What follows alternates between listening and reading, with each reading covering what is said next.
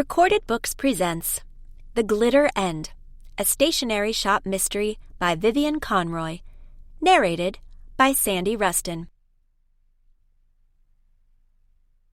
Chapter 1. Watch out for the top of the door!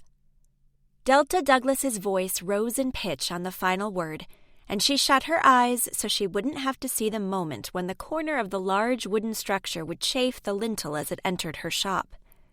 Holding her breath, she listened for the screech of wood chipping paint, but there was nothing but the hum of the traffic behind her back on Maddox Street and the distant song of a bird in the oaks near the parking lot. Carefully, she opened one eye and scanned the door. Everything looked pristine. She released her breath with an audible sigh of relief, but then her gaze fell to the structure now being maneuvered around inside her shop. When it had been initially unloaded, it had already looked huge, but now, among her precious stationery products, it seemed enormous. She wasn't sure what it was. She had merely expected the delivery men to bring a display case for a miniature art installation. Miniature meant tiny, right? So why was this thing they carried, resembling a shallow sandbox on tall table legs, so big? "Look out for the—" She rushed inside, stretching her arms out in a vain attempt to shield the counter's glass top from impact. One of the men in blue overalls turned to her with a grin.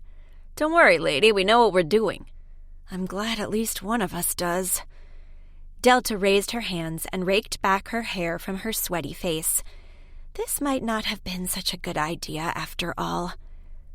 When she had read in the newspaper about the famous Montana artist Tilly Tay, who had spent her entire life recreating Montana scenery in incredibly lifelike miniature worlds, she had known it would be perfect for their shop, Wanted. The store already reflected their small town's gold rush past, and a miniature world full of prospectors and outlaws would be the perfect addition. After all, Wanted was housed inside Tundish's former sheriff's office, with many original features of those Old West days.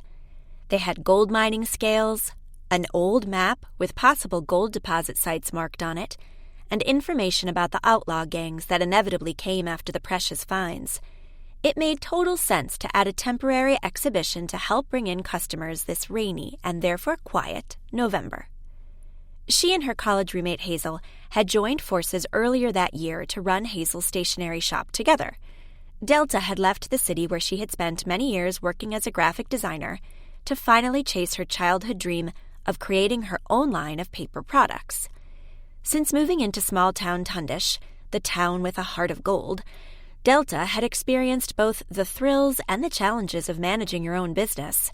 There was so much more to running a store than just drawing new designs, and Hazel, with her business acumen and experience, was way ahead of her.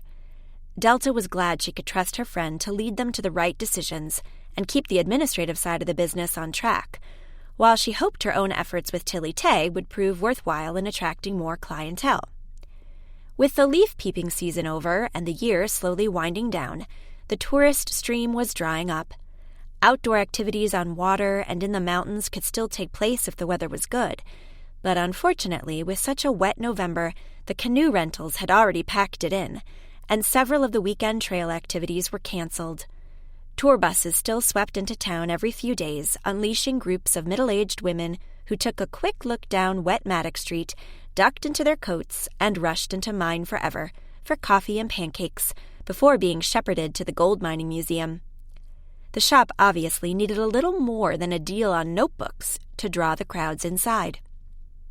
After seeing Tilly Tay's display proposal, Delta had been pleased with her excellent business idea. But right now, as she watched one of the overall-clad men shoving aside a table with his hip to make way for his monstrous construction, she wondered why she had ever agreed to a miniature display. Because it's supposed to be tiny. Only it wasn't. This shallow sandbox the men were trying to set up was at least 12 feet long and wide, and it dominated the shop completely. "Wow!" Hazel, in a corduroy jacket and purple shawl wrapped around her head, stepped through the door and inched back at once, throwing Delta a bewildered look. "What is this?" Hazel had just returned to the shop from getting some caramel twists at the bakery across the street. Run by their Paper Posse friend, Jane, it offered them an endless supply of treats. Jane had a deft hand at finding perfect combinations for her pastries and sweets, and also lent a sympathetic ear when things weren't going too well for Wanted. With her positive outlook on life, she managed to convince her friends that the rainy days wouldn't last forever. Avoiding collision with one of the men, Hazel slipped over to stand beside Delta and whispered, "Is this it?" "The start of it." Delta grimaced at her friend. "They are just building the outer housing, as they call it. Judging by the way they put up that wooden base, it serves as a display table, where they will build the rest. But I have no idea what else will follow." She gestured through their shop window at a huge truck parked in front. "That is big enough to hold who knows what. In the pictures Tilly sent me, I only saw close-ups of cute little houses, saloons, and horsemen." Unwrapping her rain-splattered shawl, Hazel gnawed her lip. "We should have considered this more. Oh!" She rushed forward and barely saved a stack of notebooks from a crash to the floor. Throwing a look at Delta, she called, "Can you help me move this?" Together, they moved the table into one of the old cells used for displaying washi tape and crafting kits. It was a bit crowded with another display, but they could just wring themselves past the notebooks to get out again. "This barely leaves our customers space to move. It feels more like a storeroom than a store," Hazel sighed. "I had no idea that Tilly's display would be so domineering. People will take one look inside Wanted and decide it's too full to come inside." "I assure you it will look great once it's all set up. You won't notice the size of the base anymore, just the sweet little town on top. Customers will flock to see all the details up close," Delta said cheerfully, more to silence her own doubts than Hazel's. Her courage was waning, and she wished she hadn't been quite so impulsive. The men had finished putting the large wooden base in place. One of them checked if it was solid by leaning on it, while the other went back outside. Delta and Hazel watched anxiously through the window, waiting to see what he was going to come back with. It looked like... "Is that a sandbag?" Hazel asked Delta. She shrugged, unsure. He came back in with the large jute bag slung over his shoulder as if it weighed nothing. He lowered it to the floor with a thud that made some sand seep through the bag's fabric and dot the floorboards. Hazel pointed at it. "Shall I get a dustpan and clean that away?" "Don't bother, lady. It will get sandier than this pretty soon." The man opened the bag and began pouring sand into the display. The other used his hands to divide it across the surface in a more or less even layer. Some got shoveled over the edge and drifted down. "We need to vacuum as soon as they're done," Hazel whispered to Delta. "Sand gets carried everywhere if you walk through it. With it being so wet outside, it will get really messy. I don't want people to think it's not clean in here." While the one man was still working with the sand, the other went outside again. He disappeared into the back of the truck. Hazel poked Delta with an elbow. "Now he will appear with plants." She sounded half joking, half desperate. "No way," Delta countered, but she held her breath as she waited for him to show himself again. What could he be bringing inside? She wondered if that wooden base with the thin legs could hold the weight of everything they intended to pile in. What if it gave way in the middle of the night and covered their entire business with sand and greenery?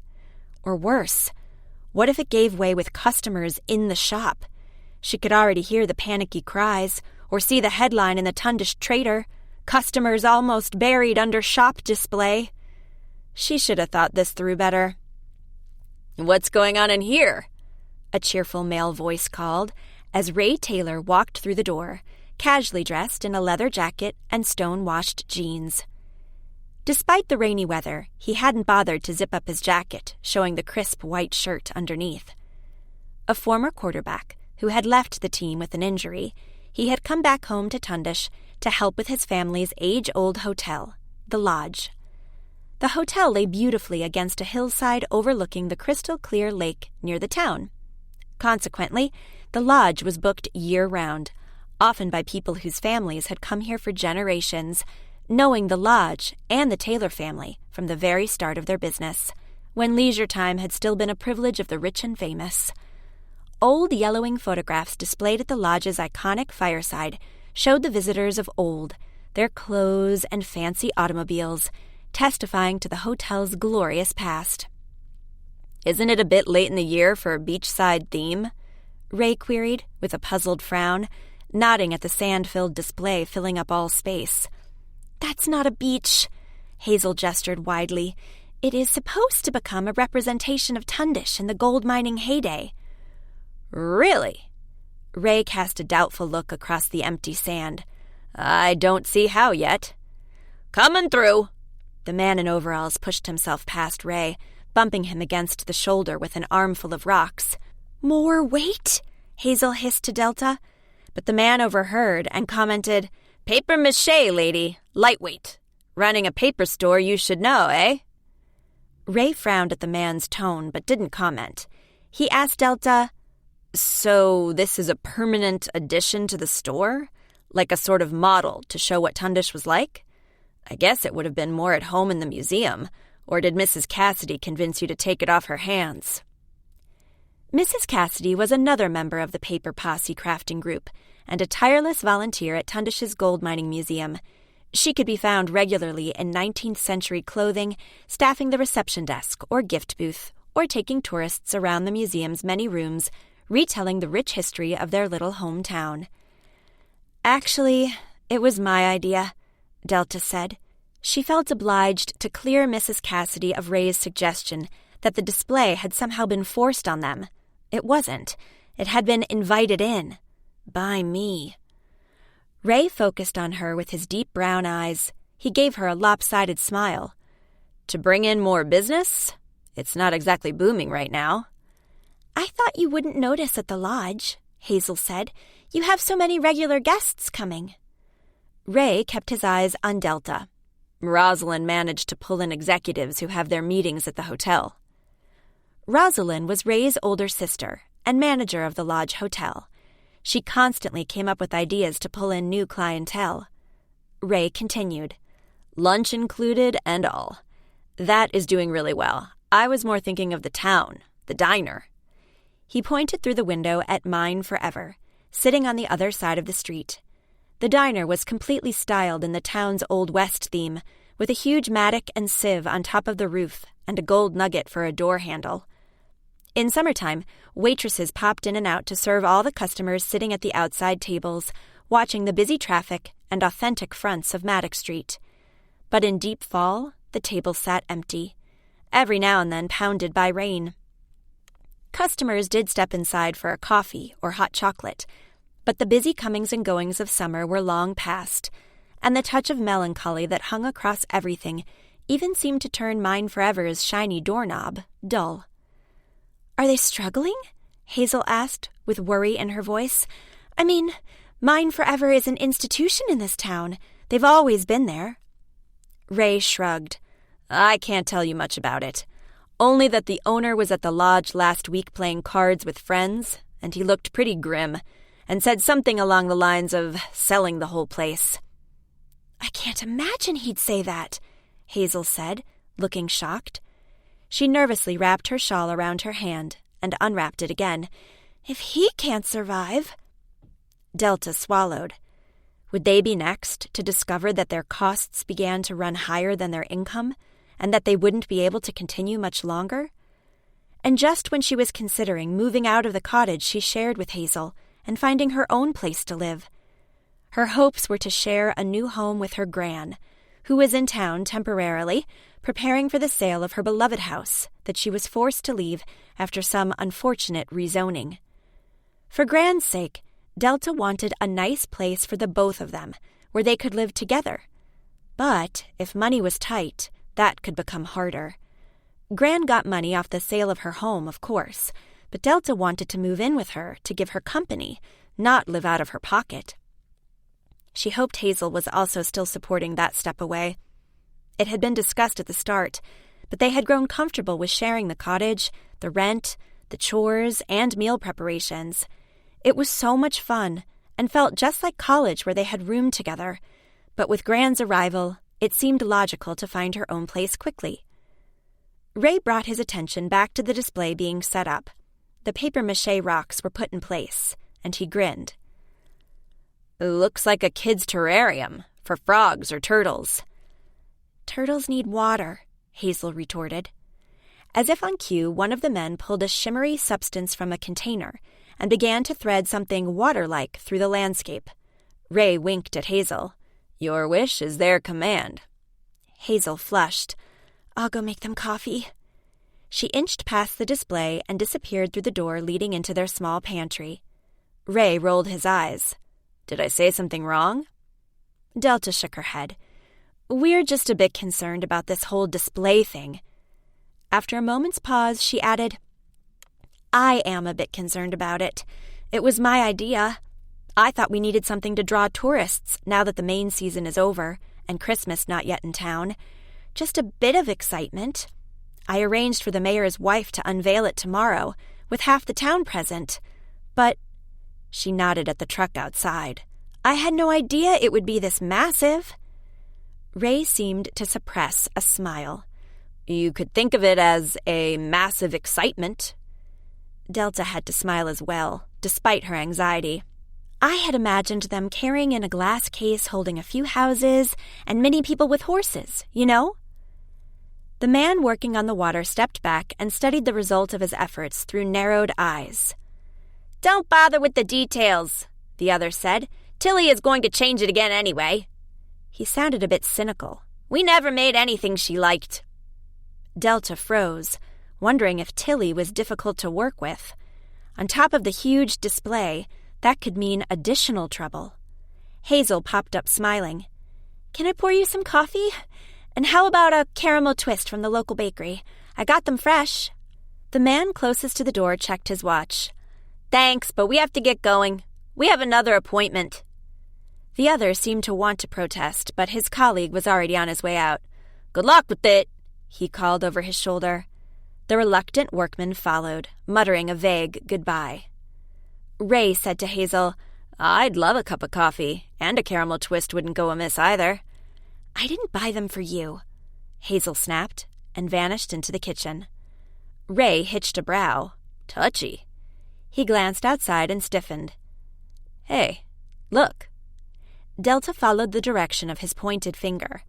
The two men who had left their shop to go to their next appointment had merely moved their truck out of sight and were crossing the street to step into mine forever. "Looks like they didn't trust your coffee to be any good," Ray said with a smirk. "Very funny." Delta looked at the display. "I'm more worried they vanished before we could ask more questions about how all of this is supposed to work." "Or to avoid having to meet this Tilly they mentioned, the critical one?" So Ray had also sensed the workman's desire to evade the artist. "I'm sure Tilly will be perfectly nice. She's a real celebrity. You must have heard of her, or have seen some snapshots of her work. Tilly Tay?"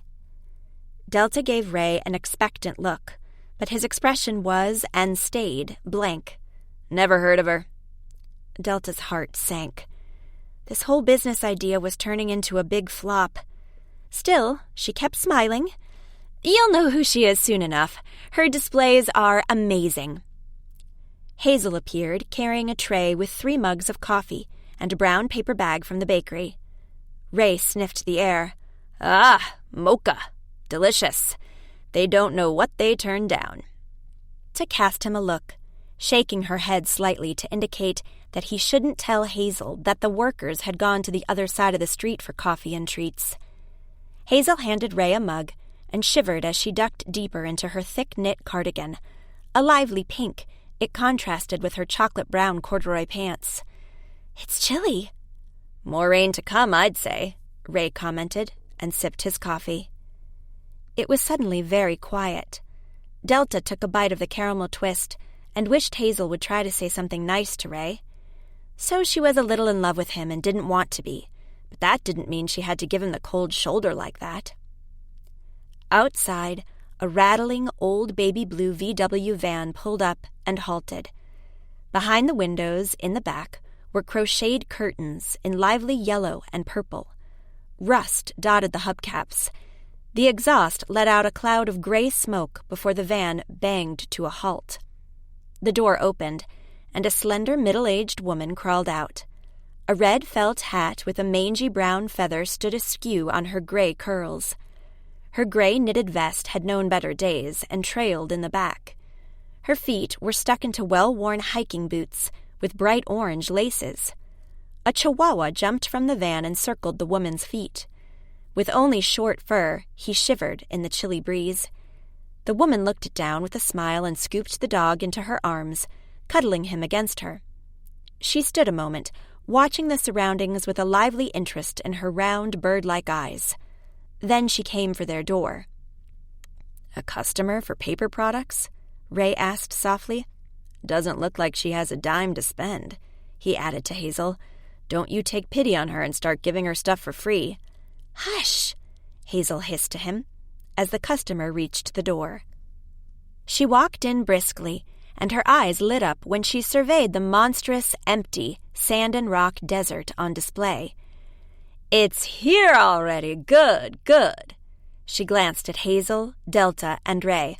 "Are the boys still around? I don't like the way the water is laid out." "I have no idea where they went," Ray said. Delta wanted to protest, but he shook his head at her ever so slightly. The woman sighed.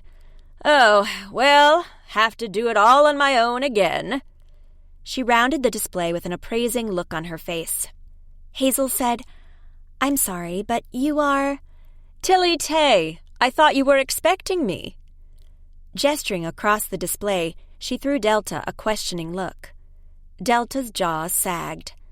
The article she had seen in the paper had been accompanied by a picture of a woman with dark curls and an evening dress, looking 30-ish and very refined. This lady was closer to 50 and, well, a bit eccentric.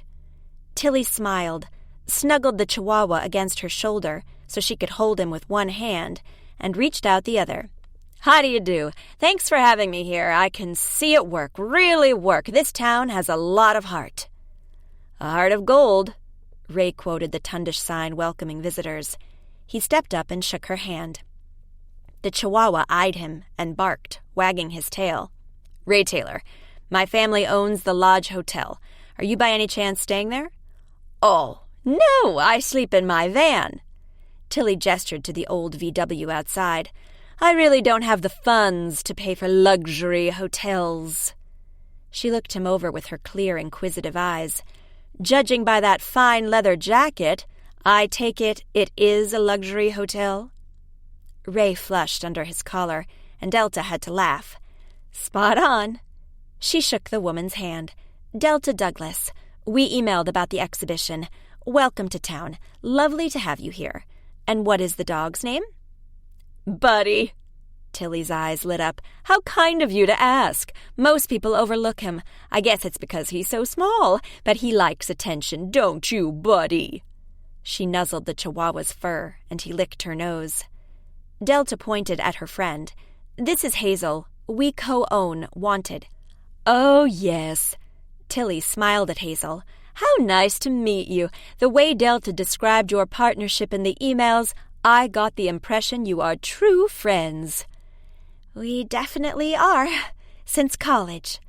Hazel looked mollified and offered, "Shall I get you some coffee and some water for Buddy, maybe?" "That would be nice. We did have a long drive." Ray gestured at the paper bag with the bakery logo.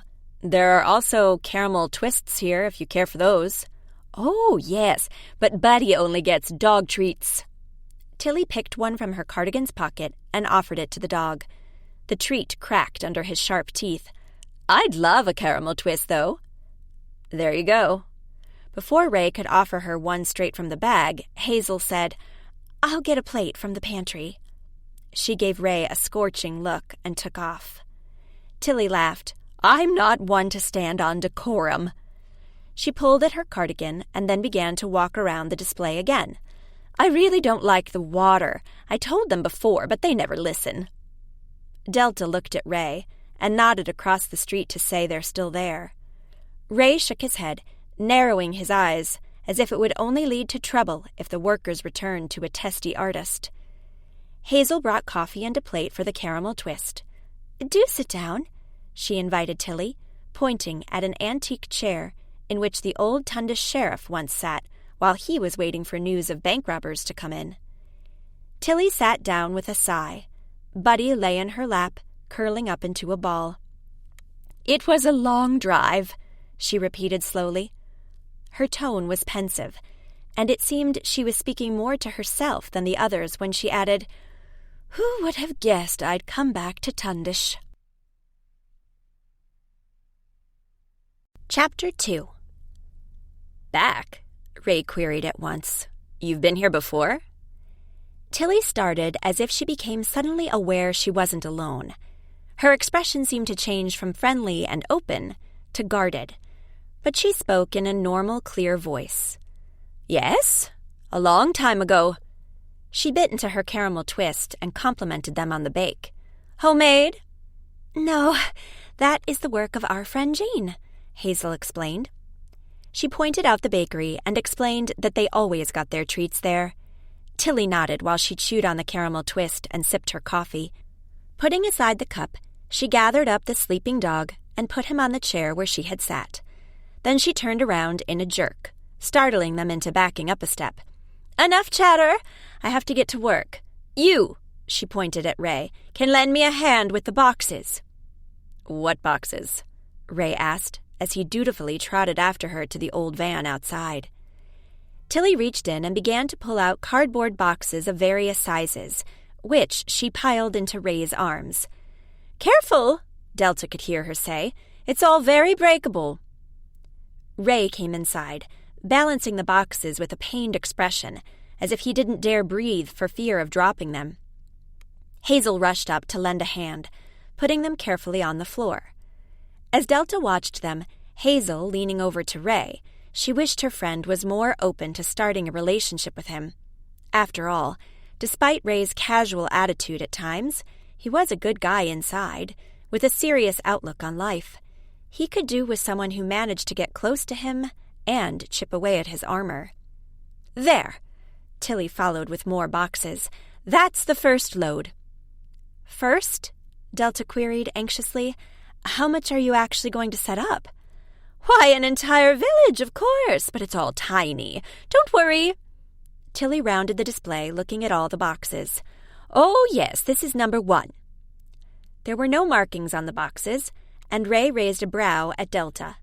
She pursed her lips to indicate she wasn't sure either. But Tilly confidently folded open the flaps and exhaled in satisfaction, extracting something with both hands. It was a tiny welcome sign. She put it in the display on the far left. Delta leaned over to read aloud what it said. "The town with a heart of gold. It's Tundish's sign," she exclaimed in wonder, looking over the exact replica. Tilly grinned at her. "Of course! You don't want just any town on display here." Delta held her breath. She almost didn't dare ask. "But you only knew I wanted you to come here a few weeks ago. You can't have made a replica of the entire town on such short notice?" "Of course not. I do admit I have buildings I reuse in displays, but I do try to personalize. I've looked online for the iconic features here, and I recreated them.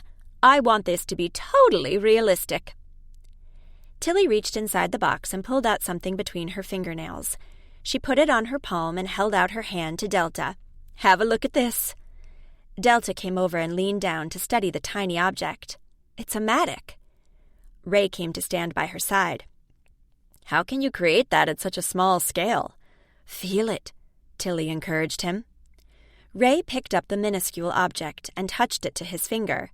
"It's actually sharp," he said. "I feel a little prick." "That is because it's not plastic, but real metal. I try to stick to lifelike details as much as I can. Over time, I got better at it." Tilly held up her hand so Ray could put the mattock back into it. "I try to improve even now. You know, the disadvantage of doing something for decades is that you get complacent and think you know it all. I like to give myself new challenges, and this display here should be better than ever before." She frowned hard. which is why the water annoys me." Delta gave Ray one more look, but he kept signaling her not to reveal that the men were on the other side of the street. Tilly began to unbox items and build her tiny town. Hazel looked on with evident fascination, and Ray smiled tenderly as he watched her. Under Tilly's nimble fingers, an Old West town took shape. Houses, shops, a church with a tiny weathercock on the tower. Tiny people were going about their business, entering the general store, going to the blacksmith with their horse by the bridle, or talking on the sidewalk. The sheriff and his posse seemed to have just left town to follow up on news of a wanted gang nearby. One house had a tiny chihuahua sitting on the porch, and when Delta commented on this cute detail, Tilly revealed, "That's Buddy. I put him in all my displays. It's sort of a running gag. People who come to see my work and know about it always try to spot him and take photos of it. You can see it online under #BuddyIsHere." She straightened up and looked at her work with a happy smile. "I like to put little clues into my work, things people can pick up on if they look closer than just the casual observer would." "How fascinating." Tilly used small stands or rails secured to the wood of the display base to put the tiny humans and animals in so they didn't fall over when the customers' footsteps made the floorboards tremble. The sand obscured the stands. "I could watch this for hours, but unfortunately I gotta go," Ray announced. He waved at Delta and got a curt hand up from Hazel, who was apparently too busy to see him off properly.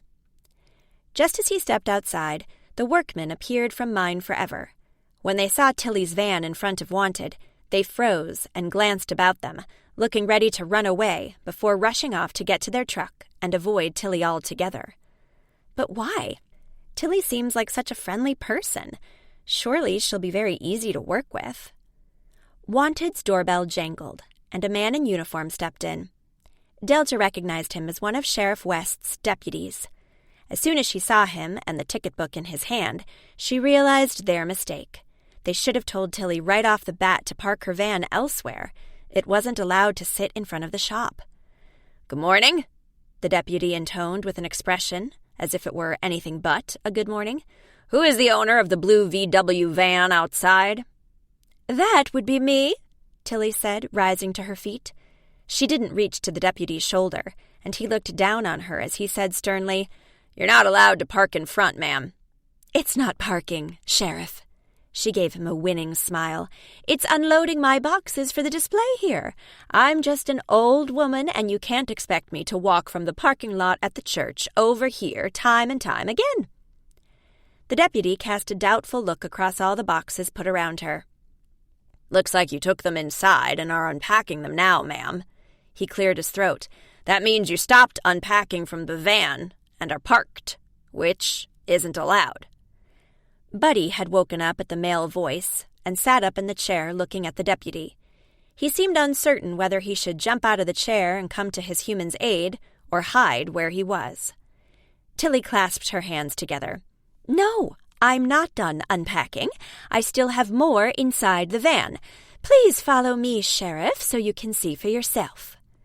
She walked outside. The deputy followed her, and there was an animated conversation Delta couldn't quite overhear as Tilly showed the man inside her van. He popped his head in and had a look, then resurfaced rather flushed. He waved off her words, nodded, and went on his way. Tilly came back inside. "Those boxes are full of other projects," she confided, "and I'm not using them here, but he doesn't need to know that." Hazel laughed. "You flattered him calling him Sheriff." "Oh, wasn't he the sheriff?" Tilly batted her eyelashes innocently. "He did cut an imposing figure, someone with real natural-born authority." Delta grinned. "I do think you should park the van elsewhere as soon as you can. He might come back later, and I don't want you to have another skirmish. Sheriff West doesn't like violations around town and has drilled his deputies to be totally strict, whether it be with locals or out-of-towners." "I'll do it in 10 minutes. After all, I just convinced him that I'm still unloading." Tilly winked at Delta and resumed work on her display. Delta kept an anxious eye on the van to see if the deputy would return, but nothing stirred in the street. From the gray clouds above, a drizzly rain was pattering on the pavement, and the few pedestrians out and about rushed indoors again as quickly as they could. A figure holding a big red umbrella over her head came down the street with a Yorkshire Terrier by her side. Delta smiled when she recognized her. "Mrs. Cassidy approaching," she announced. "She is a real fan of yours, Miss Tay." "Please call me Tilly. A real fan, you say? She shouldn't see it while it's still unfinished. It looks horrible. Can't you keep her outside?" Delta thought it looked far from horrible, and the whole assembly process was fascinating, just the thing Mrs. Cassidy would enjoy. But at Tilly's insistent look, she stepped out into the rain and met Mrs. Cassidy before she could reach the shop's door and get a peek inside. "Hello, are you headed to us?" "Yes, indeed. I need a few notebooks as gifts for friends and family." Mrs. Cassidy glanced down to her feet, where Nugget tried to huddle against her shoes. "Vile weather, but it's November, I guess. Can't be helped." She held her umbrella so that it also covered Delta. "Could you come back some other time? We're setting something up, and we want it to be a big surprise for everyone. Tomorrow morning we'll do a big reveal in the store. For the moment, we're sort of closed." It sounded a bit unconvincing as she was making this up on the spot for Tilly's sake. "Sorry that you came out here for nothing." "Oh, no, I'm also going to Bessie's boutique for a new skirt, so it's no trouble." Mrs. Cassidy looked her over. "You look quite excited about this big surprise. In that case, I will come back tomorrow for those notebooks. There's no rush." She glanced past Delta, watching as Tilly exited the shop and headed toward her van. "I'm very curious now." "Yes, but you do have to wait. We'll let you know via the group message." The Paper Posse had a message group where they chatted about anything from craft ideas and recipes for a quick dinner to clues in the murder cases Delta and Hazel had been involved in. The posse had shown themselves to be extremely useful in helping out with information as they worked all over town and knew all the local gossip. Mrs. Cassidy leaned down to pat Nugget. "Poor little one. I think we've earned us a warm half-hour at mine forever before going to get my skirt." Straightening up, she added to Delta, "They can do with the business, too." "Yes, Ray mentioned that they are not doing well, and the owner is even contemplating selling. Is he serious?" "Ray? Or the owner?" Mrs. Cassidy lowered her voice as she added, "I guess the owner is serious. He is getting older, and he's just not up to thinking up new strategies to bring in customers during the lesser months. It's sad, you know. I can imagine what will happen as soon as he puts the property up for sale. A big chain will swoop in and take over, changing all the individual charm. Imagine the Maddock and Sieve going in exchange for some large plastic chicken advertising a quick burger meal." She shuddered. "But what can you do about it? I certainly don't have the expertise to help him boost business, or money to support him during these hard times." She sighed. "Oh, well, it can't be helped, I suppose. See you later." And she crossed the street with Nugget in tow, the little dog wagging her tail as she saw where they were headed. Delta turned round and watched as Tilly moved the van. She was grateful that the feisty lady didn't push her luck with the local law. The deputy might not be in sight, but he could appear any moment from a side street and have another look at the situation. Tilly parked at the church and got out of her vehicle. Just as she was about to walk back to Wanted, a man approached her, standing in her way. He was a head taller than Tilly, with broad shoulders and an insistent expression on his face. Delta stood ready to step inside and get out of the cold drizzle, but something about the way the man approached Tilly gave her pause. He blocked her path, refusing to let her pass. Tilly had turned red in the face and pulled her cardigan closer around her as if she felt unprotected.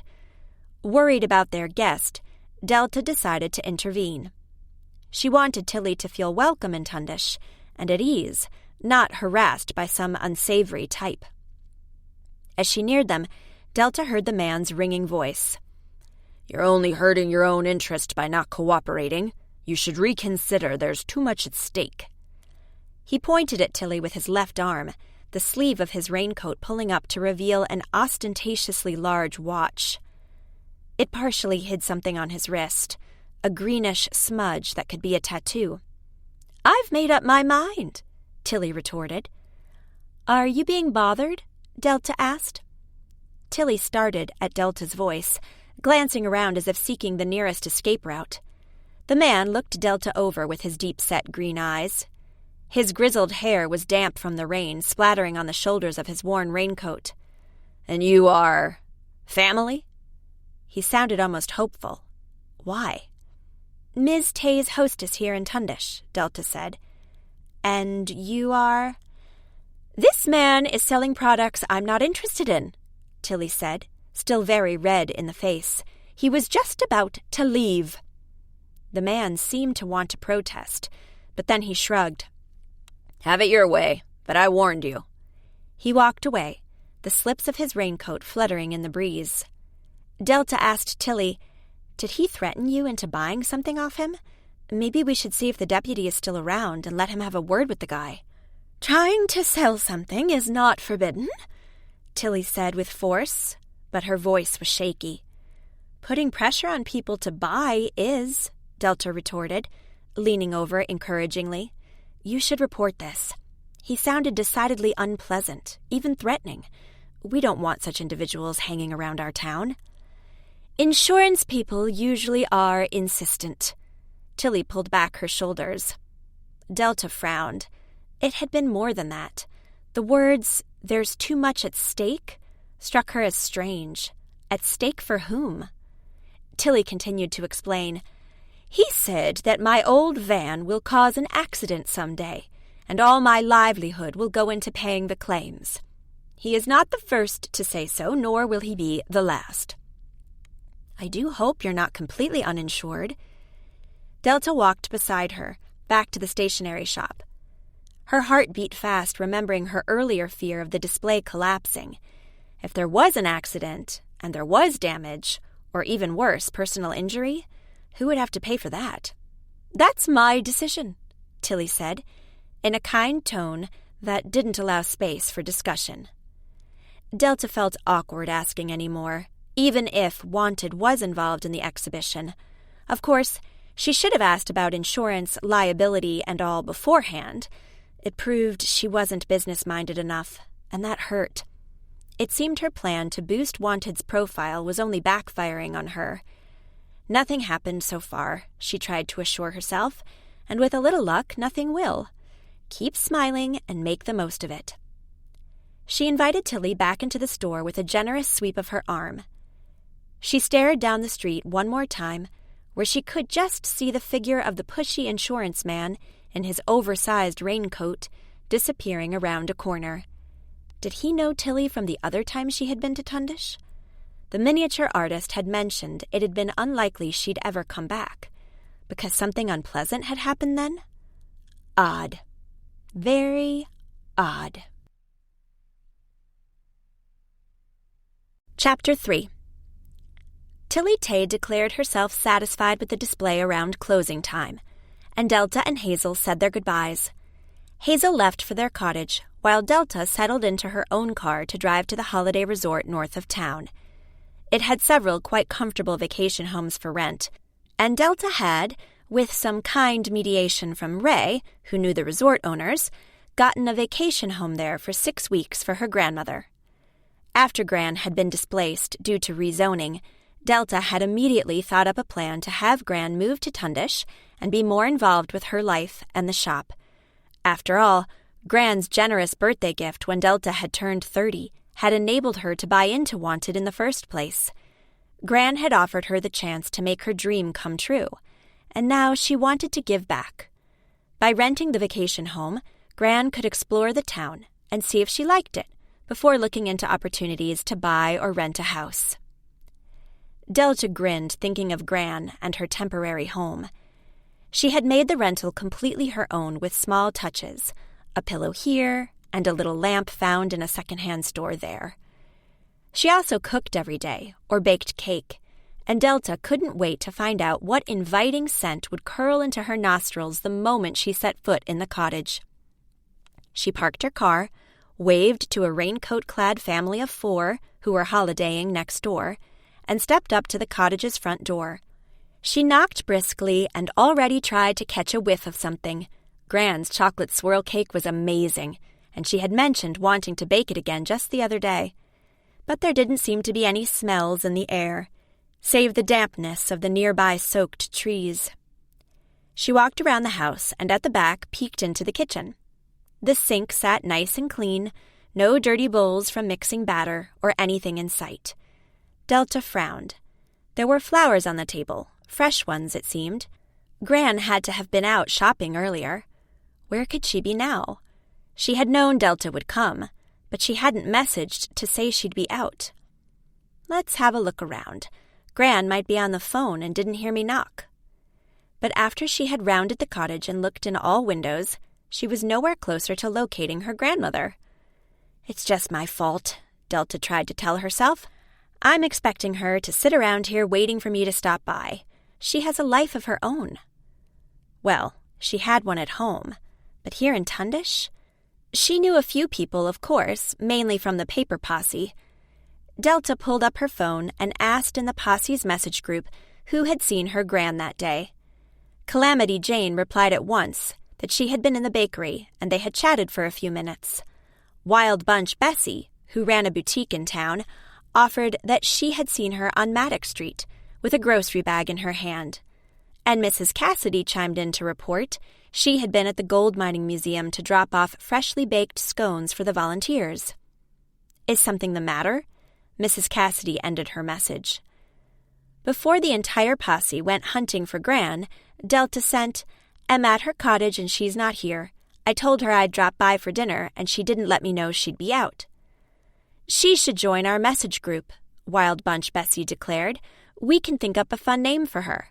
She can be the gang's grandmother figure, the one whom you think is quite innocent, but carries a poker in her boot." Delta had to laugh out loud at the suggestion of her polite, petite Gran carrying a poker around. But as she stood and listened to the silence of the resort, with its tall trees and views of the deserted lake, she did wonder if maybe this hadn't been a smart location to place an elderly woman on her own. In summer, the resort's vacation homes were all booked, but now most of them sat empty. Would a house in town with watchful nearby neighbors have been better?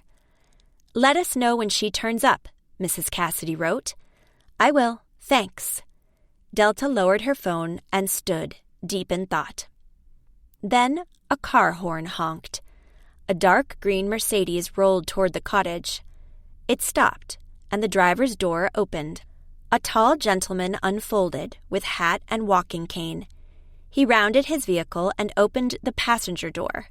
Gran climbed out, her cheeks rosy and her eyes sparkling. "Hello, Delta," she called, waving her hand. "So sorry I'm late." To the man she said, "That's my granddaughter, Delta, who owns the stationery store in town." "How do you do?" The man took off his hat, uncovering a head full of white hair, and bowed in her direction. Then he said to Gran, "I must be off now. Card club tonight. But I'll call you for that dinner appointment. Don't forget." "I won't." Gran stood watching as he got into the Mercedes, honked anew, and drove off. "Who is that?" Delta asked. "Major George Buckmore. He only lives here in the winter season. In the summer, he's in Europe, Monte Carlo, Biarritz, those sort of places. A real old-school gentleman. He showed up on my doorstep around 3 with gorgeous flowers. He had heard in town that a fellow fan of everything history had arrived. He invited me on a tour to see some historic sites around town, and I took the invitation." Gran released a happy sigh. "I haven't had such a good time in ages. It was rainy, but that didn't bother us at all. He can tell such interesting stories about everything. History as if you were there." Delta felt a little piqued that, apparently, the trouble she had taken to give her Gran a good time in town and relate some important events had paled by comparison, but immediately rebuked herself. It was wonderful that Gran was making friends here. It would encourage her to come live in Tundish, and that was just what Delta wanted, right? How wonderful. She hugged her Gran. "Let's go inside so you can tell me all about it. I can cook dinner if you want." "That's very sweet of you, darling." They walked around the cottage together and went in through the back door. Gran immediately headed for the flowers on the kitchen table and studied them from all sides with a sweet smile. "Aren't they beautiful? And those colors just what I like. I wonder how he guessed it." "Maybe he's seen you in town and looked at your clothes," Delta supplied. She had opened the fridge and was studying the contents to think up an easy-to-cook but delicious meal. "That would be very thoughtful. I do like to wear lilac and pink. But for a man to be so observant—" "He's been in the army. At least, I assume he has been. Major means army major, right?" "I assume so. We didn't talk about his career at all. We were far too busy going into all the details of the Tundish gold rush." "I thought you heard most of that at the museum." Delta glanced at her grandmother. "Oh, but he knew some anecdotes that are a little more obscure." Gran winked at her. "Very exciting about hidden treasure and all. Never mind making dinner, darling. I'll call for delivery." "Are you sure?" "Yes, I feel like splurging on something special tonight. How about stir-fried rice with beef and vegetables?" "Sounds delicious." Gran was already on her way to make the call with the vacation home's landline. Delta picked up her own phone to let the posse know Gran had turned up. She was out with a friend sightseeing, she put it. She didn't want to mention it had been a male friend, or the ladies would immediately feel romance in the air. There might be some, a little. After all, why would Gran be so cheerful? The news that she had to leave her beloved house had hit her hard, and even as she enjoyed her time here, and considering what her new life might be, Delta sensed those moments of quiet and sad introspection. Now, however, Gran was buzzing with energy. "That's taken care of. They expect the delivery driver to be here in 20 minutes. Shall we grab some appetizers? I can mix apple juice and fizzy mineral water into our very own alcohol-free Prosecco. You do have to drive home later, darling." Gran hummed as she was at it, looking for what she needed. Delta looked at the flowers on the table and silently thanked Major George Buckmore for having put a spring in her grandmother's step again. When Delta came home to Hazel's cottage with a stomach full of delicious food and her cheeks stretched with laughter from her grandmother recounting all the anecdotes her new friend, the Major, had shared with her, she found Hazel on the lookout. "Oh, it's you," Hazel said, as Delta stepped from her car. She sounded disappointed. "Of course it's me," Delta replied, puzzled. "Who else would it be?" "I was expecting, Hazel looked pained to admit it. "Oh, I see," Delta grinned. "Ray? Did he let on earlier today that he might drop by? I can leave again and do a few laps around the lake while you meet up with him." "No, it's not Ray.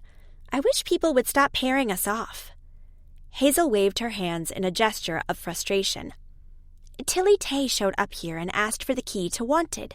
She was unhappy with a few details in the display, and seeing as we're doing the grand reveal tomorrow—" "You gave her the key to our business?" Delta asked, in disbelief. A sense of unease rippled through her. If she had been here when Tilly made that request, she would have said no. "Not just like that," Hazel defended her decision. "I told her she could come in early tomorrow and make the changes. I also offered to come with her, but she was very adamant that she couldn't work when someone was watching her, and that she didn't want me there." "But earlier we were there and watched her work." "Exactly. That's why it didn't turn out the way she wanted," she said. "I felt bad about the way we studied her every move as she was at it. It must be uncomfortable. Disturbs the creative process," Tilly explained. "So I caved. I know it was stupid, but you know I can't say no to people, especially if they push hard." Hazel hung her head. "Cheer up." Delta stepped up and put an arm around her. "It's not that bad. I don't assume Tilly will fill up her van with washi tape and notebooks and drive off. She has a reputation to protect." "That's what she told me, too. that I needn't suspect her of rushing off with the contents of the till. I told her there isn't even anything in the till at night, for safety reasons. I felt rather silly being seen as suspecting a respected artist of not taking good care of a key to a building, so I let her have it. I made dinner and sat waiting for her. Then I decided I should maybe go and see how she was doing, and you appeared. It's okay. Delta patted Hazel's arm. I'll go and see how she's doing. You pop back inside. She made a mental note to explain kindly but firmly to Tilly that she wasn't supposed to do things at the store on her own, as a matter of principle. Shivering at the chill, Delta dived back into her car and drove from the cottage into the quiet town. A few residents were walking their dogs, and every now and then another car passed. In summertime, tourists hung out in town until late in the evening. But now, with an insidious November wind breathing down Maddox Street, no one was out and about. Delta parked her car in front of Wanted, grinning to herself that the deputy wouldn't be around now to come and try to fine her for it. Tilly's van wasn't there, so maybe the artist had become extra careful and left it at the church parking lot? She stepped out and looked at the front. No lights on. How odd. Tilly wouldn't be working in the dark, right? She went to the door and peeked in through the glass pane. Nothing to see. She used the flashlight function on her phone to shine in. The beam crept across the interior, not revealing any person present. Where's Tilly? After a moment's hesitance, she pulled out her own key, unlocked the door, and stepped inside. Tilly, are you there? Was that light under the door leading into the pantry? Was the miniature maker in there having a cup of coffee? Delta's heart rate sped up. Her muscles tensed as she walked through the dark store, waiting for something to pounce at her from the shadows. At this late hour, the familiar surroundings felt suddenly hostile. Her fingers trembled as she reached out to open the pantry door. The light was on, but Tilly wasn't there. There was no scent of coffee in the air. Having checked that the coffee maker wasn't on, Delta turned off the light and shut the door. She went over the entire premises, shining her phone's flashlight inside the old cells to see if anything was out of place. With everything as it should be, she left again. Her breathing was still unsteady. She felt rather silly for having assumed something was wrong. Still, the silence ate at her nerves. Tilly hadn't come back to Hazel to return the key. Why not? Where is she? Delta muttered, as she ducked into her car and sat a moment. Then she pulled up her phone and called Tilly Tay's number. No one picked up. If she had been staying at a hotel or B&B, Delta could have gone there to talk to her. But right now, she had no idea where Tilly had intended to take her van for the night. Could she message the posse to ask them if they had spotted the van anywhere? No, it would only alert them to something wrong, and after the false alarm over Gran, she didn't want to ask them again. Besides, it was better they not know Tilly Tay wrangled their key from them. It might reflect negatively on the guest and honored creator of the display. The reveal in the morning was supposed to be a fun event, bringing joy to the entire town. As everything seemed fine at the store, she needn't worry about the missing key. Tilly would probably hand it over when they met at the store for the reveal. With a sigh of resignation, she started the engine and headed home. I can't believe she didn't bring back the key, Hazel said as they were having breakfast. I slept badly. I kept dreaming the store door was left open, and raccoons got in and tore up all the notebooks. Raccoons? Delta echoed, reaching for more jam for her toast. Where did you get that idea? From stress. Hazel rolled her eyes at her. Things like this grand reveal this morning are fun, but they always make me feel jittery. What can go wrong? Maybe the whole display collapsed. We should really get there as soon as we can and check on everything. She seemed ready to run out of the door without having had a bite to eat. Delta gestured at her. Calm down. Sit and eat something. I checked the store last night after Tilly left, and everything was all right. She didn't mention the light in the pantry that had been left on, or the eerie quiet she felt. But what if Tilly went back later to change the display yet again? I read a newspaper article once about an artist who got up at all hours of the night to change details about his paintings, or set fire to them when he had decided he hated them. Relax. Tilly won't have set fire to our shop. She has her ways, but she's perfectly nice and harmless. Delta washed down her toast with coffee.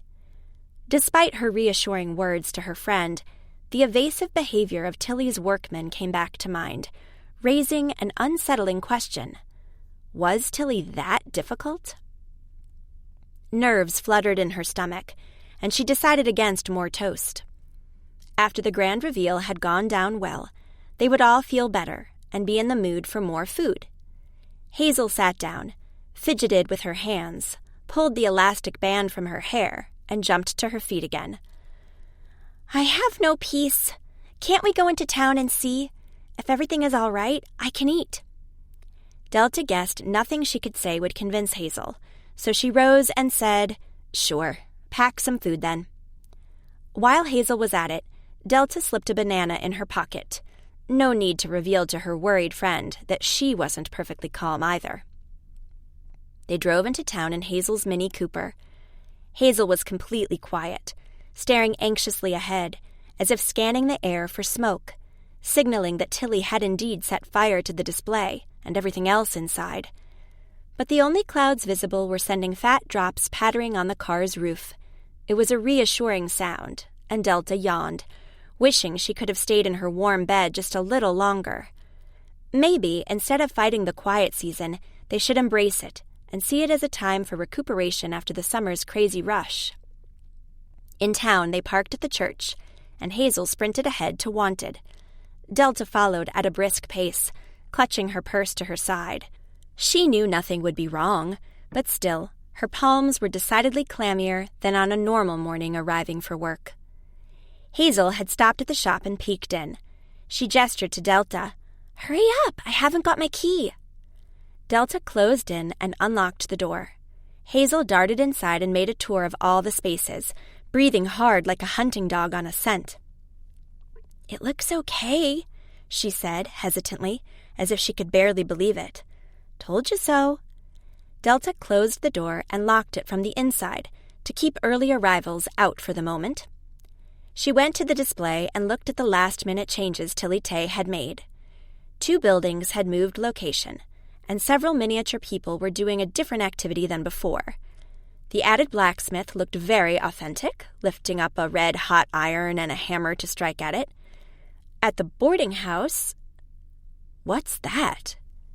Delta leaned down to look better. A man was lying on his face, the tiny mattock that Tilly had showed to Ray stuck out of his back. Grisly. But realistic, probably. There had been violence over the gold. Maybe Tilly had wanted to show some of that without it being too present in the scene. Delta had only spotted this detail because she had been looking hard. Most casual observers would probably miss this tiny murder scene, fortunately. Would it be one of the clues Tilly had mentioned earlier? Stuff she put in the displays on purpose, for her fans? Well, Delta hoped people would sooner track Buddy than this murdered man. Everything seems to be in order, Hazel said behind her back, with more confidence this time. Don't let her see it. Delta swung round to her. What did I tell you? You worry too much. Raccoons? Really? She wagged a finger at her. Now you grab a cup of coffee in the back and have a proper breakfast. I'll have some after the reveal. Hazel stood and rubbed her hands together. She glanced at her watch. Still an hour to go. She glanced down her clothes. I don't like this sweater. I think I'm going back home to change. Delta wanted to protest that she was running to and fro, but realized her friend would be even more nervous if she was cooped up inside the shop for another hour. Sure, you go back home and change. I'll mind the store. Why don't you pick that lavender sweater you bought last week? It looks great on you. I was thinking about the coral blouse, but I'll see. Hazel left, waving at her through the window. Delta sighed. Her gaze wandered the floor, and she noticed some sand that had fallen from the display. She'd better vacuum it away before the guests would arrive for the reveal and hear their soles crunching across the boards. They had managed to get the mayor's wife, rather last minute, to say a few words and cut the proverbial ribbon, so it would be a rather weighty occasion. Adding importance to it by inviting a guest of honor and the press had seemed logical, as the whole point of having the display here was promotion for Wanted. But right now, Delta almost wished she had kept it low-key. It would have saved them a lot of stress. Now that she was alone in the quiet store, the unease from last night resurfaced, and she glanced surreptitiously at the display with the murdered man. That gruesome detail seemed out of place, like those moments where friendly, talkative Tilly had clammed up about her earlier visit to Tundish and the unknown man who had threatened her in the street. What if that man turns up again at the reveal? Chapter 4. Delta had just finished clearing away the sand when someone tapped at the door. She rushed over and peeked out. It was Jonas Nord, a local wildlife guide and friend.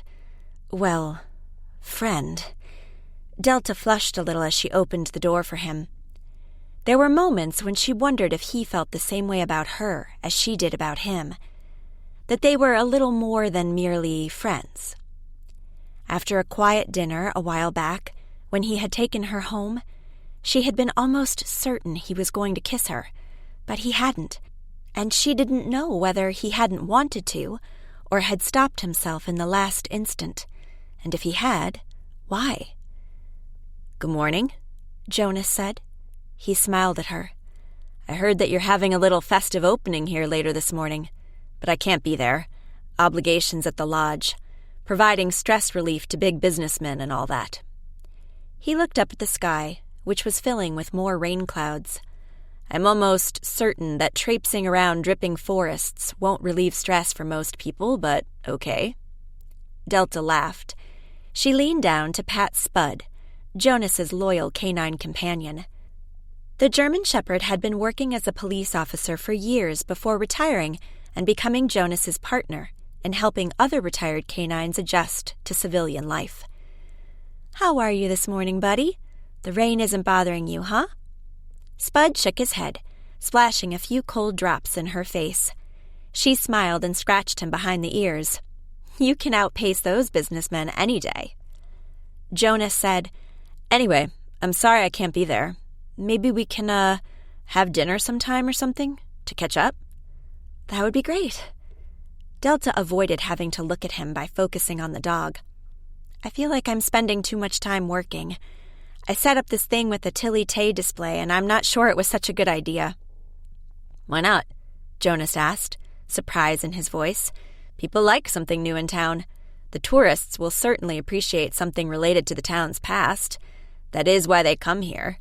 If you can pull them into your shop, especially at this time of year, you've won half the battle. They'll buy stuff and tell their friends. If they take pics and share them on social media, even better. I think it's very savvy of you." All the compliments made Delta blush, but her uneasy feeling lingered. "Yes, but Tilly is different from what I had imagined. The woman I saw in the newspaper photograph was—" Delta caught herself wanting to say classy, and suddenly her attitude felt rather snobbish and wrong.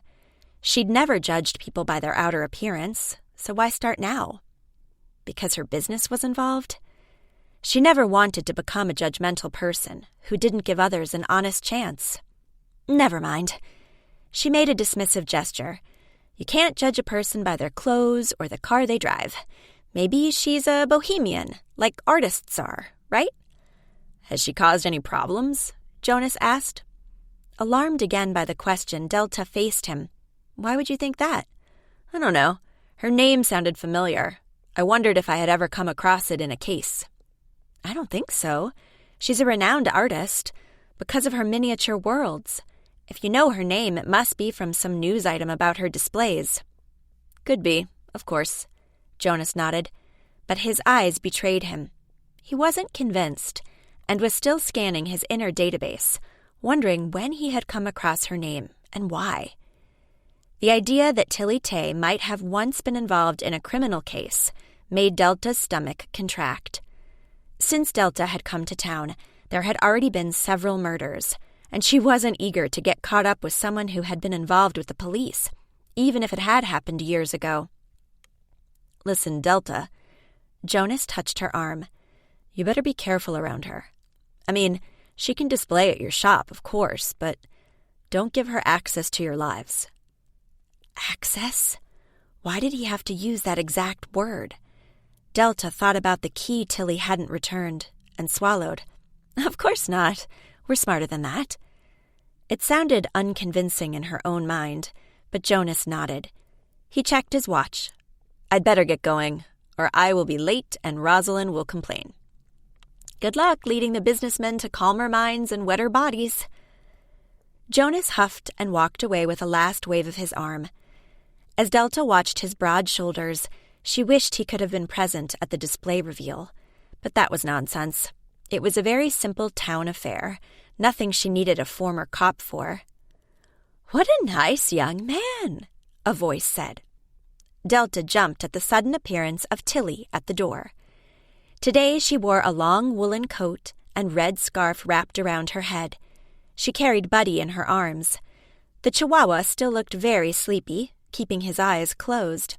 His human, though, stared at Delta intently, and for a moment Delta wondered uncomfortably if it was possible that Tilly had drawn near without them noticing, as they talked at the open door, and she had overheard something of Jonas's words about possibly recalling her name from a criminal case. But that didn't seem likely. "Good morning," she said. "Do come in. That drizzle isn't strong, but it's still chilly." Tilly followed her inside and put Buddy in the sheriff's chair. She unwrapped the scarf and unbuttoned her coat. Underneath, she wore a paisley dress in autumnal shades, with a large gold-sprayed necklace ending in a pendant studded with fake gemstones. "Let me hang your coat in the back," Delta offered, accepting the coat and picking up the scarf as well. "How are you this morning? Did you manage to find a good spot for the van?" "Oh, yes, I always manage." Tilly smoothed her hair. As soon as she had pushed down a wiry curl, it popped back into the same position again. "Did you have breakfast?" Delta asked. "I can make coffee." No, I'm jittery as it is." Tilly rubbed her hands together. Delta noticed a scratch on the back of her left hand. It seemed very fresh, the blood hardly having clotted. "Do you need a bandage for that?" Tilly looked down. No, it is, I got caught behind a nail. Nothing special." "A nail?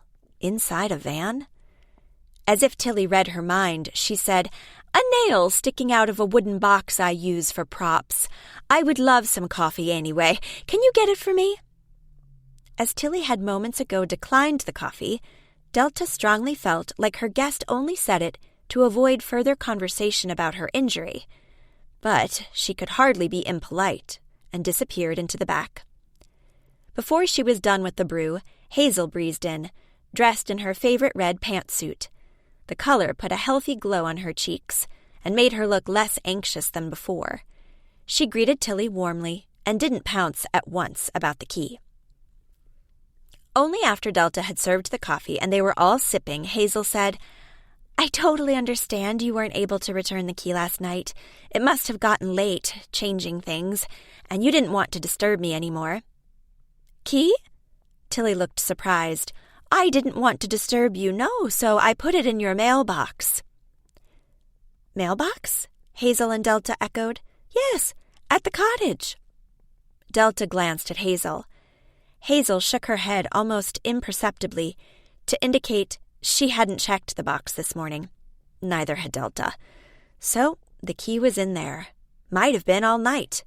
And they had been so worried. For nothing. Delta smiled at Tilly. "Great, thanks. I hope you could change the display to your satisfaction." Well," Tilly glanced at it over her shoulder. "It's never really done in my mind, but it will have to do. I do appreciate that I could set it up here." "Oh, we love having you," Hazel assured her. There was a knock at the door. It was the mayor's wife, dressed in a navy blue ensemble over a white blouse. She closed a huge umbrella and put it in the stand at the door. Having cooed over the cute Chihuahua, she moved toward Tilly, enthusing about how she was a long-standing fan of her work. Soon the two were in deep conversation about the best way to make miniature furniture for a doll's house. The mayor's wife complained about never getting her plants to look good, and Tilly launched into a long-winded explanation of how to make them true to life. Delta cleared away the coffee mugs, and Hazel messaged the Paper Posse to remind them of the reveal. They all messaged back that they hadn't forgotten and would be there soon. Indeed, there was a crowd gathering in front of the store waiting for the grand moment. To Delta's relief, the rain had petered out completely, and their guests could wait without getting wet. She spotted Gran among the group, talking to Bessie Ryder. She had put a flower from Major Buckmore's bouquet in her buttonhole, giving her outfit an almost summery look. Close to the agreed-upon time, they went outside, the mayor's wife standing beside Tilly Tay, while Hazel attached the ribbon to the store doors. The mayor's wife expressed her delight at Tilly Tay visiting Tundish and creating a custom-made display for their little town. "These creations may be tiny, but the thought and attention that goes into them is astounding. For many hours, our honored guest worked hard, hunched over her workbench, to create that lifelike appearance for both the buildings and the people who once populated them.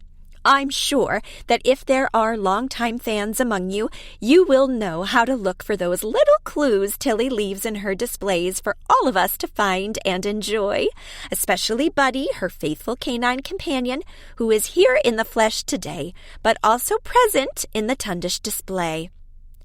Tilly blushed and fidgeted under all the praise heaped upon her. "But I will not keep you in suspense any longer," the mayor's wife said with a determined nod. "Let's officially open this wonderful exhibition of Tilly Tay's interpretation of our beloved Gold Rush Tundish." The crowd hummed approvingly as the mayor's wife accepted the scissors Delta handed her and cut the ribbon. With applause, she entered the store, the guest of honor and the curious crowd pouring in after them, slowly pushing past the display and then dispersing into the cells to look at the other products. Delta saw Mrs. Cassidy leaning over the display at the exact spot where the murdered prospector with the mattock in his back was, and she expected the woman to come over to her at once to ask about it. But the flow of the people steered Mrs. Cassidy in the opposite direction. It was all very tight, but people seemed willing to accept a little discomfort to be part of this moment celebrating their town's illustrious history. Gran did manage to reach Delta and said with a wide smile, "It turned out amazing. I can't see all the details now because I don't want to block other people's path forever, but I must have a closer look some other time. I did recognize Tilly Tay's little dog. I think it's adorable she put him in there. Chihuahuas are a really old breed, so why wouldn't it have been possible for one of them to live in Gold Rush Tundish?" "I'm glad you like it. Is your new friend the Major not here?" "No, but we are seeing each other later today." Gran's smile brightened even more. "I do hope you won't mind, Delta, but he's not into this kind of fidgety thing. He's more of an outdoorsy person, you know." "Fine with me," Delta assured her. "I hope you have a great time together." Mrs. Cassidy had managed to reach the artist and was talking to her. She seemed to ask a question because Tilly looked up at her with some surprise and then nodded and responded. Delta wondered if Mrs. Cassidy also thought she knew Tilly Tay from a prior occasion. Tilly had said she'd been to Tundish before, and even though Jonas couldn't have known her from a previous visit, only coming to live here recently, it was possible Mrs. Cassidy could have. Delta mentally shook herself. It was none of her business. Everything had gone off without a hitch, and people seemed to like the display. They were taking pictures of it with their phones. Maybe they should even create a special hashtag for it, and then award a prize to the best photograph. A package with a notebook and pen, something like that. She had to work out the prize bundle, and then post a good shot of it later today. Among the browsing locals, Delta spotted Sven Leduc, editor of the Tundish Trader, the town's newspaper since 1887. He was an old-school newsman who always carried his notebook around and wrote in it with an extra sharpened pencil. His son, Mark Leduc, had been cast to take over, but a disagreement between them about how things should run at the paper had driven them apart. Now, Mark had a website called News as It Develops, where he tried to publish all the scoops before his father got to them. But apparently, Mark didn't consider this news because he was nowhere in sight. Good for us. Delta disliked his tactics to get stories and could do very well without him poking his phone in her face to record a statement about something she didn't want to give a statement about. In the 2 murder cases earlier that year, Mark had been a real pain, although she had to admit, begrudgingly, he had sometimes dug up some information that had helped them along the way. Sven Leduc maneuvered in her direction, waving his notebook. "This is fantastic," he called above the hum of crowd. "Reminds me of the model railway I used to work on in the attic. Gave up on it years ago as I no longer had the time for it, but all the boxes are still there, somewhere. I should really look them up and dust it off again. Bring my track back to life. Fantastic." Delta gave him a thumbs up. At least the Tundish trader would write a nice little piece about this. It could help business. Anything to get through this dry season. Speaking of dry, outside, the rain had started again, full force pounding against the window. She imagined how Jonas would be walking through the forest now, the rain dripping down his face from his soaked hair. She knew he loved being outdoors, so he might not mind too much. But his followers? She had to ask him later how things went. Then he might also make a concrete date for that dinner he had suggested. She did want to spend time with him again. Soon. People stayed a little longer, waiting for the rain to ease, but then gradually they left, opening up umbrellas or crossing hurriedly to mine forever. Mrs. Cassidy came over to Delta. "I asked Tilly Tay to visit the gold mining museum," she enthused. "I think it would be an honor to have her there. She can sign the guest book. She said she'd come right after the reveal here was over. I would love for you to be there as well. You are the one who invited her over to town."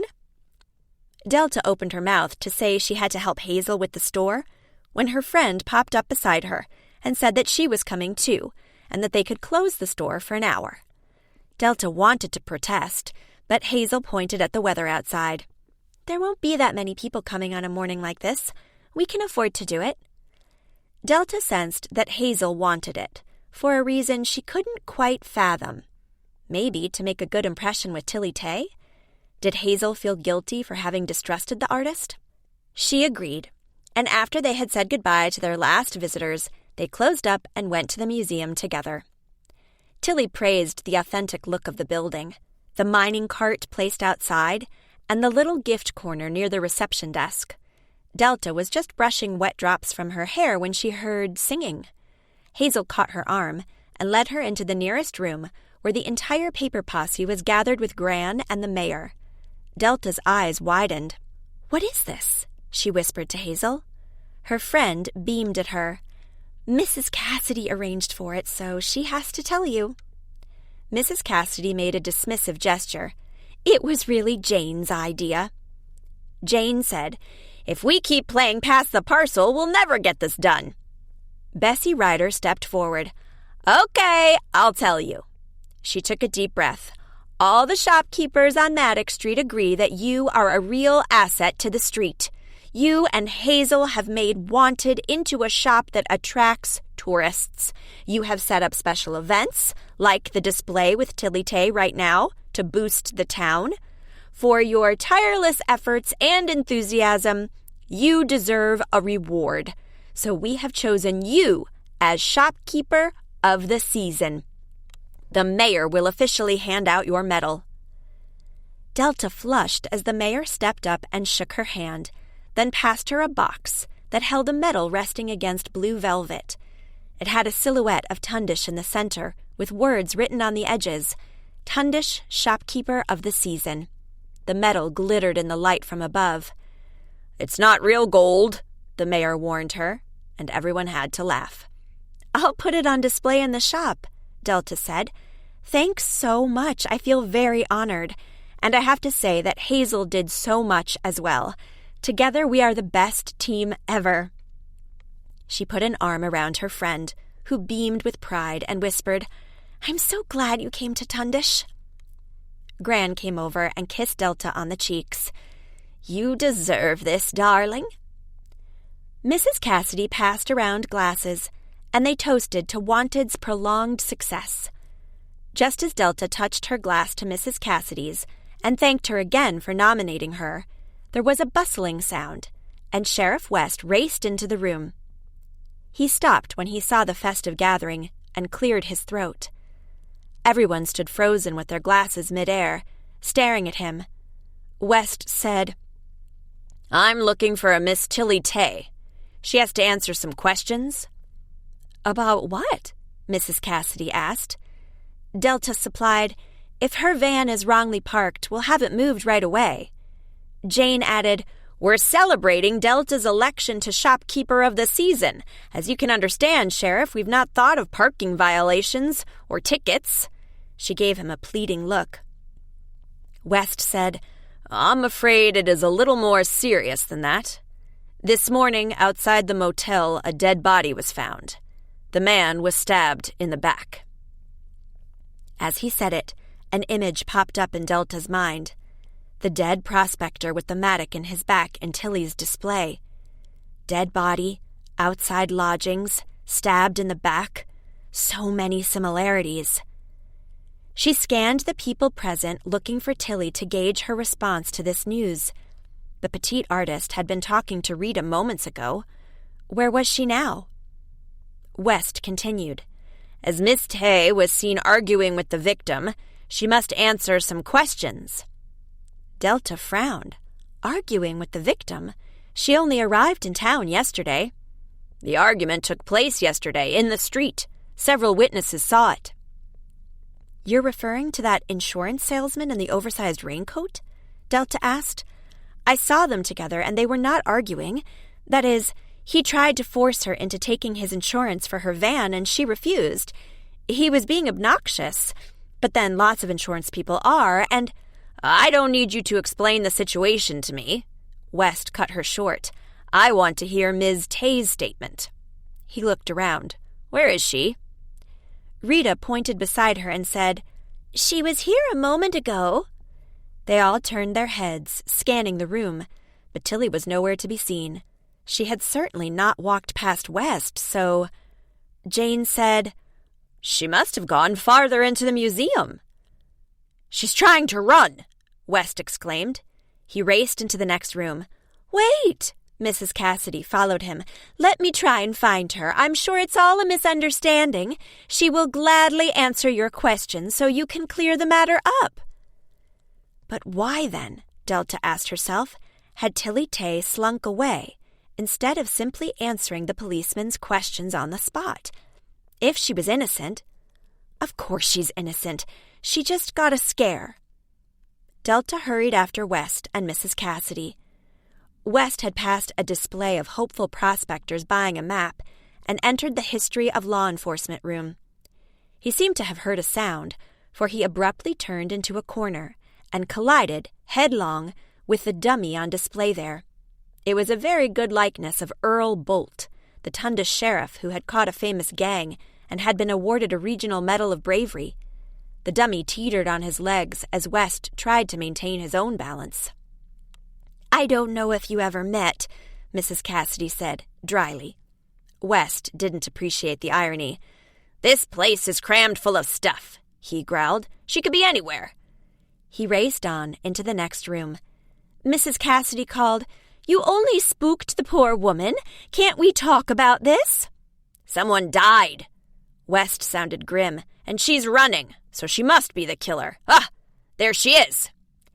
Delta was just in time to see West grab Tilly, who was 2 heads shorter than he was, and pull her arms behind her back. He clicked the cuffs on. The woman stood with her head down, panting.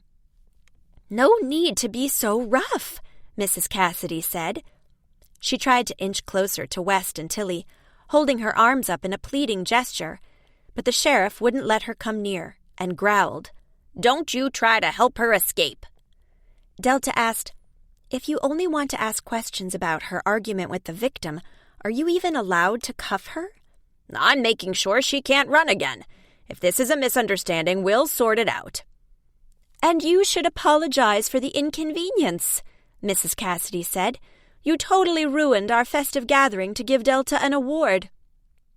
West didn't seem to listen or care as he continued, "I'm taking you in to answer pertinent questions about your argument with the murder victim, but also because you refused to cooperate when I first asked you and are obstructing the investigation." Mrs. Cassidy glanced at Delta and whispered, "I don't know if all of this is legal."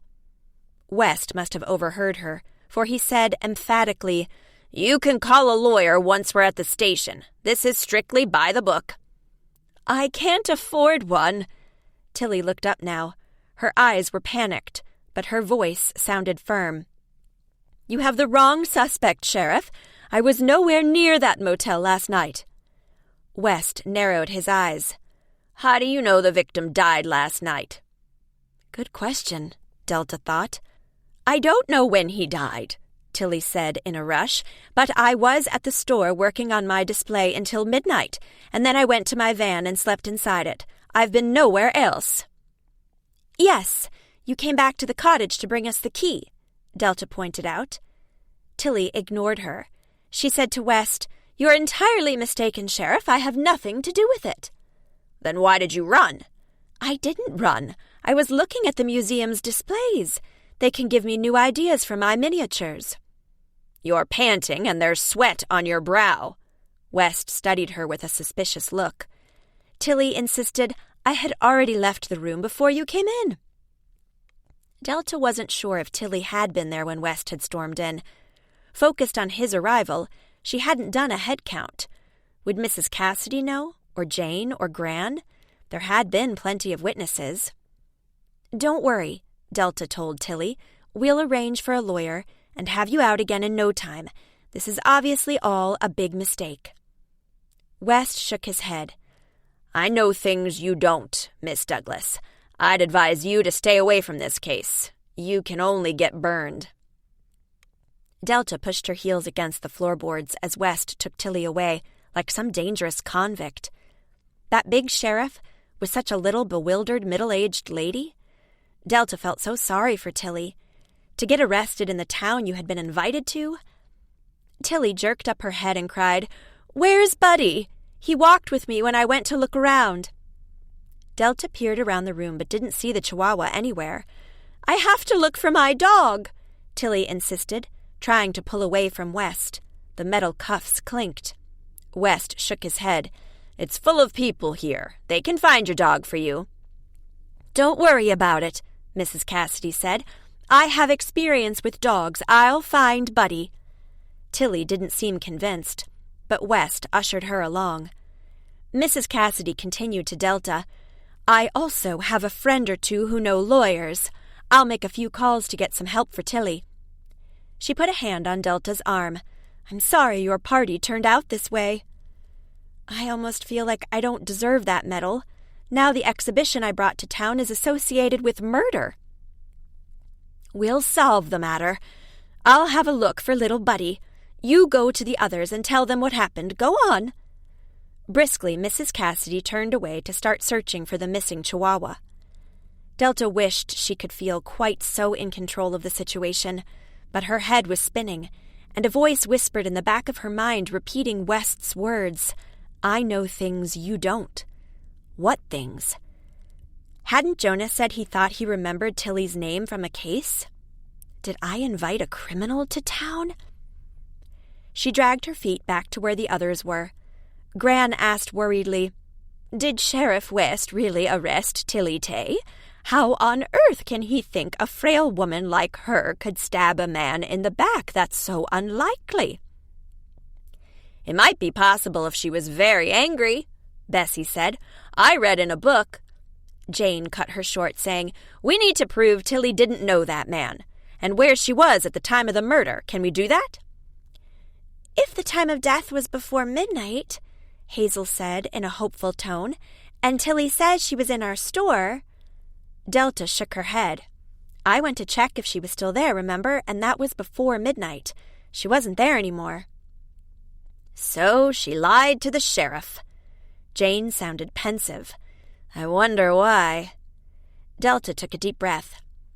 I'm sorry to be the bearer of more bad news, but if the murdered man is who I think he is, Tilly did argue with him, and maybe he wasn't trying to sell her insurance.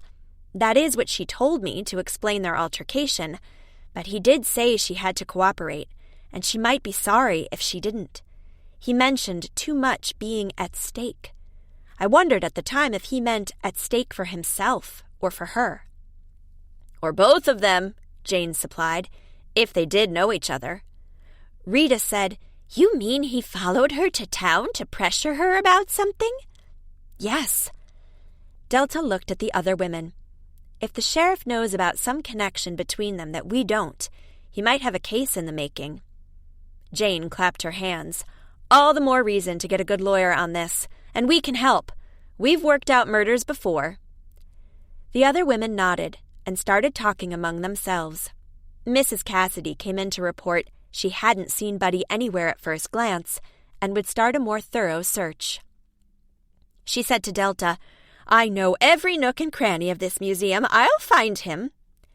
Lowering her voice, she continued, I saw something in the display back at Wanted. A man murdered with a mattock outside the local boarding house. Suspicious, right? Delta swallowed. I know. I saw that detail this morning when we arrived at the shop. Tilly must have added it last night when she was working alone. But if she is a killer, she wouldn't leave a clue in her own display, would she? It would be rather risky, Mrs. Cassidy agreed, but we hardly know her.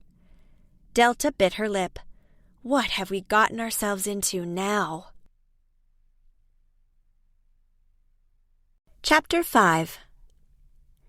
When Delta and Hazel came back to Wanted, curious locals were in front, peeking inside. Hazel elbowed Delta.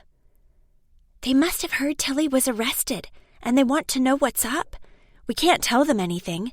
The mere word murder will cause commotion. We should pretend like we haven't got a clue.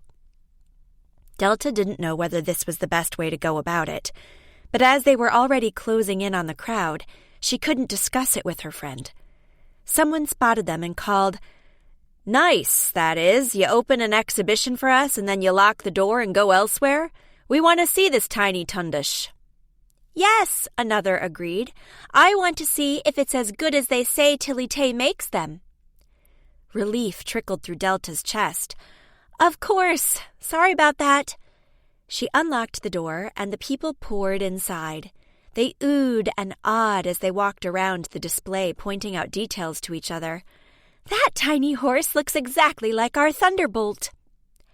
Grimacing, Hazel whispered to Delta, That was a narrow escape, but the arrest is bound to become breaking news soon enough. And what do we say then? That they should ask the police for more information. How can we know what West is doing? He sure isn't sharing anything important with us. Delta blew a lock of hair from her face. She was tempted to call Jonas and see if his tour with the stressed businessman had already ended. She needed his advice on this matter. He knew more about police work than she ever would, and could tell her what West was probably basing his charges on. At the thought, Jonas walked through the door with Spud by his side. He told the dog to stay at the door, and wound himself past the people in his path to reach Delta. He grinned. May I congratulate you? I heard that you were voted shopkeeper of the season. Sorry I couldn't be there when it all happened. Thanks, Delta said. Jonas frowned slightly. That doesn't sound very enthusiastic. I assure you it's a big deal around here, and you're a newcomer at that. Oh, I do appreciate the honor, but there's a little problem. Her heart sank even further when she considered their predicament. How could the festive mood have turned sour so quickly? Could you step into the back with me? With question marks written all over his face, Jonas followed her into the pantry. He looked her over. What's up? Tilly Tay was taken in by the police. Why? For a traffic violation or something? I heard she's driving around in a battered old van. I wish it was something that simple. We could pay the fine for her, and that would be it. No, it's something rather more dramatic. Sheriff West thinks she killed someone. Jonas's jaw sagged. Sorry, He thinks she killed someone? How? This morning, a traveling insurance salesman was found dead outside the motel. He was stabbed in the back.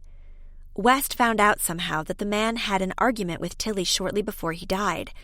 I'm afraid that I have to admit that Tilly did argue with a man in the street yesterday. So, if that is the same guy as the murder victim, we can't deny the argument between them took place. However, Tilly seemed to be unintimidated by it, and I can't see her going after the guy later and doing something as drastic as stabbing him to death. Jonas hemmed. You don't know how bothersome he might have been. If he had her phone number, he might have kept calling her, or he might have shown up at her van again. Stalking is a terrible thing. It puts an immense strain on those pursued. Maybe she felt like she couldn't take it anymore. Then you're already assuming this guy had harassed her before. It would be odd of West to assume Tilly killed him after one short altercation in the street, in public view and all. I see what you mean. They must have had more history than that. Delta nodded. West had warned her that he knew things she didn't. A prior connection between Tilly and the dead man could very well be among those things. Anyway, West took her. Because she walked off when he came in, he thinks she tried to run and put her in cuffs. She walked off? Or she did run? Jonas asked, tilting his head. His blue eyes had a searching expression as he tried to work out Tilly's personality. Delta sighed. I'm not sure, to be honest. Tilly has a mind of her own. The workmen who came to deliver the display seemed eager to avoid her. She wished with all her might she hadn't asked the eccentric miniature artist to exhibit at Wanted. Hey, listen. Jonas put a hand on her arm. I can understand you're upset about someone connected with the store getting involved with the police, but it's really none of your business. They'll tell her to get a good lawyer and... Tilly already said she can't afford one. Then they will get her a lawyer out of some program who works for free. Either way, she'll have a defense offered to her. I know, but the Paper Posse already jumped on the chance to start sleuthing again. Jonas groaned. Those women can't be stopped. Delta felt bad he was judging her friends like that. They did provide valuable information in the other 2 cases we worked on, she reminded him. Yes, they did, but this isn't the 3rd case we are going to work on. His tone was firm as he repeated her words. We're going to leave it to the police. A traveling insurance salesman stabbed at the motel has absolutely nothing to do with you and Hazel. The other times it was different because you were on the scene when it happened. But this murder was miles from here. The prime suspect may have an exhibition at your store, but the exhibition itself isn't linked to the murder. I wouldn't be too sure about that. How do you mean? Delta took a deep breath. It's not as simple as you think. Tilly was at our store working on her display the night of the murder. She was unhappy with some details and got Hazel to give her the key so she could work in Wanted on her own, have peace and quiet. Tilly says she was there until midnight, but she lied because I came to see how she was doing and Tilly wasn't there. Also, Delta looked for a way to put it that wouldn't sound rather insane. I think there is a clue to the murder in the display. Excuse me, what do you mean? It does sound insane, but the genuine interest in Jonas's expression gave her courage to explain. This morning, I saw that there was a tiny prospector lying dead outside the miniature town's boarding house. He had a mattock stabbed into his back. It's so like the murder. And the main suspect added that detail to her display? Jonas sounded incredulous. Yes, or someone else did. Who has access to the store? Except for you and Hazel, of course. Nobody. There was a knock at the pantry door, and Gran put her head around it. Can I step in and share some important information? Of course, Delta said, waving her in. Gran smiled at Jonas. I'm so glad you want to help out. You know how these things work. Jonas raised a hand as if to stop her. I'm just explaining to Delta that she shouldn't get involved. She's already involved. Gran's face contorted with worry. I went to the cottage to check inside your mailbox, find the key Tilly Tay allegedly left there. It wasn't in the box. It's missing. Delta exhaled hard. That can't be true. Yes, it is. So someone can get in here, Jonas said. Someone other than Tilly Tay can have added the murdered prospector to the scene. But why? Delta looked at him. Do you honestly think a killer would drive across town to a stationery shop to leave a clue in a miniature display after murdering someone? As she put it into words, it seemed to become more ridiculous by the second. It makes no sense. Not to us, but to the killer it might be perfectly logical. If he or she knew Tilly would get suspected, it would be an extra pointer in her direction. Gran said, I wanted you to know. I'll leave again. She was at the door when Delta said, But, Gran, you can stay in the store if you like, and I have an appointment. See you later, darling. Jonas grinned at Delta. Feisty old lady. Knows what she wants. Good thing she checked on the key. Now that it's not there, we have to figure that anyone could have come in here last night to change the display. How are we going to find out who it was? Delta asked. There are no cameras on Maddox Street. Well, not yet at least. Jonas pointed a finger at her. We can ignore the missing key for the moment. Act like we don't know it's missing, and then we can put a camera inside the store and see if someone shows up. What for? They've left their clue. They're not coming back. You don't know that. Killers can be very jittery after the fact and start believing they left behind evidence on the scene, or that they made another mistake that can give them away. They might return to assure themselves it's all okay. Let me arrange for a camera to be put up tonight after closing hours. I can watch the footage live from a nearby stakeout. Delta suppressed a smile at his wording. You were the one telling me this was definitely not a case we'd be working. That was before I knew about the missing key. It can really help. And if nothing happens, at least I'll make sure your property is safe. Delta sighed. I'm not sure. Shouldn't we simply have a locksmith change the lock? That way, we keep any creeps outside, and you don't have to keep watch all night. But I'd like to do it. For you. Jonas stared into her eyes. For a moment, she seemed to detect something tender there, a concern that ran deeper than friendship. Then he turned away abruptly. I have to set up a lot to make it work tonight. I'll let you know later how it's all going to pan out. Okay. Delta watched him disappear. She leaned on the sink.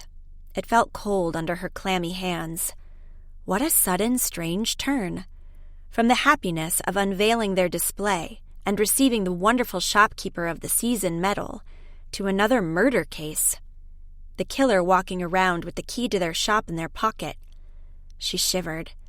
If she were being honest, she wanted to call a locksmith right away. But she did trust Jonas's judgment. If he thought he could learn more, they had to try. Also, for Tilly's sake. Still, Delta didn't just feel sorry for the artist. She also knew that Tilly had been far from honest about what was happening here. If the key wasn't in the mailbox, what had Tilly done with it? Why had she lied about putting it there? Or had she actually put it there and had it been taken by someone else who was keeping an eye on Tilly? Delta raked back her hair and sighed. Maybe Tilly would tell the truth to Sheriff West. Around 3, Mrs. Cassidy rushed into Wanted and drew Delta aside. She was glad to see Mrs. Cassidy after messaging her several times to ask if Buddy was found and hadn't received a reply. The little dog's fate weighed on her mind. Where had he vanished to? Would he be okay? There were still a good number of people admiring the display, and Mrs. Cassidy spoke softly so as not to be overheard. I got a lawyer for Tilly via my contacts. She went to the police station to talk to her client. Seems Tilly is very upset, and it's affecting her memory. In fact, she was so incoherent that the lawyer asked a doctor to come and look at her, and he determined she was in shock and advised that they bring her to a safe place where she can be guarded during her recovery. The lawyer called me. I called Ray, and to make a long story short, she is now at the Lodge Hotel, in one of their suites, with a deputy at the door to make sure she can't get away. The doctor gave her a sedative so she can have a good sleep, and they hope to get more from her in the morning. Delta tilted her head. Do you really think she's in shock? Mrs. Cassidy shrugged. She was taken to a police station in cuffs. That's enough to upset anyone. And she's not 20 anymore, you know. Delta nodded. I'm just a little wary. Tilly seemed to have lied about a few things. In fact, when she was in the store unpacking and a deputy showed up to give her a parking ticket, she also lied to get away with it. A little white lie, like all of us use from time to time. That's what I told myself, but I wonder now if she's prone to twisting the truth just a little to her advantage. She might not mean any harm in general, but now that this is a murder case... Delta took a deep breath. I'm surprised Ray wanted to have her at the hotel. I told him he'd do you and Hazel a real favor, as your store was involved, and he's always keen on pleasing Hazel, so... Mrs. Cassidy winked at her. Delta didn't smile. Rosalind can't be happy with having a murder suspect at the hotel and a policeman guarding the door. Her gut clenched. The hotel's reputation meant everything to Rosalind. If Tilly's presence caused trouble, Rosalind would surely blame Hazel and her. There will be talk. West assured me they would be discreet. He turned somewhat softer toward Tilly when he heard the doctor's verdict, about shock and all. He doesn't want her to fall really ill and get blamed for police brutality as a result. Especially not with Tilly being well known, Delta supplied. I can imagine. I can't really blame West for being frustrated with the way his investigation is going.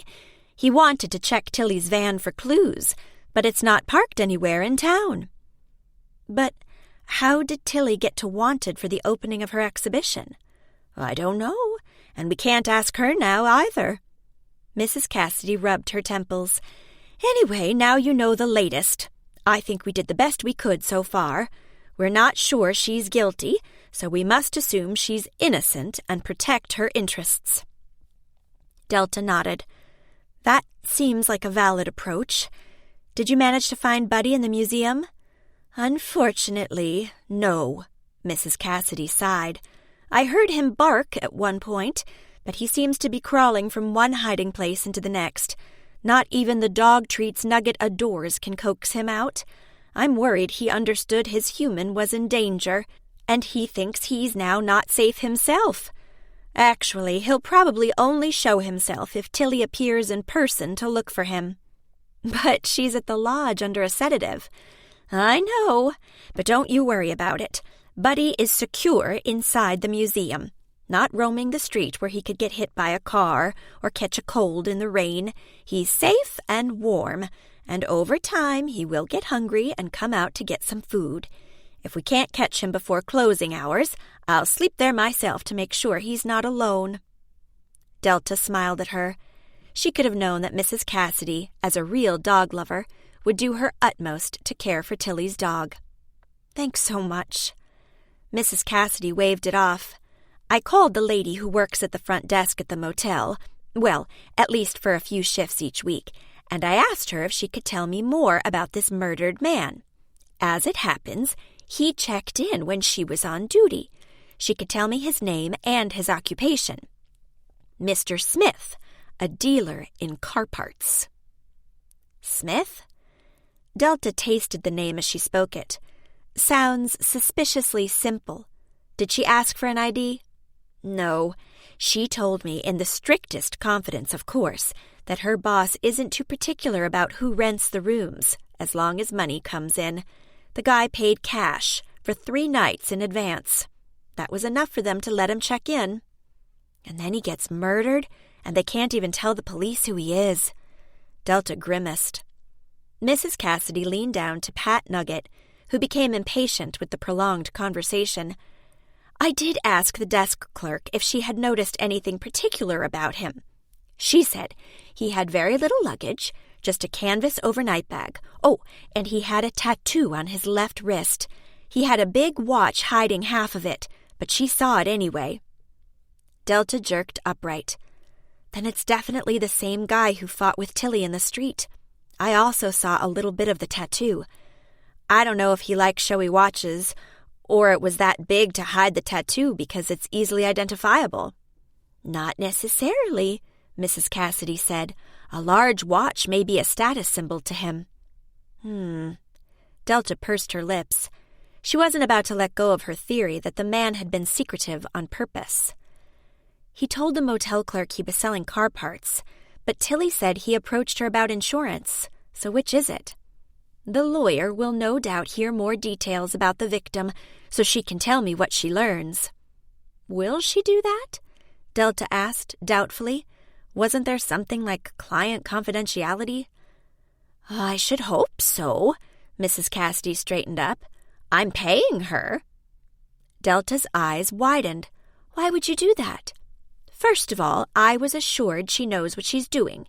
Second, I want to help out.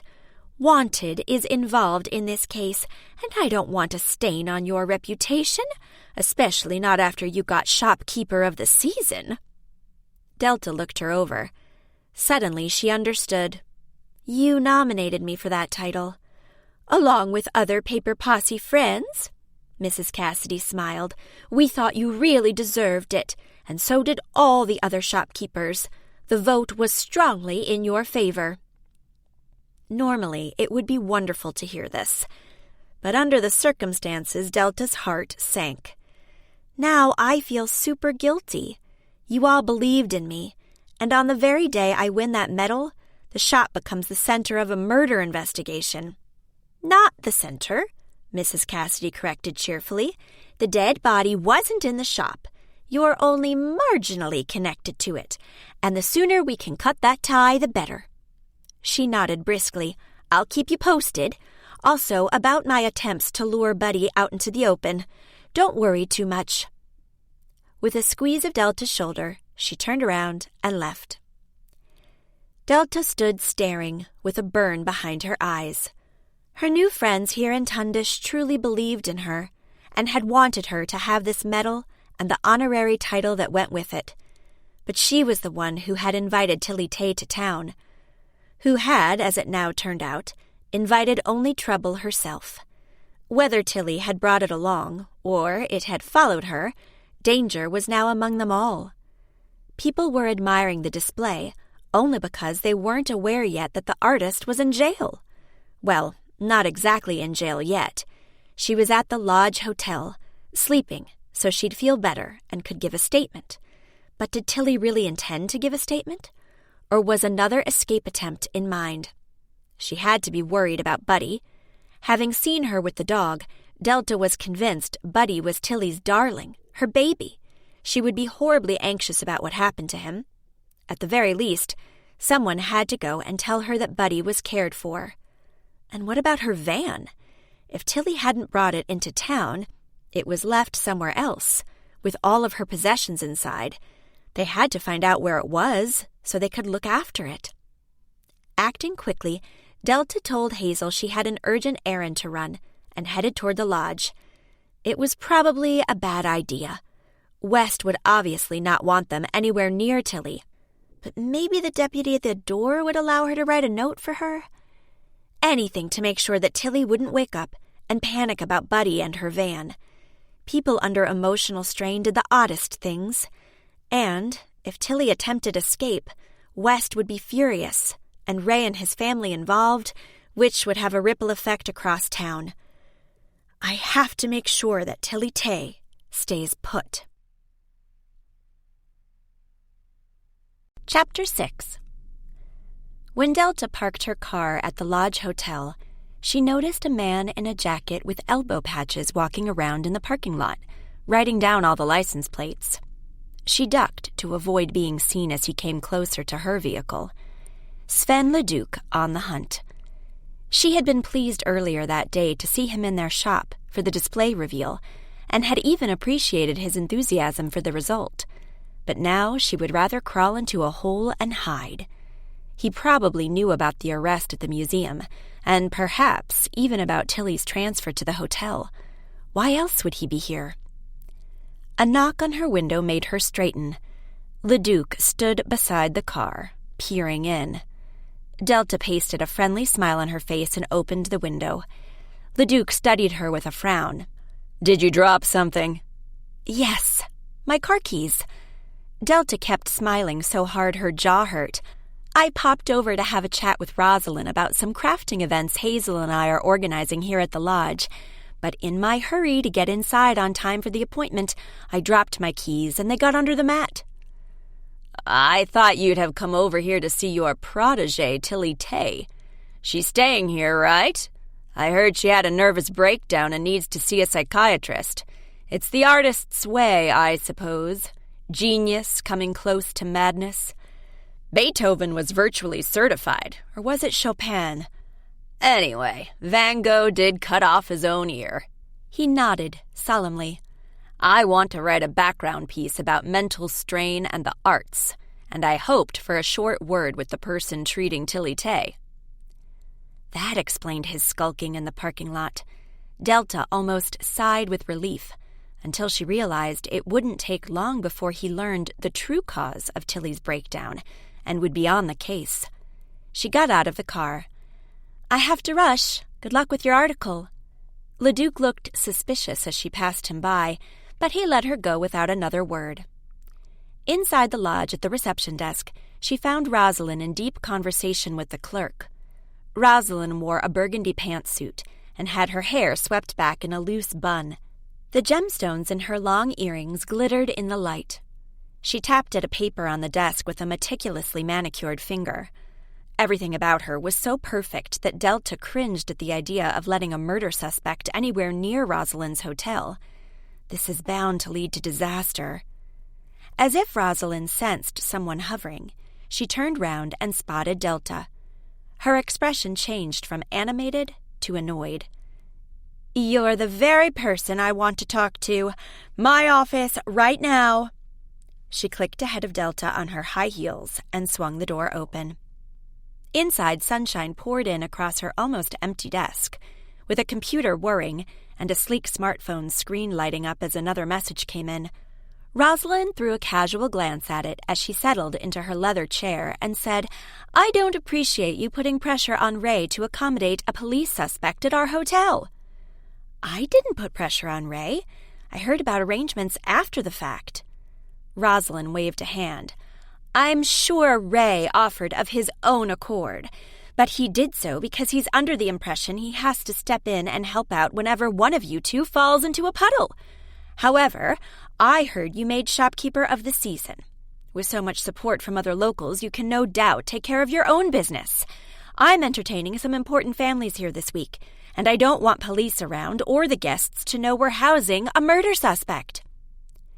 "Tilly Tay has nothing to do with that stabbed salesman," Delta said, with more certainty than she herself felt. "She's accused because she had an altercation with him, but that's hardly enough to base any real accusation on. Sheriff West jumped to conclusions before. Remember Isabel?"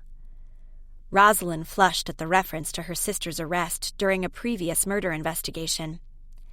Delta said sweetly, "We should wait until the sheriff has a chance to look into the case more." "Tilly Tay could have told him what she knows. Instead, she's pretending to be in shock." "Pretending?" Delta echoed. That Rosalind confirmed her own doubts about Tilly's integrity made her knees go weak.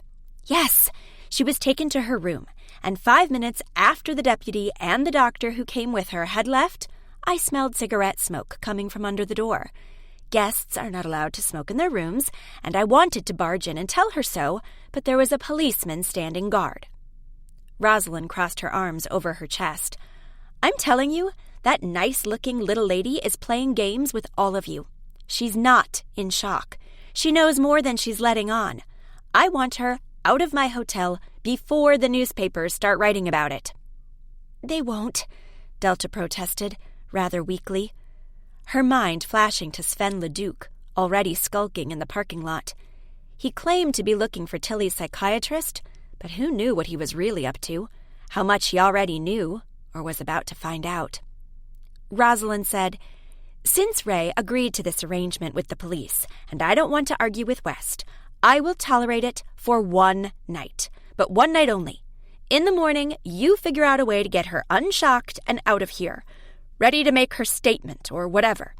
Or you take her into your own home if you are so certain she's innocent."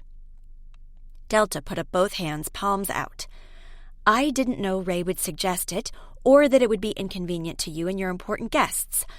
I'll make sure she leaves in the morning." Rosalind nodded and picked up her phone. Delta took this as her cue to leave. "Oh," she asked at the door, "what room is Tilly in?" 319, but they won't let you see her either." Delta went up to the third floor anyway, and found the deputy seated on a chair in front of the door marked 319. He was leafing through an old copy of the Tundish Trader, with a bored expression on his face. Delta greeted him cheerfully. "Good afternoon. Can I talk to Tilly Tay for a moment? Her dog went missing this morning, when the sheriff came to take her to the station, and I'd like to update her on how he is." "She's sleepin'." The deputy turned the page and read on, obviously considering the discussion closed. But she wasn't about to let him dismiss her like that. "Buddy is very important to her," she pleaded, "and knowing he's safe can really put her mind at ease and help prepare her for giving her statement to the sheriff." The deputy considered this, but still shook his head. "I was told not to let anyone in to see her. If those are my orders, I can't make any exceptions." Understandable, but still, Delta's mind raced to come up with a counter-argument. In the silence that reigned in the corridor, Delta could hear a sharp click, as if a door was closing somewhere nearby. "Can I write her a note?" she asked. "We don't want her worrying about her dog and getting upset again. That will only delay proceedings." The deputy seemed to understand that she wasn't leaving, and said with a sigh, "You can write her a note if you want to, but I'll have to see what is in it before I pass it on." "Fine, no problem." Delta opened her purse, pulled up her notebook and a pen, and wrote a short message to Tilly, explaining that Mrs. Cassidy was caring for Buddy, and that they had also arranged for a lawyer, free of charge, for Tilly. Again she heard that click, but now it was farther away. What could it be? The central heating, maybe? Guests entering and leaving their rooms? The deputy accepted the note, glanced over it, and put it in his pocket. "I'll give it to her later." He stretched his shoulders and stared in the direction of the elevators, as if he wished he could get away from this dull chore. Suddenly, a rough scraping sound, like wood across stone, interrupted the quiet. The deputy listened a moment, but then sank back into his lethargy. The sound hadn't come from Tilly's room, but from somewhere down the corridor. Delta waved goodbye and ran to the staircase to get down quickly. She walked through the lobby and the dining room onto the terrace. There she looked up and tried to determine what room was 319. Her grandmother had stayed at the lodge for a few days when she had just arrived in town, and Delta tried to work out the layout from memory. As she scanned balconies, she spotted wiry gray curls peeping out over a balcony railing.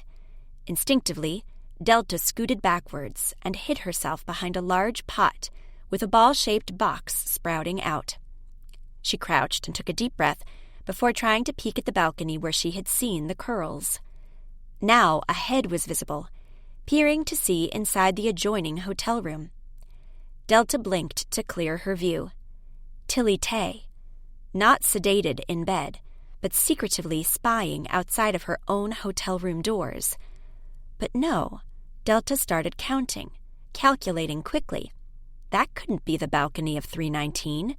It was more likely 323. What was Tilly doing on someone else's balcony? And how did she get there? The artist quickly tiptoed past the doors and opened the gate to get on to the next balcony. A click resounded, like the ones Delta had heard when talking to the deputy. Of course.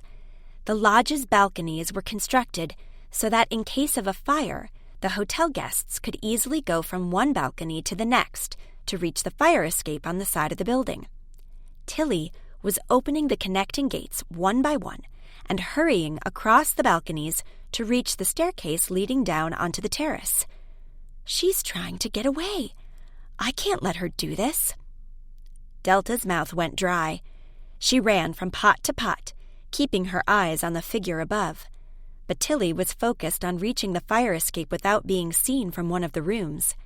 She stopped at one point and peered in, waited, and then quickly ducked past, rushing across the next balcony in a mad dash. A voice rang out from behind a half-open door. It opened further, and a man looked out. He spotted Tilly and called out to her, "Hey, lady, what are you doing?" Tilly was at the fire escape and started to climb down. The metal creaked under her steps. Delta crouched behind the last pot close to it, waiting for her to reach ground level. Then, as Tilly stopped to look round the corner of the hotel, Delta jumped at her and grabbed her shoulder. Tilly yelped and swung round. As she spied Delta, she said, "Oh, it's you! Let me go! I have to take care of Buddy and my van!" The anxiety in her eyes seemed genuine enough. "Buddy is still at the museum," Delta rushed to say. "Mrs. Cassidy is taking care of him." She thought it better not to mention the dog was hiding. "He doesn't understand what happened," Tilly said, with a catch in her voice. "Why I was taken away by this loud, angry man. I have to go calm him. And my van! Someone might come and steal all my models, my life's work." "Where is the van? I'm sure the police will want to look at it, and once they've taken it over to the station, it will be perfectly safe there." "Taken it to the station?" Tilly echoed with disbelief lining her voice. "What for?" "They'll want to search it, I suppose, for evidence or something. Unfortunately, you're a suspect." "For no reason!" Tilly's cheeks turned red. "I have nothing to do with some guy who died." Delta's emotions bounced between sympathy for the woman and annoyance that she wasn't being forthcoming about what she knew. Couldn't Tilly see she was harming her own interests by being so reticent? If she really didn't know anything, she could be upfront about it. "He talked to you on Maddox Street. I myself saw that. He wasn't trying to sell you insurance either. He mentioned too much being at stake." She decided to bluff a little and see if that got any answers. "You knew him." Tilly's eyes flickered a moment with panic and uncertainty, deliberating how best to respond. But suddenly she turned away from Delta. "I'm going to see my dog and my van, and you can't stop me." "Yes, I can." Delta tightened her grip on her shoulder. "Friends of mine vouched for you." Frustration with Tilly's stubbornness clogged her throat.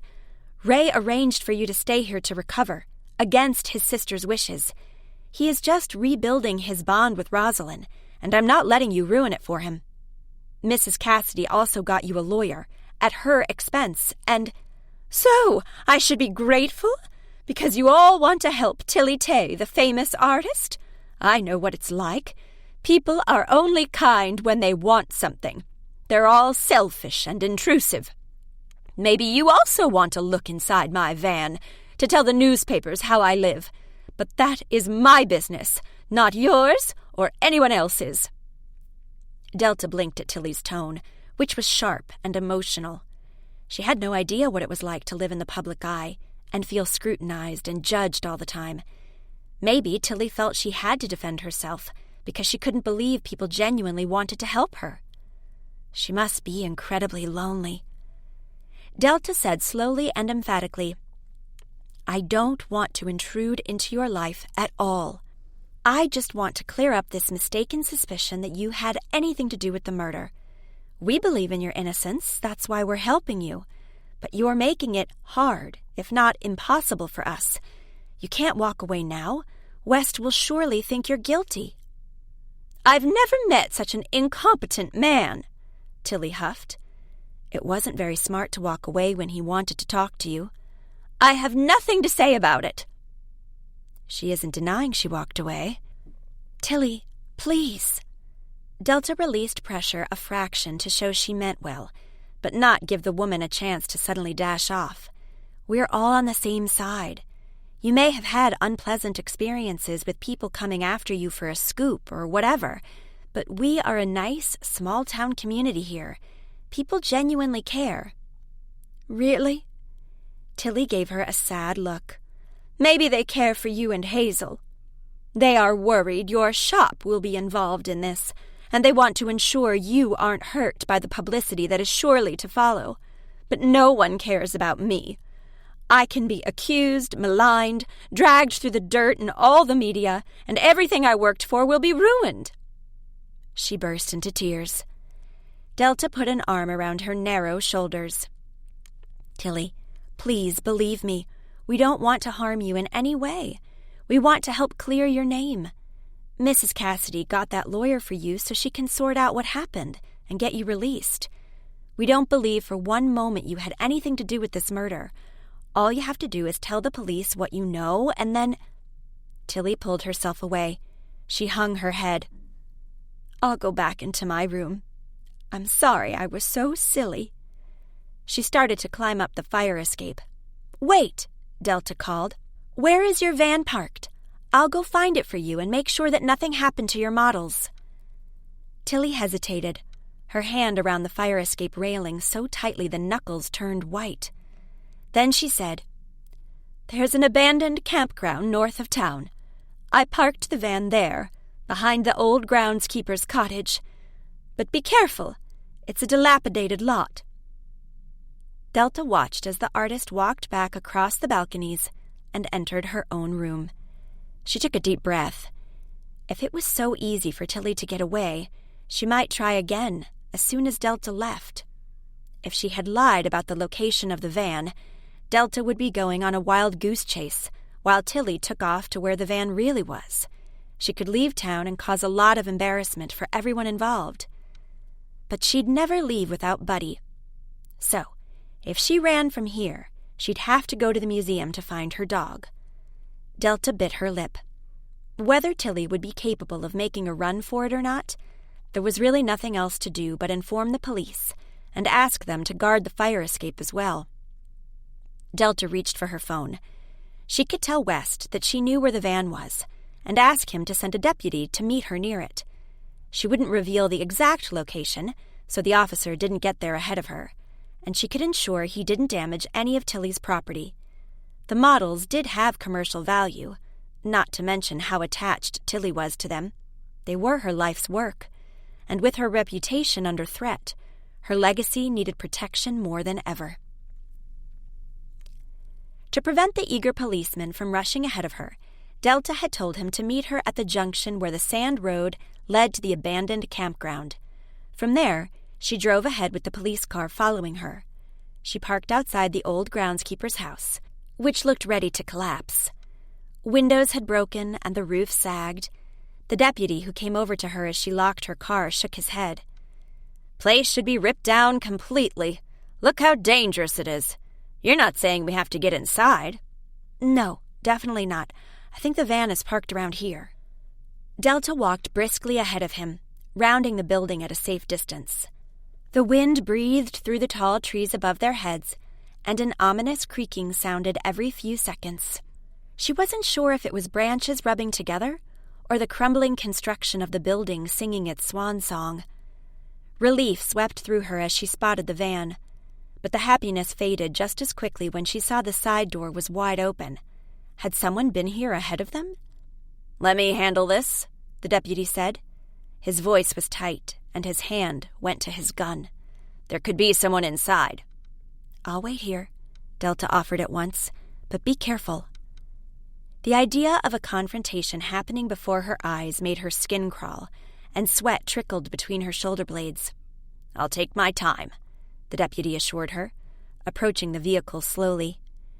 Delta kept scanning the length of the van, looking for suspicious movement, so she could cry out and warn the officer if need be.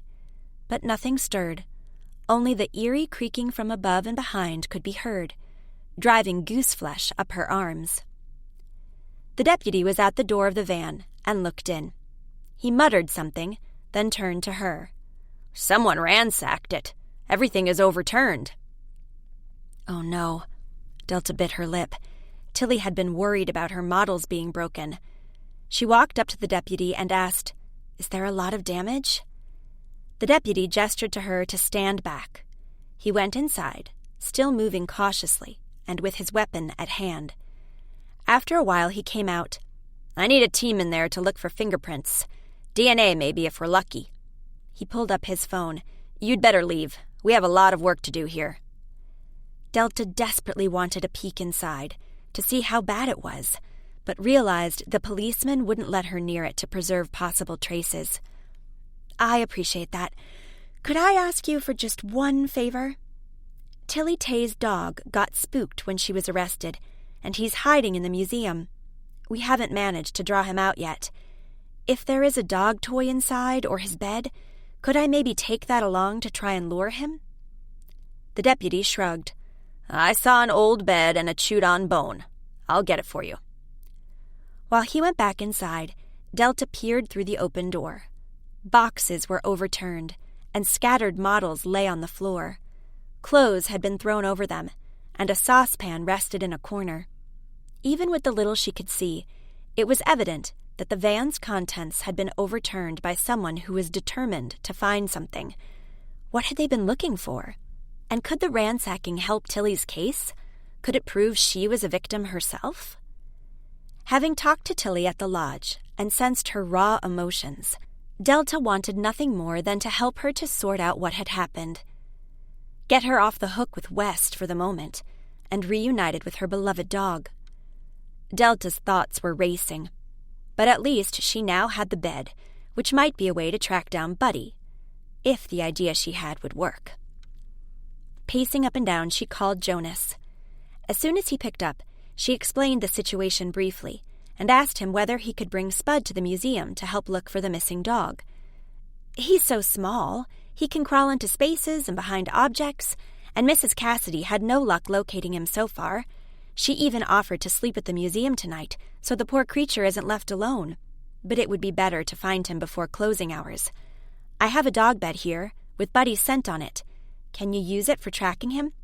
I know Spud used to track Cash, and he might not be used to finding a fellow dog." "I've got a friend with just the dog you need. Let me ring her, and I'm coming out as quickly as I can." Her? Delta thought. That little stab of jealousy was silly, she knew. Jonas probably had lots of female friends. She wondered if maybe she was simply one of them. Maybe he didn't consider her special. The way he looked at Delta, or what connected them, it could all be in her head. Chapter 7. Half an hour later, Jonas arrived at the museum. He studied Delta's expression a moment. "What did you think when you found the van ransacked?"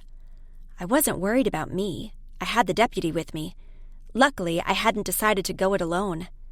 She shivered a moment. "But Tilly will be so upset when she hears about this. That van is her home. Now some bad guy went through all her possessions, and the police are turning everything over again." Jonas patted her on the shoulder. "Don't you worry about it. The fact that someone ransacked her belongings makes it more likely she's innocent in the murder. After all, why would someone come and look through her things, unless they wanted something?" Relief trickled through her. Jonas drew the exact same conclusion she had. Surely this would give West a different view of the case. "Ah, there's Paula."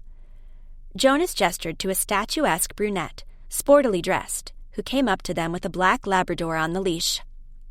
"Paula's dog used to track people and pets who got buried under rubble after earthquakes. He's retired, but still got a great nose." "Hello?" Paula reached out a hand to Delta. "So nice to meet you. Jonas told me you got Shopkeeper of the Season. That's a huge thing in town."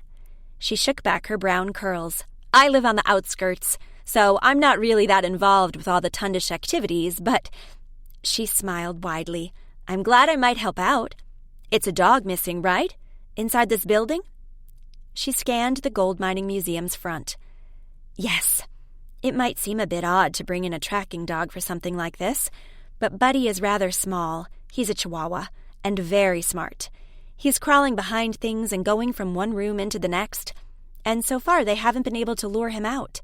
I got his bed, and I thought we could use it somehow." Paula led her dog over to the bed. His tail began to wag as soon as he realized what they were going to do. Jonas grinned. "Spud's just like that. Can never resist an opportunity to work." "Didn't you bring him?" "Might have distracted Prince." Jonas nodded at the Labrador, who had sniffed the dog bed from all sides and now looked at his handler for an order to begin the search. Paula took him inside the museum, where Mrs. Cassidy welcomed them and led them into the room where West had arrested Tilly. "I'll leave you to it," she whispered to Delta. "Too many people around can't be good for the search dog, and he'll need every ounce of attention. Buddy is like Houdini. One moment he's there, then he's vanished." As soon as Paula gave the signal, the Labrador started to sniff the floorboards. He seemed to have some trouble picking up the scent, and Delta was worried there were simply too many smells from all the visitors. But then he went to the door leading into the next room and disappeared into a far corner, sniffing behind a model of a miner with a lamp. "Mind the objects," an elderly male volunteer said, who was following their actions with concern. "I wouldn't dare break anything," Paula said with a winning smile. The volunteer turned red under his collar and offered to get Paula a cup of tea and a snack. Paula declined with another dazzling smile. Delta wondered if Jonas thought Paula was attractive. She was, in any case, energetic, for as the lab sniffed at a display, she dropped herself flat on her stomach to see underneath. "I think our little runaway hid here," she called. "I can see scratch marks." She let go of the lead, and the lab rounded the display and ran into another room. He sniffed here and there, going in a circle, then tracking back to the previous room. They called Buddy repeatedly, but there was no bark in response. Prince was working precisely, every now and then taking his time to determine where the trail went. Paula checked her watch. "We can't go on forever," she whispered to Jonas and Delta. "There is a limit to search dogs' attention span. Also, with people having walked around here all day, the trail gets vaguer as time goes by. Prince isn't the youngest anymore." She smiled down on her canine companion. "His left back leg can get painful after we've walked for a bit. I don't want to push him too far." "You have to tell us when to stop," Jonas said. "You know him best." Paula nodded with a serious expression. "Thing is, I don't like to give up before we've found whoever we're looking for. Nothing worse than an unsuccessful mission." Jonas put his hand on her arm a moment. "You're doing all you can." Paula sighed. Sometimes that's not enough. Her eyes were dark as she turned away from them and focused fully on the dog again. Jonas watched her through narrowed eyes. Delta wondered if he knew how Paula felt. He himself had to have experienced cases that didn't go the way you wanted them to. Failure was always unpleasant, but especially when lives were at stake. Suddenly, there was a sound in the distance, vague and indistinct, but... "Was that a bark?" Paula asked, with a suppressed excitement in her voice. "I think so." Jonas stood listening, but the sound didn't repeat itself. "Could have been outside," Delta said, pointing at the nearby window to prevent them from getting over-enthusiastic about nothing. They kept listening intently as they walked on. There it was again.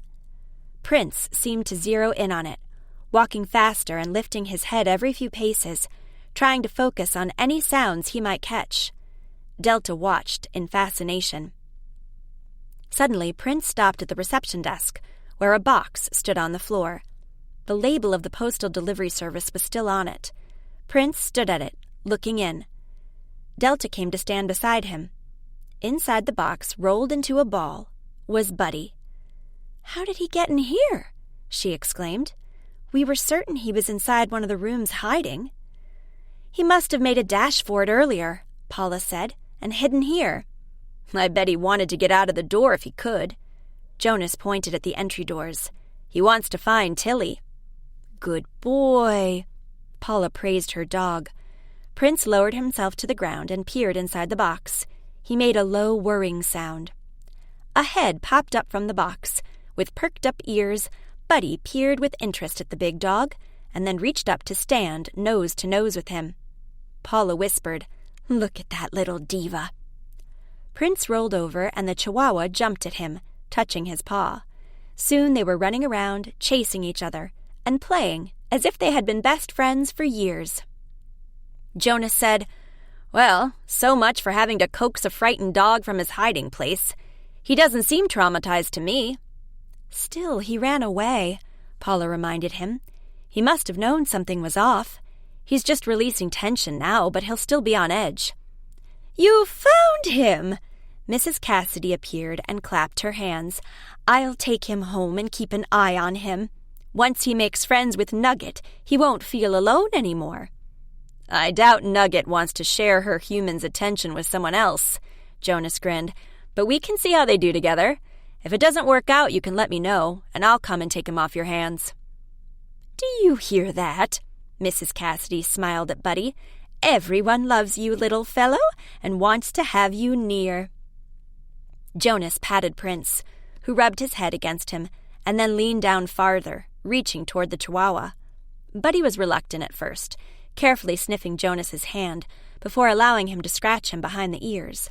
Then he threw himself on his back for a belly rub, and soon let himself be lifted into Jonas's arms.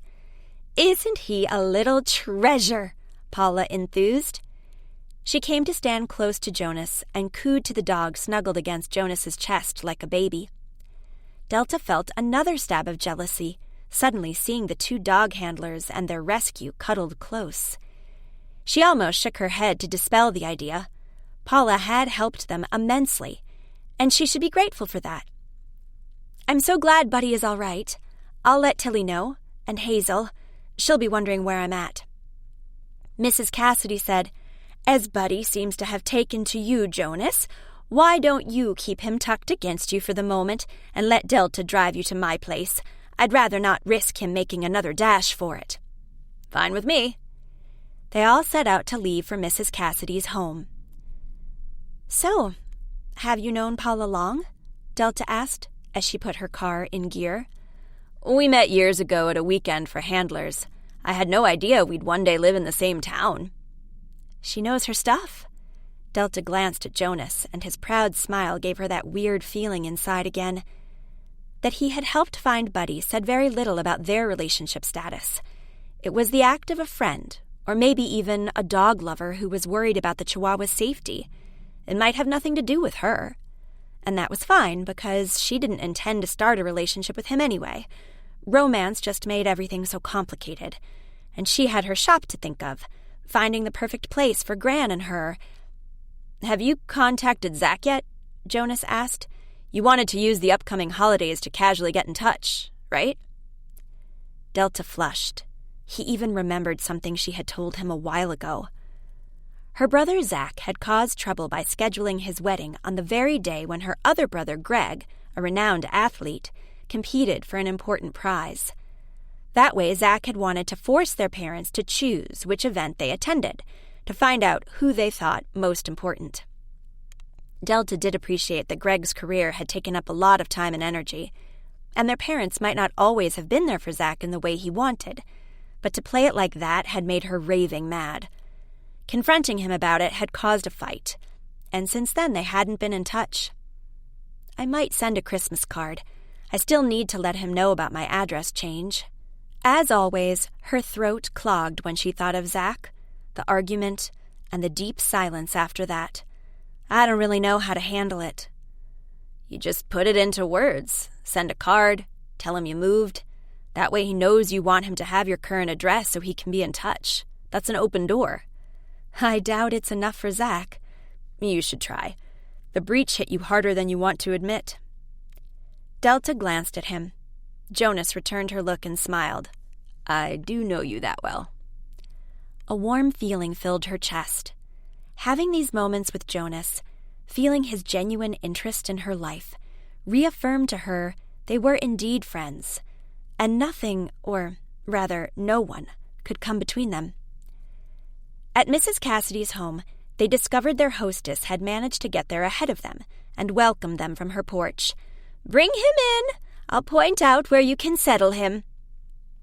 Mrs. Cassidy led them inside into a cozy living room with large sofas around a fireplace, Old West photos on the walls, and a desk with a computer in a corner. Mrs. Cassidy opened a cupboard and got a metal fence out, which she used to fence off a little area for Buddy. Nugget circled Jonas and jumped up against his legs, trying to see her new friend closer. Put him behind the fence, Mrs. Cassidy advised. Then they can get used to each other without any kind of fight. Fight? Delta echoed. Mrs. Cassidy sighed. "Nugget is quite possessive of her toys. Last time I had a friend's dog over, he went straight for Nugget's ball, and she bit him to get it back. She isn't very strong, so it wasn't a serious wound, but still I felt terrible. I wouldn't want Tilly to worry about the safety of her dog as long as he's with me." Buddy looked at Nugget through the wire. She tilted her head and barked. Buddy sat down and eyed her melancholically. Nugget nuzzled the wire. Then she ran to her basket and picked up a teddy bear toy and dragged it over. She put it at the fence and pushed it with her nose so it touched the fence. Mrs. Cassidy clapped her hands together. "Unbelievable! She's actually offering her favorite toy to him. She must sense he's sad and stressed out, and she wants him to feel better." She snapped a photo with her phone. "I'll send this to Tilly's lawyer to share with Tilly when she next sees her." "Thanks. Tilly will feel much better when she can see for herself that Buddy is in good hands," Delta said. "Hopefully it will soften the blow of her ransacked van. Seeing those scattered models made me wince, let alone the person who created them with such loving detail." "But it's good news," Mrs. Cassidy enthused. "It proves she has nothing to do with the murder. The killer came to look for something in her van. I have this perfect theory that fits the case." Jonas threw Delta a warning look, as if to say, "We were leaving, remember?" But Mrs. Cassidy was already launching into her hypothesis. "That man who came to town and talked to Tilly Tay in the street was involved in a scam to get money out of Tilly. Because she's well known, people think she has money or valuables. When Tilly didn't want to cooperate, the guy reported back to a companion, and they got into an argument. The companion killed the guy, who argued with Tilly, and then went to search her van for whatever they wanted off her. Whether he got it or not remains to be seen, but whoever searched her van has to be the killer. Sheriff West must find that person. Surely there will be fingerprints." "Not if the intruder wore gloves," Jonas said. "And the woman at the motel said Mr. Smith checked in alone." "Yes, but his companion could have checked in alone as well, a few hours before or after. Did you look into other guests traveling alone?" "No," Jonas said, in a hesitant tone, as if he had half decided to reject this theory outright, but also was half intrigued by the possibility. "You do that and you'll see it helps." Mrs. Cassidy nodded, and then turned her head as inside the house a phone rang. "I have to go answer that." "That's our cue," Jonas whispered, taking Delta's arm and pulling her away. "Bye, Mrs. Cassidy." He waved a hand as he kept walking. He said to Delta, "I do appreciate the Paper Posse's input, but they tend to have these wild ideas. Tilly Tay may be famous, but she doesn't strike me as a woman who has money to spend, or who had something incredibly valuable in that van. Why would two criminals come after her and have a deadly argument about her?" "True," Delta said, as they got into her car and buckled up. "But it's a fact that the guy threatened Tilly to cooperate about something. Her van was ransacked, and someone may also have been inside the shop. Since there were no traces of a break-in, they must have used the key that Tilly put in our mailbox. If they took the trouble to retrieve that key and come to the shop, there must have been something for them to do there. Just leave the clue of the dead prospector in the display? Nah, it doesn't make sense. It would be more logical to assume they were also there to look for something. Maybe they thought Tilly had left a bag of stuff at the store." "Did she?"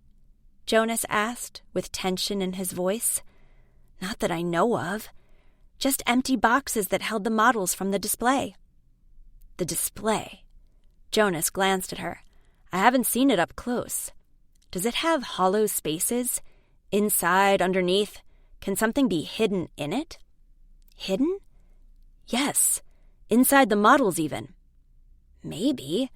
But we can hardly go and destroy models to search for some mysterious hidden item, unless you know of ways to see inside without having to open them up." Jonas grinned. "I can think of something if need be. But let's first see if someone turns up tonight for another search of the place. Maybe that will answer some questions." Chapter 8. After the shop closed, Jonas installed his camera and explained to Delta where he would keep watch. There was an empty shop space on the other side of the street, and he had contacted the owner about using it for the night. Delta thanked him again for all he was doing for her, but Jonas waved it off. His phone beeped, and he pulled it out, looking at a message that had come in and grinning as he typed a reply. Delta wondered who it could be from, but didn't ask. She went home with Hazel to eat dinner and tell her all the details of her visit to the lodge, the discovery of the ransacked van, and the hunt for the missing dog inside the museum. Hazel laughed at Mrs. Cassidy calling Buddy Houdini, but then grew serious, pointing her fork at Delta, as she said, "I don't know what worries me more, Tilly's attempt to get away from the police custody, or her van being searched. I mean, she's obviously not in as much shock as she pretended to be. What if she knows very well what the culprits are after?" "I don't follow," Delta said, cutting up her pizza slice. "Suppose Tilly owes someone money. That wouldn't be odd, considering the old van she drives, her clothes. The creditors followed her here to let her know she has to pay them back. When she refused, they broke into the van to take whatever valuables were there to sell them for money. But how likely is it that anything in there was worth any substantial money?" Delta mused. "And if Tilly did have something of value, perhaps an heirloom or something, she wouldn't have it lying around a van that she parks at an abandoned campsite. I don't understand how she got into town if it wasn't with the van." Hazel waved her fork in the air. "Tilly was arrested at the museum after being at Wanted all morning. If she had come to town in her van, it would have been parked in town. But apparently she left it at the campsite when she came over for the grand display reveal at Wanted. How then did she travel? On foot?" Delta shook her head. "It's 6 miles at least. I can't imagine she'd walk that stretch. Maybe she biked? She could have had a bike in the van. Or she took the bus." Hazel jumped to her feet and got her phone, looking for something online. "The bus stops close to the abandoned campsite. There might no longer be any camping done there, but the bus stop is still there. That would have been a quick and affordable way into town. Still, the question remains, why not take the van? Why leave it where someone could get into it unseen?" "She had been admonished about parking it in the wrong place," Delta shrugged. "If she's low on cash, the idea of a ticket would naturally worry her. She'd rather not risk it." "I'm not convinced." Hazel put the phone away and picked up another slice of pizza. "Tilly knew she could park at the church. She had moved the van there yesterday. If she wanted to keep an eye on it, she would have brought it. It almost seems like she wanted to keep it out of sight." "That is peculiar." Delta nodded thoughtfully. "She seems to be pretty protective of her models, worried something would get displaced or broken. An abandoned campsite isn't exactly a secure site to leave something you consider precious." "Tilly is a mystery." Hazel leaned back with a sigh. "I can't believe we have another murder case in town. That's really not normal." "Mr. Smith," Delta put an ironic emphasis on the name, "came from out of town, so he really doesn't have anything to do with us. Mrs. Cassidy seems to think he was here for some shady business, and a criminal associate did him in. Might be. Then it's just a case of one crook bumping off another, and it happens to be outside a motel near Tundish." Visibly relieved, Hazel nodded. "Sounds logical enough to me. Now we just have to convince West of it." Delta checked her watch. "You know what? I'm going to pack a few snacks and visit Jonas at his stakeout. I do feel a bit guilty about the plan that makes him sit up all night." "It was his idea, right?" "Yes, but I doubt anything will happen. Why would the perp return to Wanted? But Jonas did mention to me earlier that he believed he remembered Tilly's name from an earlier case. I want to ask him if he can find out what that case was. I don't suppose he still has access to police files, but he does have contacts among PIs. Maybe the case she was involved in earlier offers a clue." "Good thinking. You do whatever you have to do." Hazel winked at her, suggesting she believed that the case information was merely a thinly veiled excuse for going to see Jonas. Feeling a little caught red-handed, Delta flushed and went to collect some cheese, potato chips, and marshmallows from the kitchen. When she peeked into the living room area to say goodbye, Hazel had settled on the sofa with a book. She waved at her. "Take your time." Delta's cheeks turned warm again. Of course, Hazel thought she wanted to spend time with Jonas. But honestly, it was just an act of friendship. He was being so kind to help them out. Not just with this camera surveillance of Wanted, but also in recovering Buddy. The thought that the Chihuahua was curled up on his own bed at Mrs. Cassidy's, perfectly safe and sound, warmed her heart. She drove into town, noticing how quiet it was on this November night. There was no one stirring. The few tourists were safely tucked away at their hotels, dining, drinking, or turning in early to have a good night's sleep before another day trip tomorrow, while the locals were probably sitting in their houses, watching the news. She wondered if it would feature Tilly Tay's arrest. She turned on the car radio and flipped past a few channels before she found a regional newscast. It mentioned a landslide, an election update, and a story about a traffic stop that had led to the accidental discovery of $50,000 in cash in someone's spare tire. Whether he had a good explanation for having that amount of money, or was part of a money laundering scheme, was still under investigation. The weather followed, and Delta turned the radio off. Nothing about Tilly. The mention of hidden money made her wonder again what Tilly might have hidden in her van, or in her display and models, as Jonas mentioned. Maybe, instead of watching Wanted from across the street, we should go inside and check out Tilly's things. After Delta parked the car, she pulled out her phone and went to Mark's site, News as It Develops, to scroll through the headlines. She held her breath, waiting for the names she dreaded to see there. Not just Tilly Tay, but also Wanted. But there was nothing.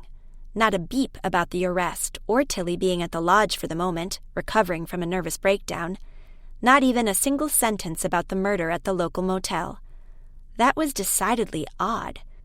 Mark could hardly be in the dark about it. His moles were everywhere. Has he actually decided to be prudent for once? Delta lowered her phone with a feeling of bewilderment and a niggling sense something wasn't right here. Mark couldn't have suddenly seen the light. He was a reporter to the core, and he always wanted to beat his father to every juicy story. Why would he ignore a murder in town, which also seemed to involve a Montana celebrity? Puzzling at these questions, she walked through the empty street, turning up her collar against the light drizzle descending from the dark sky overhead. The eerie silence got on her nerves. 2 times she stopped because she was certain there were footfalls behind her, but the moment she listened intently, she didn't hear anything anymore. She walked on faster, clutching her phone in her pocket. At last, she reached the empty building and knocked on the window pane. It took a few moments before anything stirred inside. Had she come to the wrong building? No, she detected movement. A low creak rang out, and the door opened. Jonas said, "What are you doing here? Come in, quickly. I don't want to draw attention to myself." "Whose attention?" Delta asked cynically. "There's no one around. It's so quiet it gave me the creeps." She slipped out of her damp coat. "I wanted to bring you some snacks and keep you company for an hour or so, just for fun, but if you don't want me here—" "Of course, you're welcome. I'm just—" Jonas shrugged. "I've been looking out and seeing absolutely no one in the street. I began to think it was a bad idea to install that camera and seriously believe we'll catch anything on the footage. And then you turn up and miss sleep as well because of my wild idea." "Nonsense. I kind of enjoy this. Reminds me of that time when I had just moved into town and we watched over Wanted together after someone broke our window, remember?"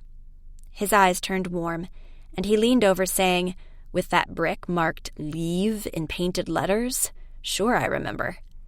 He reached out and touched her cheek a moment, running his warm fingertips from her cheekbone to her jaw. "You look cold. I've got a thermos with hot coffee." He turned away from her. Her cheek burned where he had touched it. Why did he always manage to confuse her? He was kind, concerned, then just friendly, and it made her head spin. This is friendly, too. Hey, you're cold. Let me get you coffee. Nothing to it. Leave it be. She paced the room. It's chilly in here because the heating hasn't been on for ages, I bet. How long has this been sitting empty, anyway? Since spring. The owner is quite desperate, looking for someone to take it off his hands and do something with it. Anything. But he's not finding any ready takers? I mean, this isn't the best season to start a business here, and Tundish has been in the news with 2 murders recently. People might feel like the crime rate is too high. Are you having doubts about moving here? Jonas handed her a paper cup. Careful, it's hot. Thanks. As the warmth seared into her fingers, she realized how chilly she had been walking that empty street. Doubts? Why would I? Did he worry she might move away again? I don't know. Jonas stared at the monitor with the footage from Wanted. If we had some early snow, it would help with the tourists, but the forecasts aren't showing any change. Can you two survive when sales don't pick up? Hazel did it before, so I'm counting on her business savvy. Delta tried to sound cheerful, but the fact that Jonas was bringing this up said a lot. Still, you have to live off the store now, and you're planning to get a place with your gran. It all costs money. Jonas half turned to her. It does mean you consider Tundish your home now, right? The look in his eyes confused her. It seemed he was eager to know her answer. But why? Did he feel the same thing she did? Want to take their friendship to a new level? Jonas glanced back at the monitor. Hey. He froze and stared at the monitor intently. I see something. Inside the shop? With quick steps, Delta came to stand beside him. Yes, there's someone there. That's an arm. Her breathing grew shallow. Someone was in her shop. A stranger. An intruder. The killer? Having come back to look for what? The cold sense of shock faded under a rush of anger, and she felt like running across the street to confront whomever had invaded her privacy. You didn't do that. Break into a place under the cover of darkness and touch things that weren't yours? I can't see his face, Jonas said, watching with focus. It's a man, though, don't you think? He's rather tall and slim for a man, but maybe a younger man? Delta leaned closer to the monitor. I wish there was a zoom function. But there isn't. We'd have to go over to see who it is. Jonas sounded determined. Are you crazy? Her heart skipped a beat at the idea. That wasn't the deal. He could be armed. But this footage isn't conclusive, Jonas retorted. West can't use it to find the culprit. If we let him get away, we got nothing. We got proof of a break-in. That can help Tilly's case. Delta said it knowing it wouldn't be enough. West would want a clear suspect, and this was all but clear. I'll call West. She reached for her phone. That'll take too long. He can be done any moment and vanish. Jonas was at the door already. I'll go and catch him. You stay here. Don't interfere. Wait, what? Delta's heart sank. How could he do this?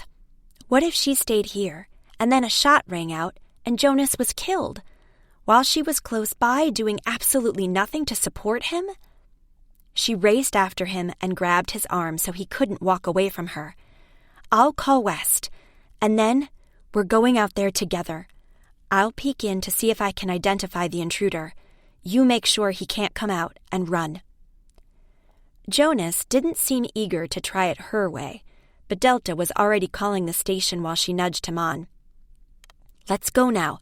If we do nothing, he could be gone. Then into the phone. Hello? This is Delta Douglas. Someone has broken into my store, wanted.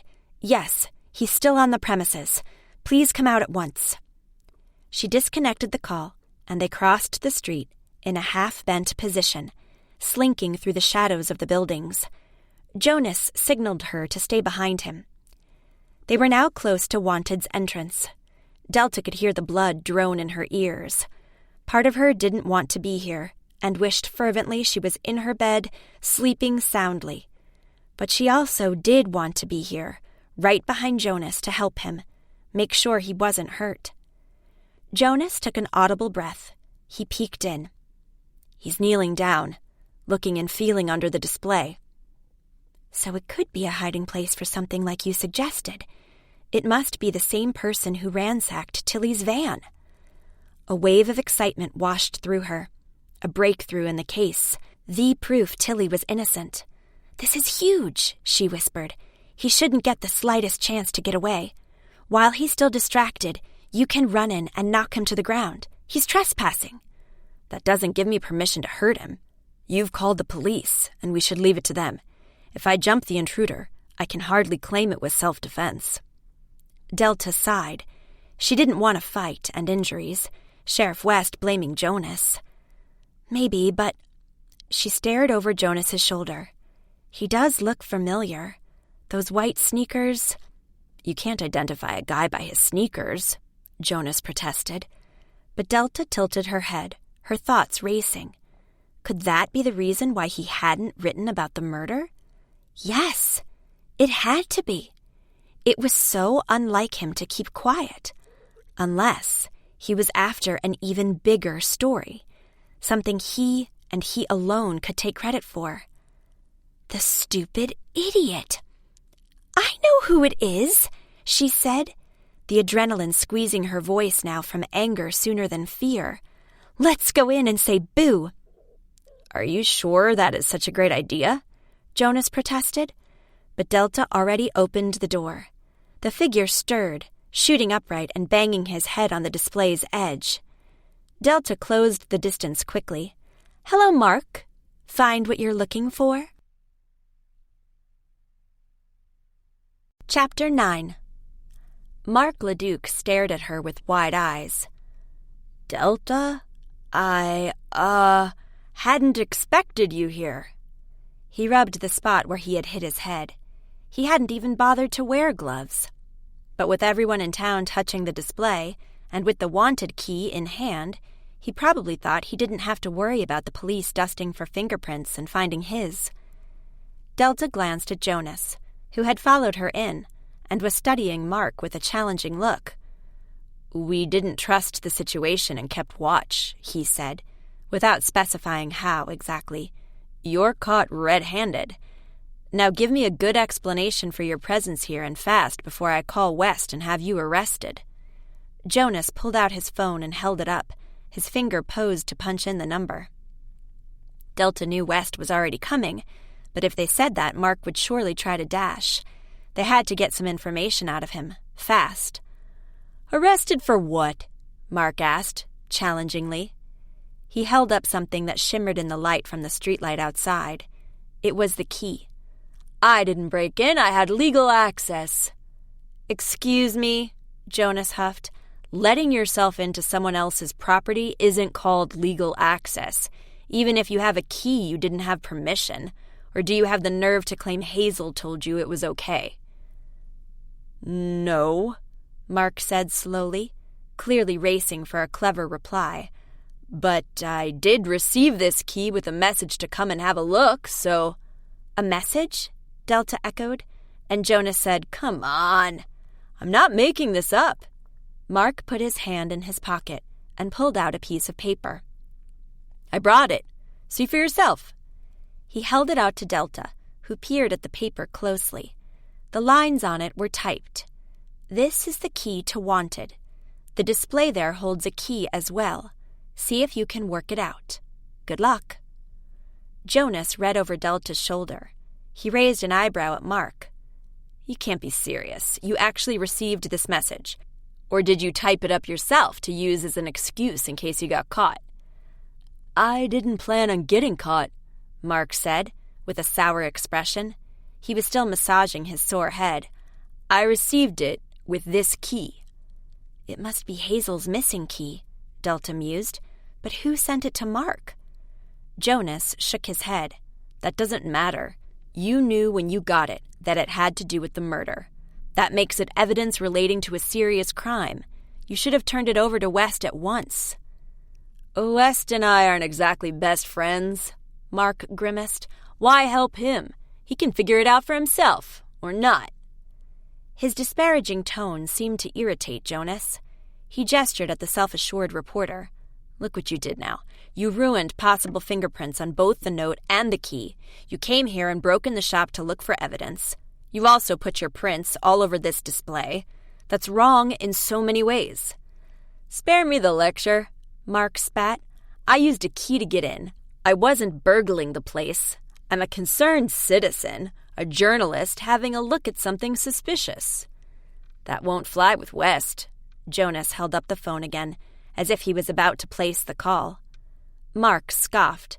"Do you really want them to come racing in with blaring sirens and everyone watching and talking about Wanted like this?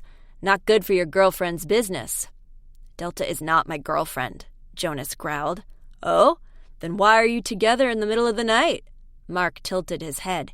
"Seems like you're awfully close." "It's not even midnight, and we were on stakeout to catch someone like you." Delta's face was on fire. She didn't dare look at Jonas to see how he took this. She quickly asked Mark, "Did you find something special inside?" Jonas hitched a brow. "Do you think he's going to tell us?" "Actually, I'm going to tell everyone about it. The whole of Tundish and beyond." Mark laughed softly. "You can read everything on my website first thing tomorrow morning. Cross my heart." "That sensationalist website of yours full of wild guesses, not facts?" Jonas's eyes flickered with anger. "If you write anything incriminating about Wanted—" "Sue me!" Mark pulled back his shoulders and walked out of the store. Jonas followed him, calling, "Hey, you can't leave like this!" In the distance, sirens blared. As soon as Mark heard them, he broke into a run and vanished into the night. Jonas and Delta were left on the sidewalk, eyeing each other uncertainly.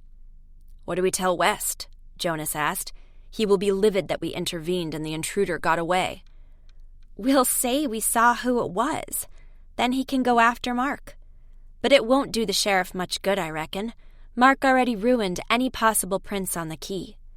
Delta frowned and continued thoughtfully, "I'm trying to work out what it all means.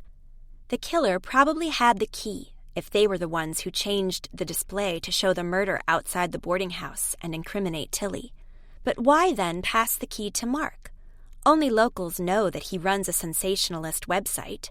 Does that mean a local is involved in the murder? But why would a local person kill Mr. Smith, a stranger to town?" "Maybe he wasn't a stranger. Maybe he came here more often and we just don't know that yet." Delta swallowed. Tilly had also mentioned, in passing, she had been to Tundish before. She seemed to have been guarded speaking about it. How did that connect to the murder? A police car raced up to them, and West jumped out. He glanced at Wanted, then focused on Delta and Jonas standing outside it. "Is the intruder still in there?" "Unfortunately not," Delta said. "But we saw who it was. Mark LeDuc. He entered with the missing key." "You talked to him?" West growled. "We tried to reason with him and persuade him to share what he knows with you, but he's convinced he has some major scoop," Jonas said. "Maybe you can find out what it is before the rest of the world does, and ask him to return the key." Delta could have kicked herself for not demanding that Mark turn it over, but the clue in the note was the only thing on her mind in the moment. West snarled, "I would love to arrest that nosy journalist and lock him up for the night. If I do, your key goes into evidence, and you won't get it back right away." His phone beeped, and he took the call. The speaker sounded very animated and spoke so loud Delta could catch the words, "break-in attempt," and the name Cassidy. "Cassidy? Oh no. Is that Mrs. Cassidy?" she asked. "Looks like it," West said. "Sorry, gotta go. Talk to you later." He drove into his car and raced away. Her heart pounding, Delta stared at Jonas. A break-in attempt at Mrs. Cassidy's? How odd. Maybe Mark had more addresses on his list for a nightly visit. Delta frowned. What could Mark want at Mrs. Cassidy's? We don't know what clues he discovered here and wanted. Come on. Jonas waved her along. We're going over to see if she's all right. While they drove to Mrs. Cassidy's place, Delta played nervously with her bracelet. I do hope she's fine. And Nugget and Buddy. Tilly was so concerned about her dog earlier. She sucked in air. Can that be the connection? Tilly's things at Wanted and Tilly's dog at Mrs. Cassidy's? Jonas glanced at her with a doubtful expression. What would anyone want with Buddy? I don't know, but the link between the store and Mrs. Cassidy seems to be Tilly. Delta rubbed her face.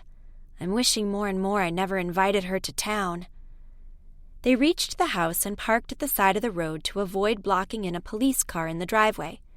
Delta spotted Mrs. Cassidy standing in the hallway talking to a deputy with Nugget in one arm and Buddy in the other. The two dogs were vying for her attention, both licking her face and neck. Delta waved at her, and Mrs. Cassidy called, "Hello there! What made you turn up? Not the news of my house being under attack, I hope. It wasn't a big thing, really. A dark figure was rattling at the back door. Both dogs went frantic, and since I was still up, I went over to see what the commotion was about. Then the figure fled through the garden. With the wet weather, there might be a footprint or two left there in the mud." It's unusual, the deputy said, for burglars to strike this early in the night. Usually they wait until people are fast asleep and there's no risk of being overrun by the owners. "Well," Mrs. Cassidy said, "I wonder if he thought I was out. You see, I was supposed to be at bridge tonight. I always am this day of the week, and I never get home before midnight. But I decided not to go because of Buddy's arrival. I wanted him to settle in and feel safe." "If the burglar came assuming you were out, they must have known your routine," Delta said. She glanced at Jonas. "Know my routine?" Mrs. Cassidy shrugged. "I guess that wouldn't be hard. It's no big secret. In fact, I mentioned my bridge game today at the museum with dozens of tourists around." She looked ruefully. "I never thought I owned anything worth coming after." "I'll just finish taking your statement," the deputy said. "Then you can have a cup of tea with your friends here to calm down." "I'm perfectly calm," Mrs. Cassidy assured him, but Delta said it was a good idea. She and Jonas stepped aside for a moment to let the policemen finish up. Jonas said, "Burglars sometimes keep tabs on people for a while, and once they've worked out their routine, they try to strike. It was bad luck for this guy that Mrs. Cassidy changed her ways tonight." Delta shook her head. It's too coincidental that someone comes to try and break into her house on the very day she took in Tilly Tay's dog. Remember the ransacked van? Jonas didn't seem convinced. If the van didn't yield the wanted item, why come for Buddy? He could be the wanted item. Maybe he's valuable somehow. How then? Jonas laughed softly. He's not a very special breed, and he's not wearing a diamond-studded collar either. I know. Delta shrugged and shivered in the cold evening air. Maybe I'm getting paranoid. It could be an impromptu, clumsy attempt at a burglary by someone who thought there was nobody home. Could be. Jonas nodded. You do have these opportunistic crooks who pass a house and think, why not? They hope to find a wallet left out or snatch a smartphone quickly. No big score necessary, just some money to get through another few days on the road. Let's keep it at that for the moment. He came to stand closer to Delta. Are you cold or worried? He studied her with a searching look. First, the shock of finding Mark snooping around in the store with this far-fetched story about the key being sent to him. And now this. Delta hugged her shoulders. I'm fine, really.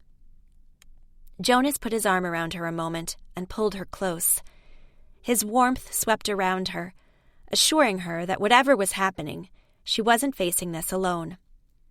Then the deputy said he was done, and Mrs. Cassidy invited them inside to have tea with her. No coffee, she said, or we won't sleep a wink. Not that I feel like sleeping at all myself. Odd how something so silly can still give you a spook. Delta patted her shoulder. The dogs saved you, barking as they did. Yes, they were great. Mrs. Cassidy walked into the kitchen and put the dogs on the floor. She went to fill the kettle with water. Jonas sat on his haunches, fondling Buddy's ears. Delta sat down on a chair at the table with the checkered tablecloth. We had our own odd little experience in town. She told Mrs. Cassidy about finding Mark inside Wanted after receiving Hazel's missing key. As she had hoped, Mrs. Cassidy grew lively at the revelation, asking questions and throwing out theories. "If the killer had the key," she said, getting out the cookie jar, "and he sent it to Mark, inviting him to come and see the display in Wanted, it must hold more clues than just the murdered prospector. Maybe we are dealing with a killer who likes to leave difficult puzzles for the police or other interested parties." "Spare me," Jonas said. "That sort of thing only happens in books and movies. In my experience, killers come in two varieties. The mad ones, who kill without rhyme or reason, and certainly don't take the time to use a miniature display to advertise a hidden message. And the occasional ones. I mean, those who are not mentally disturbed, but who resort to killing for a very real reason, like getting rid of a rival or a threat. They kill for practical or passionate purposes, and try hard not to leave clues. In Mr. Smith's case, I'd go for the latter. I assume, judging by his behavior, checking into a hotel without showing ID and paying cash and all, that he was trying to go unnoticed. He could have had some shady business here in town. Maybe a victim of his dealings, whatever those could be, killed him, or a business associate at that." Delta nodded in his direction. "Did you manage to discover whether any other lone people checked into the motel around the same time?" "I asked questions and am waiting for answers." Jonas gave Buddy a final rub across his back and took a seat at the table.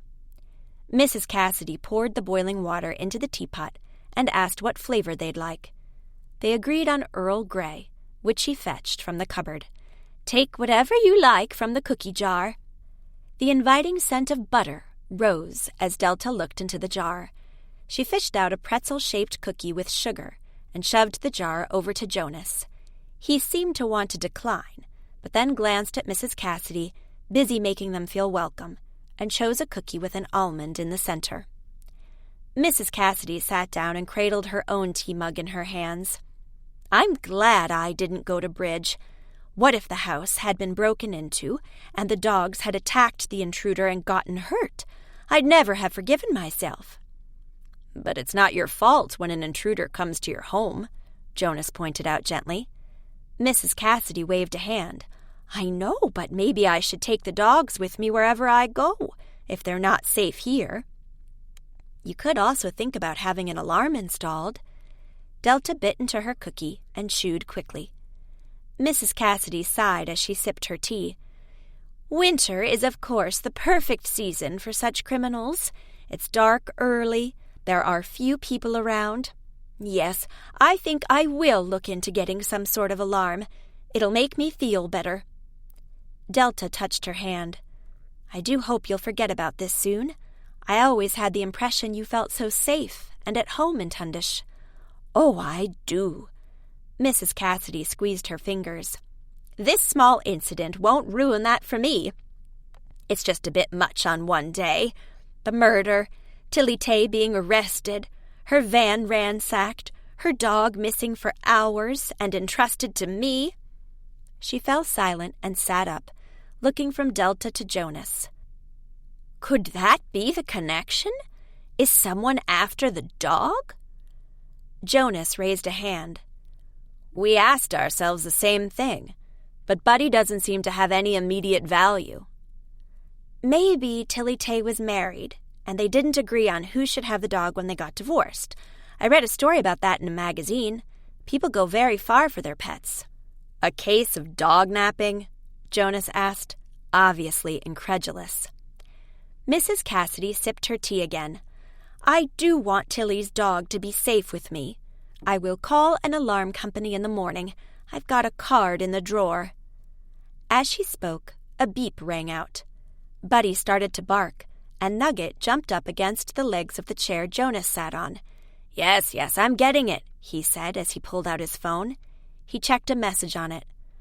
"A friend of mine looked into Tilly Tay's financial situation. Seems she doesn't have much to her name. The van, and that's about it." "But she must have made money off her exhibitions. Doesn't she have some savings account?" Delta asked. "Not as far as my friend can tell right now." "Does that mean," Mrs. Cassidy asked, "that the victim wasn't after her for money?" "Not necessarily," Jonas retorted. "He might have assumed she had money." He asked me if I was a relative, Delta said. Why would he want to get in touch with her relatives? Interesting. Jonas typed a message on his phone.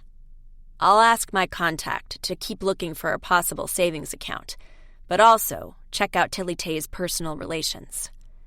You know what? Delta pointed a finger at him. Tilly mentioned having been here in Tundish before. Maybe she does have family here. Or there's some other connection to town that can prove useful in the case. On it, Jonas said, typing furiously. Mrs. Cassidy yawned behind a politely raised hand. Maybe you will be able to sleep anyway, Delta said, with a wink. Chapter 10. Delta herself had no trouble sleeping after she got home from her adventures. She did have muddled dreams about Buddy running through a forest, leaving a trail of miniature prospectors with Jonas and her following. In a clearing was a wooden hut where the trail ended, and a dark figure slipped away around it. But before Delta could draw Jonas's attention to it, the door of the hut opened, and Paula stepped out, in a wedding gown, with a veil folded back over her dark hair, and a gorgeous smile on her pretty face. She walked over to Jonas, reaching out her hand to him, and as Delta saw Jonas wanted to take it, she cried out to stop them, and woke with a start. She lay very still, willing her thundering heartbeat to calm. She hoped she hadn't really cried out and would find Hazel knocking on her door to ask what the matter was. She would never admit to having this silly dream. Even if Paula and Jonas were close, it was none of her business. But the tight feeling in her chest told her that aside from her strong words about her not caring at all, she did care. Why hadn't she acted sooner, letting Jonas know how she felt about him? Maybe the attractive Paula had managed to snare him because he had felt uncertain about his relationship with Delta. Nonsense, she told herself. If Jonas had been in love with me, he wouldn't suddenly have fallen for Paula. So if he did fall for her, he never felt anything for me, a truth I'd have to accept. Deep inside, she knew it wasn't that easy, and that she really should do something about her feelings for Jonas. Unless she wanted to be forever sorry she had let this chance pass her by. She checked her alarm clock, saw that it was close to 7, and slipped out of bed to take a shower and dress. When she came downstairs, hoping Hazel already had some breakfast going, she found the kitchen empty and the sink clean. She took a deep breath and set to work, making toast and coffee and cutting up a few oranges and a grapefruit for juice.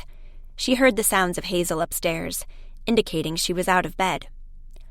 While waiting for her, Delta pulled out her sketchbook and created a case file in the back, as she had done before with the other murder cases.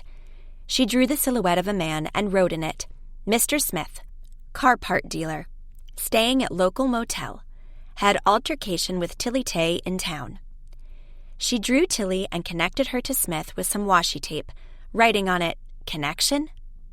As she stared at the two figures, she realized that the rest of the sheet looked dauntingly empty. There wasn't anyone she could readily put in and connect to the victim, which was exactly why Sheriff West was focusing all of his attention on Tilly Tay. But there had to be someone, or even several people considering all the odd happenings after Tilly had been taken in by West, break-ins, cryptic notes. She drew the van with the cute crocheted curtains and wrote beside it, who ransacked it? She drew Buddy on his dog bed with the note, burglary attempt at Mrs. Cassidy's. Was it about Buddy? Is he valuable in some way? And of course, she added the key to Wanted, with questions. Did Tilly put it in the letterbox? Who stole it from there? Why give it to Mark? What was he supposed to find in Wanted? When they had talked to Mark last night, he seemed ready to reveal something major. Would it be on his website right now? Delta reached for her phone just as it beeped, and she decided to check her messages first. Wild Bunch Bessie wrote, Last night I was at a birthday party, and the conversation happened to touch on history. I mentioned that I had heard via a friend of this history buff, Major George Buckmore, and someone said to be careful with him. Apparently he tells tall tales. I laughed at first, because I had the impression that it was innocent. But then I was told he's been able to convince people to invest in less than profitable schemes. He wins their trust first, and then gets them to let him handle part of their savings. As your Gran knows him, I wanted to let you know first thing. It need not be true, but just to be on the safe side." Delta read and reread the message. Her stomach sank. Gran didn't just know this man, she seemed to like him. This new acquaintance had brought a breath of fresh air into her life, helping her get over the loss of her beloved home. Telling her this news about Buckmore would... Well, perhaps it wasn't even factual. It was someone simply gossiping at a party, right? Calamity Jane responded, "I know this is none of my business, but I heard a lot recently about these charming elderly men who worm their way into the confidence of gullible ladies and take their money. It has been in papers and magazines. All the victims say that they never thought they'd fall for something like that, and that even when they were in the relationship, they sometimes had doubts, but dismissed them, because the person concerned was so charming, and they were so lonely, and in need of this attention. So your Gran better be careful, because none of us knows this Buckmore type really well." Now he was suddenly this Buckmore type, as if Jane was already distancing herself from him. Rattlesnake Rita wrote, "Maybe you can ask Jonas to look into him. He has contacts, right? You only want to protect your grandmother." Delta lowered the phone. The idea that she would ask Jonas to check up on a friend of her Gran's didn't sit well with her. But just letting Gran strike up a friendship with someone who might be unreliable was worrying. What should she do? "Good morning," Hazel called as she dashed in. "I'm sorry for being so late." "Oh, you already prepped all the stuff. Thanks so much. I wouldn't know what I'd do without you." If she and Gran bought a house together, Delta would be leaving Hazel alone. A sense of guilt washed through her. What if Hazel thought she had used her by moving in and staying with her after coming to town because it was convenient, and then leaving her alone when it suited her better? Of course, it wasn't like that at all, but what if Hazel felt that way? She sipped the juice, the taste suddenly more bitter than before. Hazel put jam on her hot toast. "You're looking pensive." "Oh, I'm just thinking about last night. Mark at the store and all." "Yes! He must have breaking news this morning. What did his site say?" Hazel eyed her expectantly. "I haven't checked yet." "Really? I thought it would be the first thing you'd do." Delta's face grew warm. "I was writing down everything we know so far." She gestured to the sketchbook.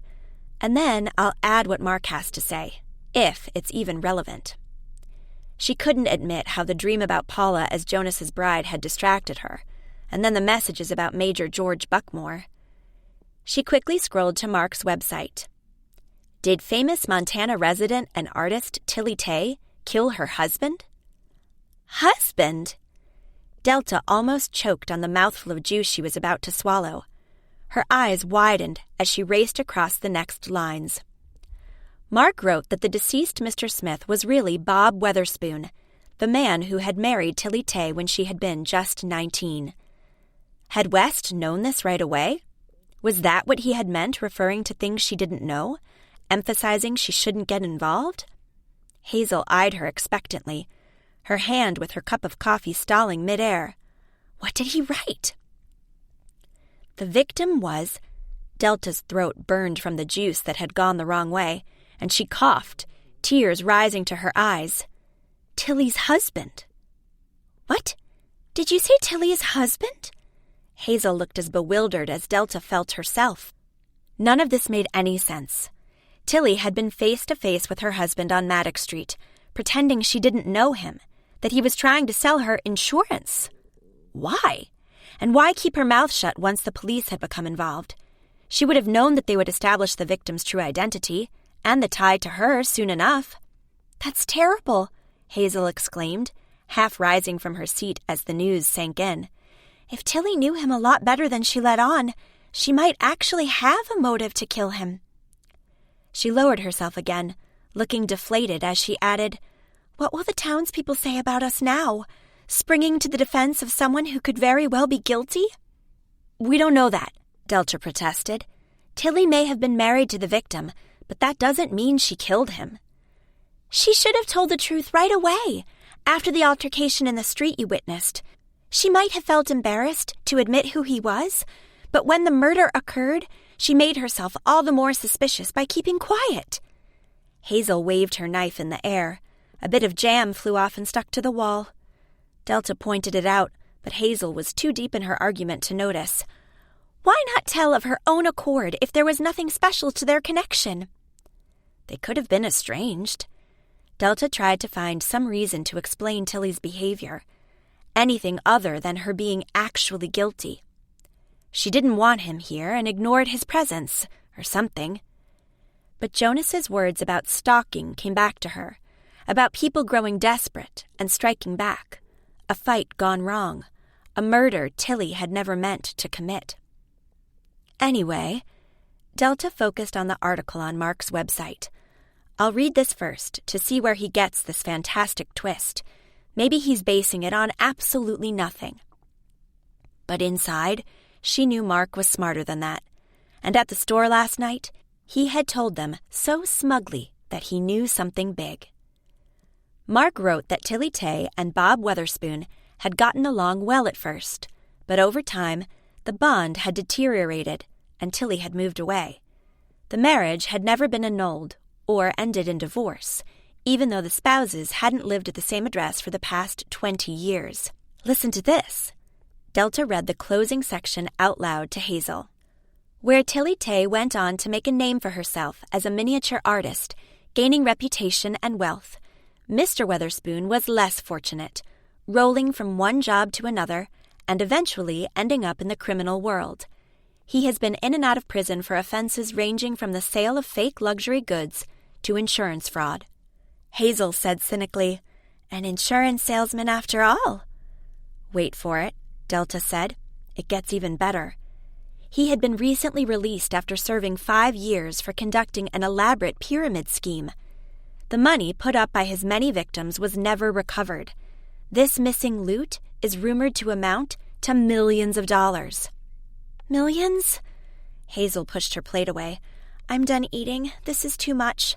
The guy was a serious criminal, not a small-time crook, but someone who was smart enough to set up a pyramid scheme and hide the proceeds so cleverly that the police never recovered them.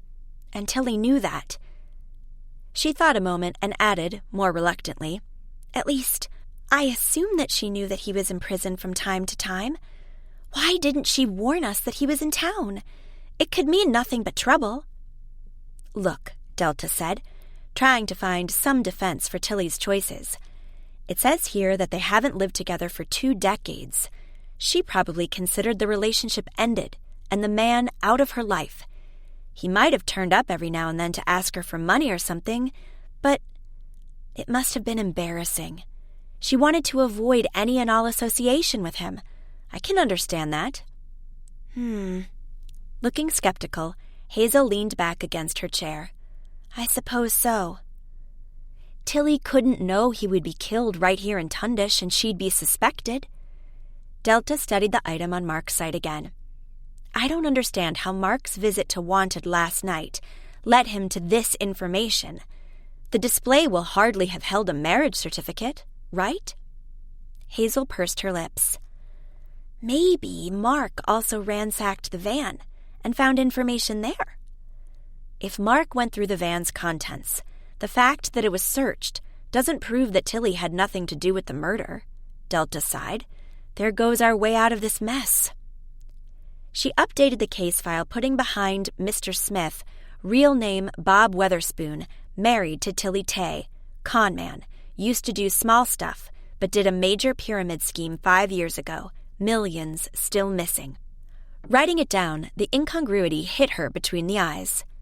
Why would a man who had access to hidden millions need to bother his ex for money? That doesn't make sense at all. Her phone rang, and she picked it up. It was Ray. "I thought you'd want to know," he said in a solemn voice, "that the police took Tilly Tay to the station for questioning. They already planned on doing that after she had arrest and all, you know. But I wonder if it has to do with the news Mark Leduc spread on his website, that the victim was Tilly's husband. The sheriff mentioned something about confronting her with irrefutable evidence." He sounded as if he'd like her to tell him more about this, so Delta rushed to say, "I read that, yes, but I can't confirm whether it's true. Tilly certainly didn't mention anything like that to me. In fact, she said the man who spoke with her in the street was a salesman."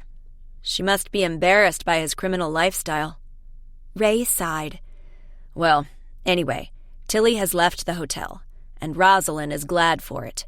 She seems to think that after the revelation about the victim being related to her, the case is about closed, and Tilly will soon be charged. I'm not too sure, though. Mark is usually very free with his facts. Let me know if there's anything else I can help you with. I have to run now. It's rather hectic here." Ray disconnected. Delta told Hazel that Tilly was at the station again.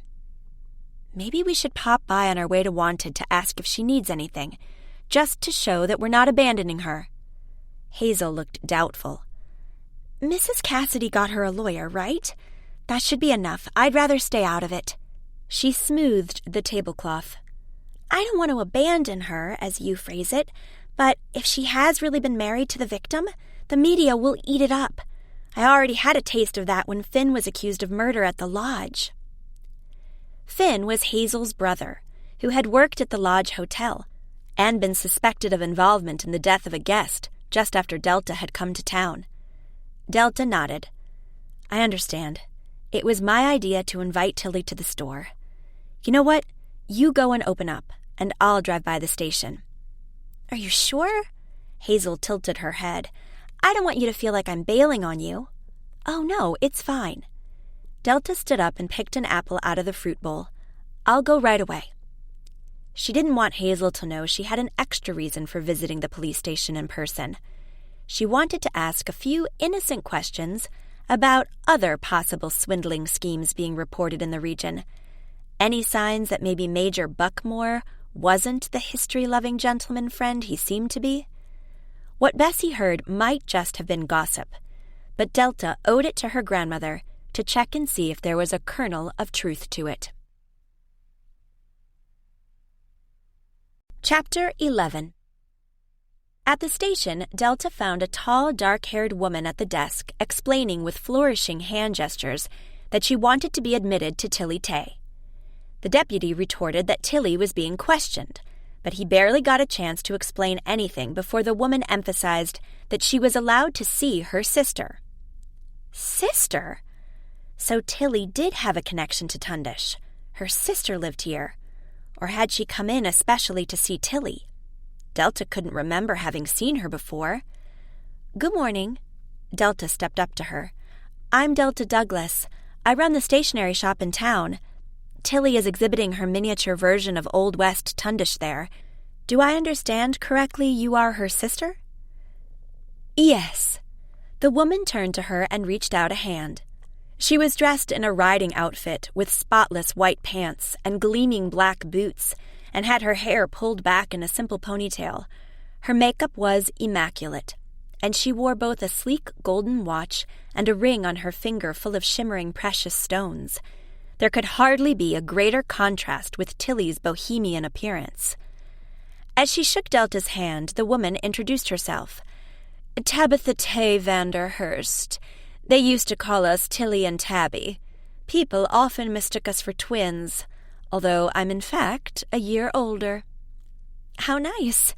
Did you come to town to support Tilly now that she's suspected, or were you already here for the exhibition?" Mr. Smith had asked about relatives. If he had been married to Tilly, he had also known her family at the time. Maybe he had thought Delta was a cousin. Something adamant flickered in the woman's eyes, but then she said, Yes indeed, we were already in town. It's so nice to see my sister's work. She's so talented. I wouldn't have the patience to sit down and spend hours on creating such tiny fiddly things." The deputy seemed relieved that the demanding woman was distracted by an innocent conversation and wanted to step away, but as soon as Tabitha noticed his movement from the corner of her eye, she shot at him again. "I want to see my sister. You have to let me talk to her. I can actually help you with the investigation. I'm the only one who can get through to her and convince her to face the situation. I'm sure she's not doing well. She must be so upset about that louse turning up again." You mean her husband? Delta asked. If Tabitha could tell them more about the elusive Mr. Smith, or rather, Bob Weatherspoon, it might indeed help the case. Ex-husband, Tabitha corrected sharply. They were never formally divorced, but it was over between them. She despised him for his swindling. He also took her money when they were first together. It was appalling. I'm glad he's dead. Delta blinked at this rather firm statement. Unperturbed, the woman continued. Tilly should have stood up to him more, I suppose, but she was sentimental about him. He was her first love and all. Even with his behavior, she was always kind-hearted about him. Not about his actions, of course. She didn't condone those. He popped up occasionally to ask her for money, which was ridiculous, really, as Tilly didn't have any. She seemed to be living a simple life, Delta said. Tabitha huffed. Simple? She was about reduced to poverty. She never had a real job, so she hadn't built up any pension either. I guess that in time, when it would have become too hard for her to live in that van, she would have turned to us to ask for money. My husband is rather well-to-do. The latter statement came out with a quiet satisfaction. Delta wasn't quite sure how Tabitha felt about Tilly, whether she wanted to help her because she cared, or because she felt a little smug about her sister's situation. This called for a closer examination. I'm sorry that your sister is in such trouble now. That must be upsetting to you. I can't say I'm not used to it. We're trying to persuade her to get off the road for good. Delta wondered what that meant exactly. It sounded a bit ominous. But Tabitha was already continuing. It's just too taxing. We've had to step in before and bail out Tilly. I just hope I can save her this time when it's something as serious as murder. The deputy said, I'd like to get a statement from you about Ms. Tay's financial situation and your knowledge of her relationship with the deceased. Also, anything you might know about recent activities of your brother-in-law. Brother-in-law? Twisting her diamond ring, Tabitha grimaced. I'll never call him that, and we hadn't been in touch with him for years. But if you insist... Delta said to the deputy, If Tilly is being questioned right now, did the sheriff bring in her lawyer? Of course. He's eager to do it by the book. The deputy focused on Tabitha again. Could you come into the sheriff's office? I can take your statement there. Would you like some coffee? We have very good mocha. Delta almost had to laugh at how accommodating he had suddenly become, while he had first been eager to dismiss Tabitha. So, Tilly has a well-to-do sister. Delta couldn't remember having seen her in any photos of past exhibitions. There were lots on Tilly's website, and in them Tilly was usually surrounded by people. But a sister had not been mentioned in any byline. Perhaps the bond was less close than Tabitha had suggested. It was too bad the deputy had now left, because she had intended to ask him her innocent questions about Major George Buckmore, to sleuth out if he may be unreliable. She did want to know before Gran fell in with him any further than she already had. Delta chewed her lip. It was a very delicate matter. She didn't want to upset Gran, so she wasn't going to tell her anything, and she didn't want to go behind her back checking up on her new friend either. But on the other hand, it would be terrible if Gran got taken advantage of, especially now, on top of the sale of her beloved home. Delta felt obliged to do something. Anything. Can I help you? The woman who took incoming calls came over to her with a friendly smile. I see no one else is there at the desk. The deputy just stepped into the sheriff's office to take a statement. Delta gestured in the direction of the door that had closed behind the deputy and Tabitha Tay. I'm waiting for Tilly Tay if she's free after questioning. I want to tell her dog is fine after all the commotion the other day. Oh, I hope he's not too shaken. I have dogs myself. I love them. What's his name? Buddy. He's a Chihuahua. How cute! Delta gave some more details, and as the woman started to beam, Delta felt assured she might get something here. It's so sad Tilly got arrested, she said. After all, she was only here to show off her miniatures. Yes, but the sheriff takes it very seriously that she has been here before. A couple of years ago, in the same summer where a rash of charges were filed, actually. Locals had been conned into buying luxury vacations, paying down payments via a website that went off air from one day to the next. The con men vanished with the money. Sheriff West believes that one of them was that man who died, and that maybe the wife helped him at the time. Oh, I see. And now there was a falling out among thieves, so to speak? Delta asked. It made her uncomfortable to realize that Tilly might have had times where she wasn't making much money and still had to provide for herself, and her husband had come back into her life with a good plan to score a quick buck. It was speculation, of course, but it was possible. Had Tilly said she had never believed she'd come back here because she had been part of a fraudulent scheme last time she had been here? I understand the sheriff's reasoning. The woman nodded solemnly. He also wants to avoid the impression that he's not looking at her as possible suspect because she's well known. He doesn't want people saying the law has favorites. Delta hemmed approvingly. Say, speaking of tricksters in the area years ago, how are things right now? I overheard talk at a birthday party that there was a charming elderly gentleman asking ladies for money. Really? I wouldn't know. She frowned as if trying to recall any word about it. If anyone had reported it, I haven't heard. But many people avoid reporting when they get tricked like that. Feel too mortified, you know? Oh, phone call. The woman rushed off to attend to the ringing phone. Delta exhaled. That hadn't delivered much. The woman was right that victims of fraud often felt bad about having been so gullible and might not turn to the police. That meant that George Buckmore might have had his hands free until now. She'd have to ask Jonas to help her, even if it felt weird to put a friend of Gran's under investigation.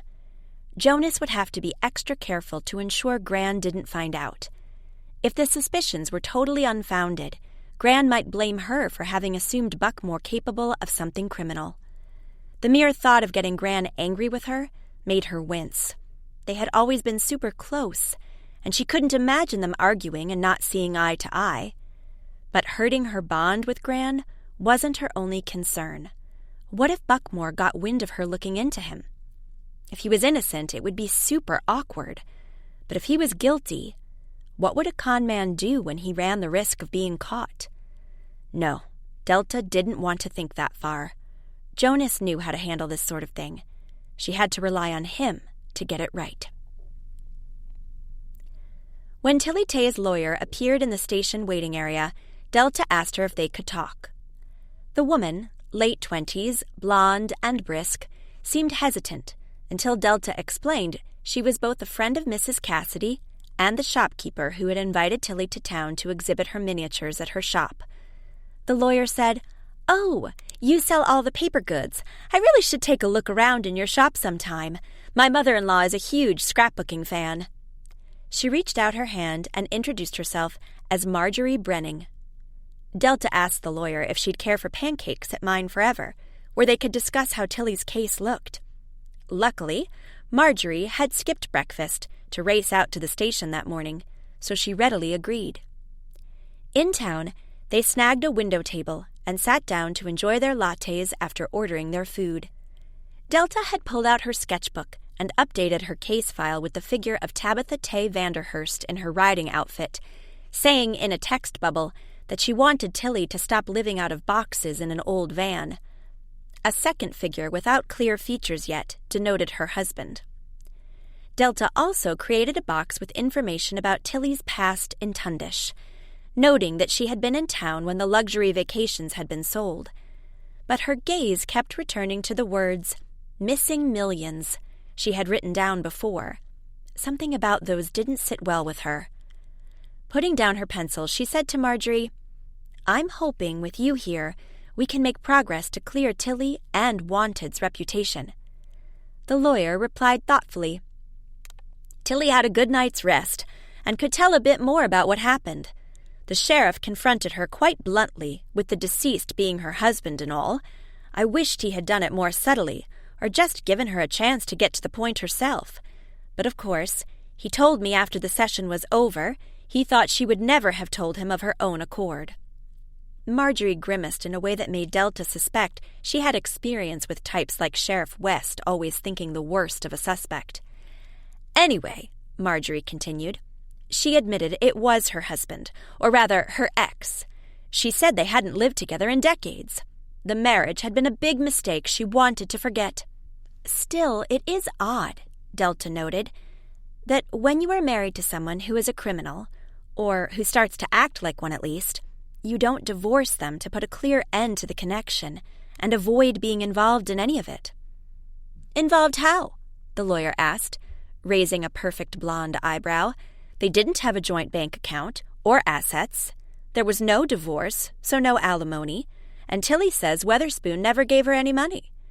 But, on the contrary, it was her slipping him some whenever he was out of jail again and trying to make a fresh start of it. That he did contact her from time to time doesn't prove anything. He could have done the same even if they hadn't been married. He didn't exactly have a lot of people who still wanted anything to do with him. Besides, Tilly is someone who abhors paperwork and bureaucracy. She wants to live in freedom. She considered properly filing for a divorce a hassle she could do without. Off the grid, yes. Delta nodded. I already had that impression with her van and simple lifestyle.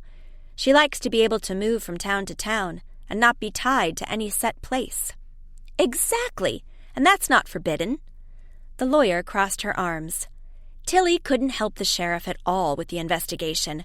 She worked at the shop and left, took the key back to your friend Hazel's mailbox, and then she slept in her van and came to the store for the opening of the exhibit. How did she come to the store? Delta asked. Sorry? She left the van at the abandoned lot, where it was later recovered. How did she come to the store? And why didn't she just drive? She left the van on purpose. Weatherspoon knew what it looked like, and she didn't want him skulking about town and snatching something off it. So, if she assumed he might lurk during the opening of the exhibit, she didn't know he was already dead, Delta mused. Marjorie sighed. I think so, but the sheriff said she might have made it all up. Tilly says she came into town by bus, and she never saw her husband again after the short moments in the street, the day when she arrived in town. You were there, I understand, so you also saw that no violence took place. She never came near him, let alone stabbed him to death. Delta admitted that Tilly hadn't seemed violent when she had met the man in the raincoat on Maddox Street, but she had obviously been annoyed with his presence. He said to her there was too much at stake. Did she tell you why? Marjorie looked puzzled. No, but I guess the victim meant that his new life was at stake if she didn't give him some money. Delta wasn't sure Weatherspoon had meant it that way, but didn't argue. Tilly had apparently not shared fully with her lawyer. On to more pressing issues. She confirmed she didn't meet him later in the day? She did, and I believe her. Delta nodded. So her case is looking good. I wouldn't say good. The sheriff really doesn't have any other suspects. Seems the victim traveled alone and had no dealings with anyone in town. I mean, Weatherspoon might have been here to do another con, but we can't ascertain that he actually took anyone's money. At least, there were no charges filed. Staff at the motel saw or heard nothing relevant. The only connection the sheriff has is the one to Tilly. So he's holding her at the station for the time being, looking to get even more. There are continued searches for fingerprints and DNA at several sites. The lawyer pursed her lips as if she considered Sheriff West rather reticent with his information. I told him in return that I expect my client to be released before nightfall, unless he can come up with something substantial to charge her with, of course. Did Tilly say anything to you in private that can help? She wasn't very forthcoming. She wanted to know how her dog was, and that was about it. I showed her the photo Mrs. Cassidy sent me, and she brightened a bit, even saying she'd be hugging him soon. I didn't have the idea that the reality of her situation had sunken in yet. Denial?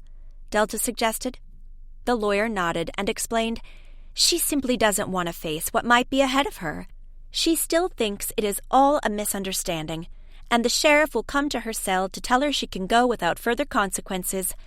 But I'm telling you that even if he has to release her because he has nothing to hold her on for the moment, he will still consider her a suspect and prevent her from leaving town. Only finding another viable suspect can really give us a break." Their pancakes appeared, and they ate in silence for a few minutes. Then the lawyer said, "Oh, there was a card left for me from a lady claiming to be Tilly Tay's sister. She wanted to talk to me. I'm not sure I should call her. I mean, Mrs. Cassidy is paying me, and I don't need to tell the relatives anything just yet. Besides, Tilly mentioned to me that she didn't want any interference from her family." Delta frowned. "Tilly said that to you? But you only saw the card left for you after you saw Tilly. Did you go back to tell her her sister was in town?" "No. She knew. I guess they had already been in touch before the exhibit." Marjorie shrugged. "How do you know Tilly's sister?" "I talked to her at the station. Seems she rushed out to help Tilly when she heard about her being in trouble." "But she was staying in town already, right, with her horse?" "With her horse?" Delta echoed. "Yes. The deputy who gave me the card said that the lady mentioned staying at the Lodge Hotel because it has a facility where guests can bring and stable their own horses. She's a keen rider." "How coincidental." Delta frowned. Her sister staying here for her horseback riding, and then Tilly coming to town to exhibit here? Tilly's husband also showing up and getting murdered? Tabitha claimed she hasn't seen him in years, but she could be lying. What if Weatherspoon knew she was in town and approached her? It would certainly make more sense to try and get money off someone who vacations with her horse than off Tilly, who barely owns anything. "I just mentioned being low on other suspects," Marjorie said, dipping her fork into the chocolate sauce on her pancake. "But I doubt my client would want to shift suspicion to her own sister, even if they're not that close." Delta wrote beside Tabitha in the case file, "When did she let Tilly know she was in town? And did she know Weatherspoon was here as well before he died?" Was this seemingly concerned sister truly worried about Tilly, or did she have another reason for being here? Her phone beeped, and she pulled it up and checked the screen. Mrs. Cassidy messaged, "I had a good night except for the moment where I was suddenly certain I had seen the light. I ran downstairs and fell down to my knees to check the dog bed Buddy came with. I was certain there were valuables hidden inside that the perp who came to my home had been looking for. Remember he ransacked the van and didn't find what he was looking for? What if he didn't check the dog bed and then later thought he should have and came to my house? All the volunteers at the museum knew we looked for Buddy there, and he was later brought to my house with his things. If that got around, the person who ransacked the van might also have heard about it." Delta's mind raced to process Mrs. Cassidy's reasoning. Would a person from out of town have been in the loop with local gossip about a missing dog at the gold mining museum? Mrs. Cassidy's message continued to say, "To my chagrin, I felt nothing solid hidden in the bed. I checked from all sides, but no luck. Buddy seemed okay with my inspection, even licking my hands as I was at it. I can report that the bed holds nothing I can feel from the outside. There could be a piece of paper in the bed, maybe, a check or other document, but I don't want to take the whole thing apart to prove a rather tenuous point. So I guess I have to accept that I was wrong. I took myself to bed again, quite remorseful that I have become so sensationalist." Delta laughed out loud and typed a reply. "You were only careful and have excluded a possibility. Thanks for checking. Now we know neither Buddy or his things have a special value someone might be after. That's a relief. You should be safe now." Mrs. Cassidy replied that she would call the alarm company anyway. The lawyer checked her watch. "Thanks for the breakfast, but I have to run. Other clients to attend to. Keep me posted if new developments reach you before they reach the sheriff. I have the impression you are well informed." She nodded at the phone that beeped again. Delta flushed and waved goodbye to the lawyer. The pancake breakfast had been super helpful. The idea that Bob Weatherspoon might have approached Tabitha Tay Vanderhurst to get funds was certainly worth a closer look. Chapter 12. As the Paper Posse seemed intent on studying the Tilly Tay case from all angles, going as far as getting up in the middle of the night to search a dog bed for valuables. Delta felt she should involve them as much as she could. So she shared that Tilly's sister Tabitha had come to town and asked whether anyone knew anything about her. As she typed it, she realized that it would be hard for her friends to know the woman, since she hadn't even described how she looked. But immediately, Bessie Ryder of Bessie's Boutique reported, "She was in my shop the other day.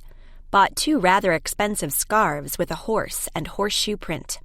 She also asked about out-of-stock dresses that she wanted delivered in the next few days while she stayed at the Lodge Hotel with her husband. She had stayed there before, she said, and really loved how authentic it was. I hope I can really make a few sales while she's in town." "How wonderful for you," Delta responded, knowing that all shops ached for customers this time of year, and especially the kind of customer that had money to spend. "Did she mention anything about Tilly?" Bessie replied, "When she gave me her name, I asked whether she happened to be related to the Montana artist. She said, a little reluctantly, that it was her sister. I can imagine that a woman of her position isn't too keen on admitting she has a sister who drives around and lives in an old van. I'm not in favor of any kind of snobbery, but, well, people tend to be a bit judgmental. I mean, her friends and relations may be." "But she was at the police station wanting to talk to Tilly," Delta wrote. "That is odd if she doesn't want to be associated with her. I mean, she doesn't want people to know she's the sister of a woman who lives out of a van, but she does want people to know that she's the sister of a suspected murderer. She told the police she is. She didn't advertise it in the Tundish Trader," Jane commented reasonably. "Well, if Sven Leduc gets wind of it, it will be in the Trader, on the front page." Rattlesnake Rita added plenty of exclamation points and wide-eyed emojis. Delta sighed. That was true enough, of course.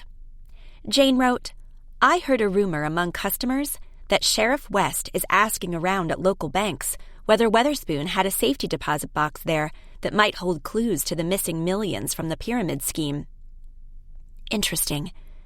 Delta stared at her case file, her gaze flitting from the ransacked van to Buddy on his dog bed to the words "missing millions" connected to the pyramid scheme. A new suggestion came to mind. What if whoever had killed Bob was after the money and thought Tilly had it? "Do you want more coffee?" the waitress asked. Delta had almost forgotten she was still at Mine Forever, poring over the Paper Posse's messages after the lawyer had left. No, I'd better be going." She quickly shut her case file. "I'm sorry the exhibition is now a bit tainted," the woman confided. It wasn't the waitress Delta had talked to on several occasions, but an older woman, with gray curls held back with a black studded headband. Her name tag read Grace. She said, "I love how it all turned out. I even posted on social media to invite people to come on over to Tundish to see it. There are special groups for fans of miniatures, you know." "Thanks for promoting it," Delta said, pocketing her case file and pulling out her wallet to pay for the meal. "I do hope the confusion surrounding Tilly Tay will be cleared up soon. I'm sure the sheriff arrested the wrong person." "That could be," Grace nodded. "I heard that the victim was seen arguing with a younger man that same night." "Oh, really?" Delta perked up. "What young man? Another motel guest?" "Hard to tell. The son of a friend of mine has an odd job there doing dishes, and he ran across the pair of them when he took out the trash. They were ready to come to blows, he said." "Did he tell the police?" Delta asked, her breath catching. Perhaps another viable suspect for Marjorie Brenning was just within reach. "I don't know. I bet West has been to the motel to question the regular staff, not some teen who only works a few hours a night." "Then the boy should go to the police himself," Delta urged. "His testimony can really help." "He doesn't particularly like West after the good sheriff caught him drinking while underage. Besides, what does he actually know?" Grace spread her hands in a helpless gesture. "He can't identify the other guy. He only glanced at them and then went about his own business." "Still, I think it would be good if West knew about this. Can't you persuade your friend's son to tell the police?" Grace pursed her lips. I can try, but I can't guarantee he will listen to me. Could you ask your friend, then? He'll listen to his mother. The woman held back her head and laughed, her curls shaking. At that age, he doesn't listen to his mother about anything. So why would he about this? But I can see this is important to you with Tilly Tay being accused and all, so I'll do my very best. Deal? Thanks so much. Delta tipped her and went out, standing in the street a moment, breathing the November air. The chill of winter coming was detectable, but the sun was trying its hardest to warm the pavement and give a glow to the authentic wooden storefronts. Delta let her gaze wander and realized how at home she felt in this little town. A year ago, living in the big city, she would never have believed she could fit into a small-town community. She might have even thought she'd feel bored and alone if removed from all the bustle and the ready opportunities to pop into art galleries and attend concerts. But here, life was full of new adventures as well. She loved outdoor activities, if only a walk or a ride on her mountain bike, and the great sights all around fueled her creativity. She was currently designing a notebook idea with mountains and wild animals on it. She might not have trusted herself earlier to draw a deer well, but having had the chance now to see animals up close and how they behaved in their environment, she felt more confident. Still, she needed Jonas's input. He could tell her where to erase a bit or add some bulk. It would be a sort of joint venture, even if he didn't know it. Delta caught herself smiling at the idea, but the corners of her mouth sagged again when she remembered Paula. Even if Jonas regarded the pretty brunette merely as a friend, it proved that he was friendly with more women than just her, and his attitude could be the same to all. How would she know? She wasn't there when he went to dinner with others. It stung, and she hurriedly crossed to Wanted to get her mind off Jonas. Hazel greeted her briefly as she served a mother and 2 daughters buying watercolor supplies. A family with young children were admiring Tundish in the display. "Daddy," the little boy asked, "why is that man lying on his face?" Delta feared he meant the dead prospector, and quickly said, "Well, they were all looking for gold, and if they found some, others wanted it, and sometimes got into a fight over it. Do you want to see the scales they used to weigh the gold? And maybe a real nugget?" The little boy nodded eagerly, and she directed the group into one of the old cells where they had a bit more information on the gold rush. The mother bought a set of gel pens and some washi tape for a scrapbooking friend by way of payment for the fun tour, as she put it with a wink. The family left smiling, the kids asking for ice cream, which was denied because of the cold. Hazel had served her customers and said to Delta, "I remember always asking for ice cream. Didn't matter to me what time of year it was. You?" Delta grinned. "I'd love some right now. Too bad we haven't got a freezer in our pantry."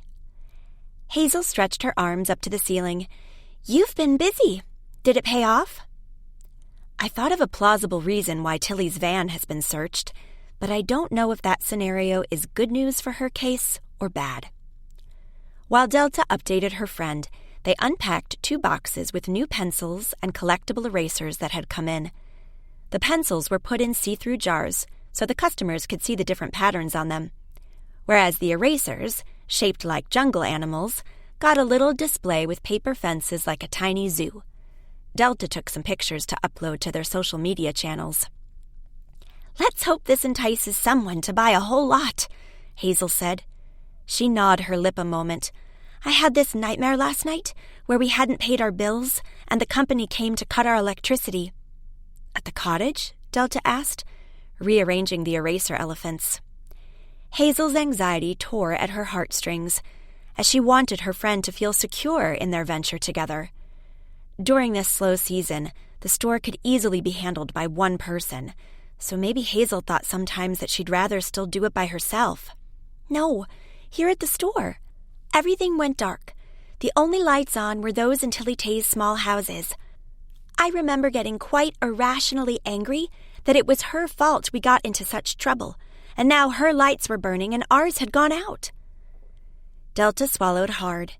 She wondered a moment if maybe Hazel wasn't blaming just Tilly, but her also, for inviting the woman to the shop. She wanted to ask something to gauge Hazel's feelings, but Hazel was already saying, "We should give some of the Christmas items a more prominent place. People are really getting ready to write their cards, and we should be there to offer them all the pens, paper, and stickers they need to make theirs extra memorable." "Yes, Gran will also want to send some," Delta said. "I should ask her to come have a look here before all the good stuff is sold out."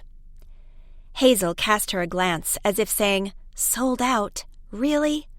But she only said, "The oddest thing happened while you were away." She removed herself a few paces and studied the pencil display. This woman came in. I don't think I've ever served her before, but then she didn't stand out. 40-ish, short brown hair, sportily dressed. She could have been here before and I just don't recall, but she asked for you, and when I said you weren't here, she looked about her and whispered she might as well tell me. I felt like I should know her. I mean, you don't talk like that to a stranger, do you? I don't think so. Delta's heart skipped a beat. The woman's behavior sounded rather mysterious. What could this be about? Hazel said, "She said your Gran was in danger." "In danger?" Delta echoed. She knocked over the 2 eraser pandas she had just put up. How did she mean that? I asked the same thing. I was, of course, very surprised that she would put it that way. Hazel brushed a lock of hair from her face and continued. She said she did cleaning for elderly people around the area, and that she had noticed several of her clients being very cheerful suddenly. They had met a charming man who took them out and... Oh no, Major George Buckmore. Delta's knees filled with jelly. A stab of guilt shot through her that she hadn't acted as soon as she knew of his existence, asking Jonas to look into him. You couldn't be careful enough these days. Hazel was explaining what the woman had said. He gives them flowers and bonbons and woos them the old-fashioned way, and they eat it up. She thinks he's after their money. Then she should tell the police. Delta felt anger rush through her veins at her own lack of action, but also at this woman's choice to come gossip about it at Wanted, instead of taking it to the proper authorities. "Oh, but she did," Hazel said with wide eyes. "But the deputy told her they can't do anything as long as there is no criminal activity. I mean, he has to do something first, like ask them for money or steal from their homes before they can act against him. Until then, their hands are tied." I see. Delta was in no mood to appreciate that the police wanted proof. Right now it felt like they were letting down her grandmother and other vulnerable elderly people by allowing this man to do whatever he wanted. And these women she mentioned, the ladies on the receiving end of his attentions, have they already experienced anything suspicious? If there's a clear instance of deception, I can use it to warn Gran. Not to my knowledge, but she was eager to get away from the shop. She said she wanted to warn you, but in case people asked, we didn't hear it from her, because she doesn't want to lose her job cleaning at their homes. Well, we can't tell anyone we heard it from her, as we have no idea who she actually is. Or did she give you a name? Hazel shook her head with a rueful expression. I was too surprised to ask for one, sorry. She hung her head. I already felt stupid about lending the key to Tilly Tay, and now this. You must be mad at me. Of course I'm not mad at you. Delta went over and pretended to want to shake her friend by the shoulders in mock rebuke, but instead she grabbed them and looked her in the eye. Are you mad at me? At you? Hazel seemed puzzled. You weren't here when the woman came in. You would have asked smart questions. I always think of those too late, after the fact. Hazel grimaced. I could only think that if you had been here, it would have worked out much better. But I'm feeling lousy about asking Tilly over. I thought you were mad at me because of that, inviting someone who's a murder suspect now. Just because West hasn't looked beyond her. There must be other suspects. I do admit, Tilly has been reticent about a lot of things, but she is married to a convicted con man.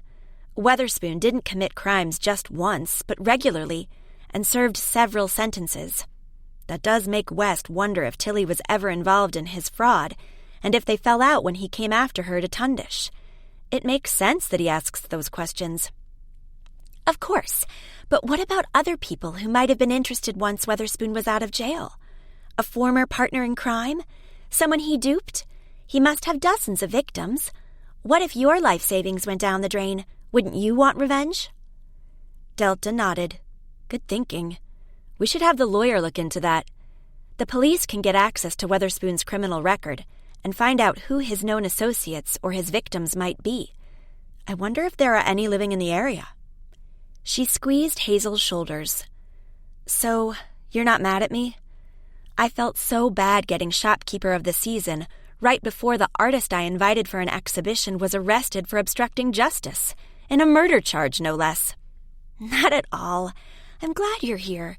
You're fantastic with all that social media stuff. I never got it set up properly. But since you're taking care of it, we've got hundreds more followers. From all over the country, even internationally. And I love your gran, which is why that woman's visit and her accusations against Buckmore rattled me. What if some mean-spirited man who takes advantage of little old ladies is now after her? Gran can take care of herself, Delta said, more positively than she felt inside. If she knew other victims, they'd get together for sure and find a way to draw him into a trap. Hey, that's an idea. Hazel pointed a finger at her. What if we try to lure Major George Buckmore into a trap? We can make it super easy for him to steal something. We invite him over and have money lying around, or a valuable necklace or some other thing. We can see what he does. Invite him over? Delta repeated. You mean to our place? Yes, we cook a special dinner and invite both your gran and him. Delta hesitated. If he preys on old ladies, he won't steal from us. You don't know that. He might take any opportunity. We can also invite some others, so it's extra busy, and there are distractions. Ray and Jonas will be with 6 people. How about that? And if he does take the bait, Jonas can arrest him. He knows how that works. Delta was still doubtful. Shouldn't we find out if there is truth to this woman's story? She warned us for a good reason. She's concerned about the vulnerable old people she cares for.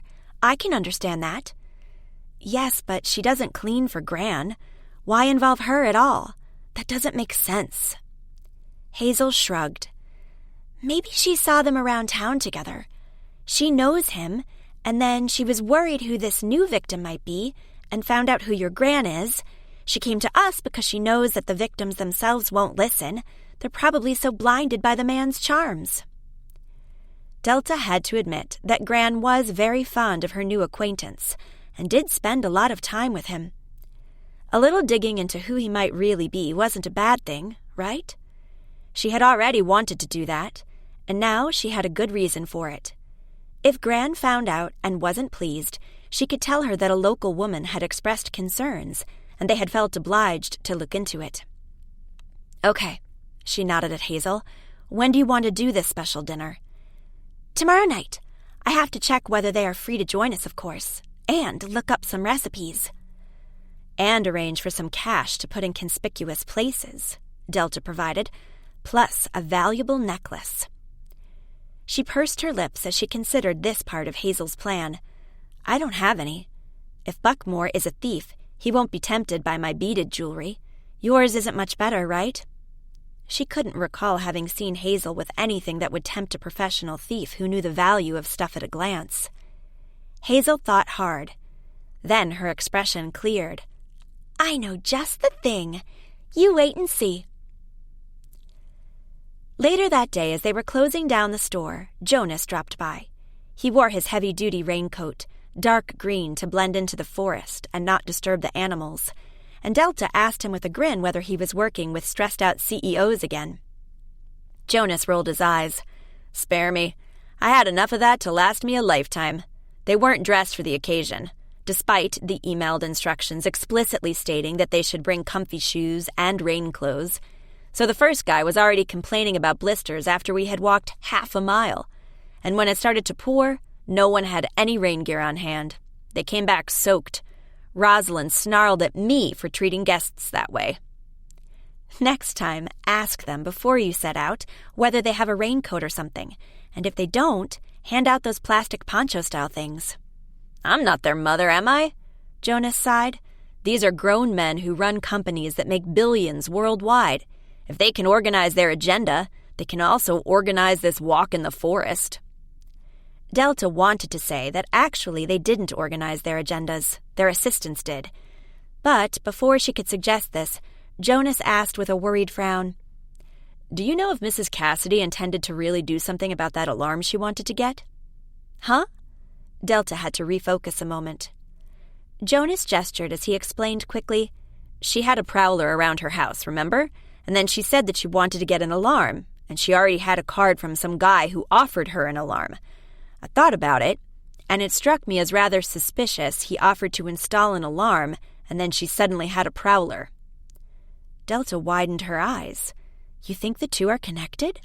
"That's possible." "She did mention wanting to do something about it today." Jonas nodded.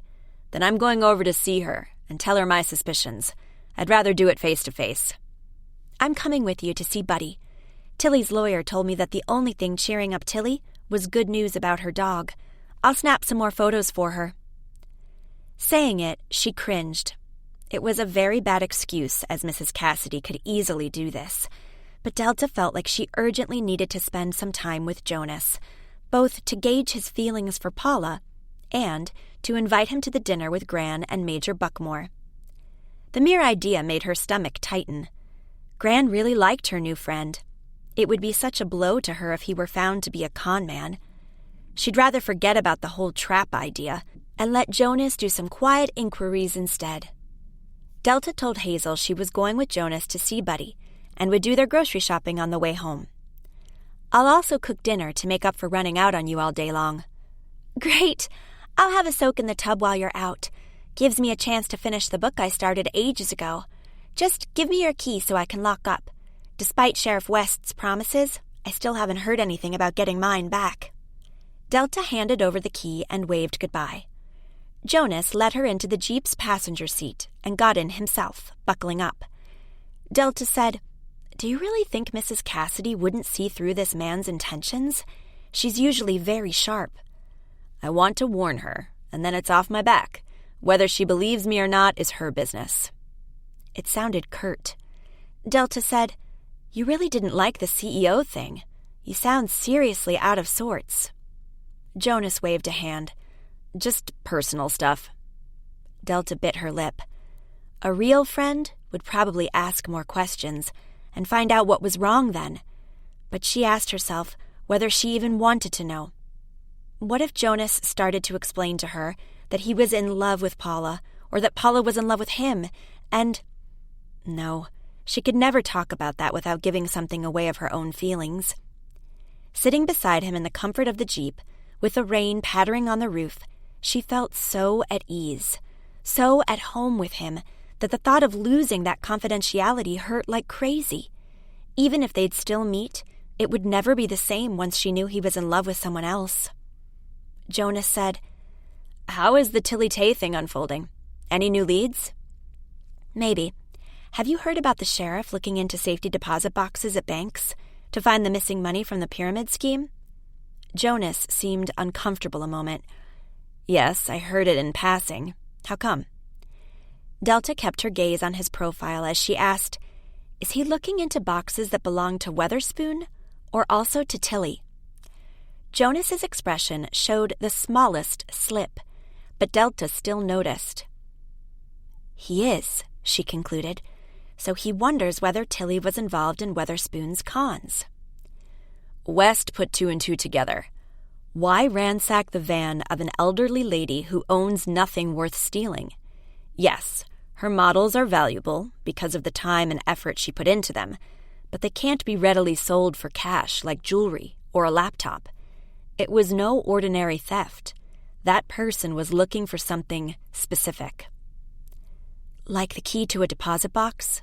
Delta asked. "For instance." He nodded. "I have an idea who the intruder might have been." Delta told Jonas about the information the friendly waitress at Mine Forever had given her that morning concerning the man Weatherspoon had argued with at the motel before he had died. Jonas huffed. "That is a very vague statement.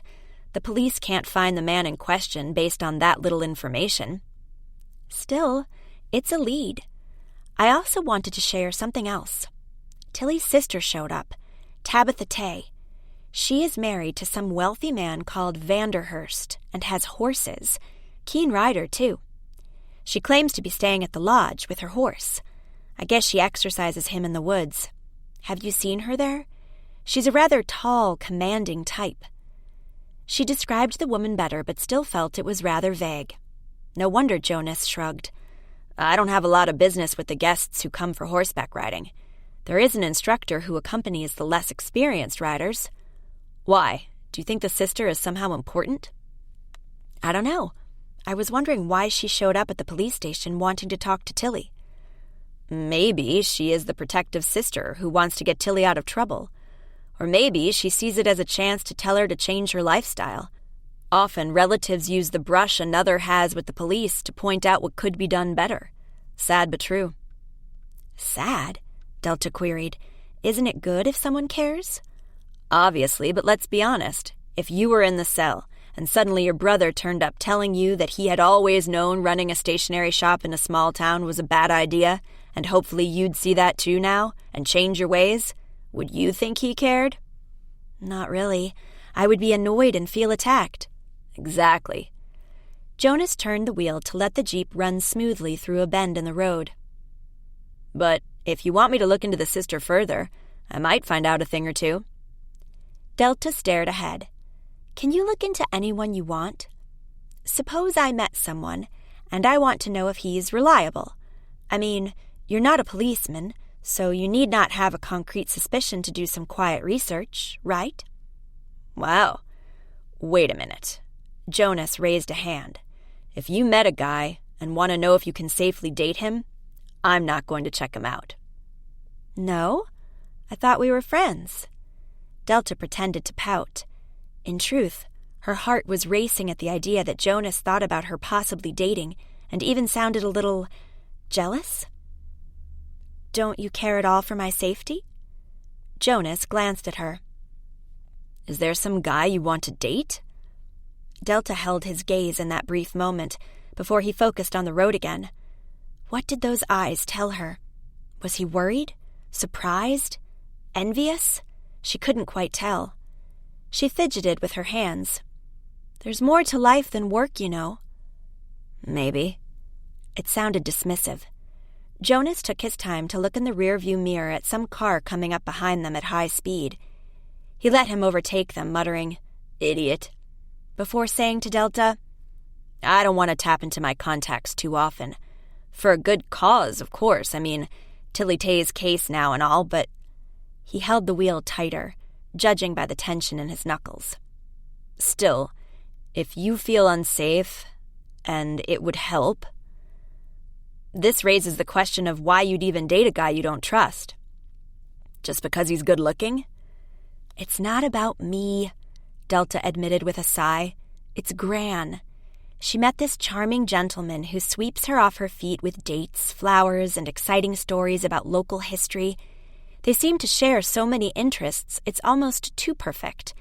I like him, I honestly do.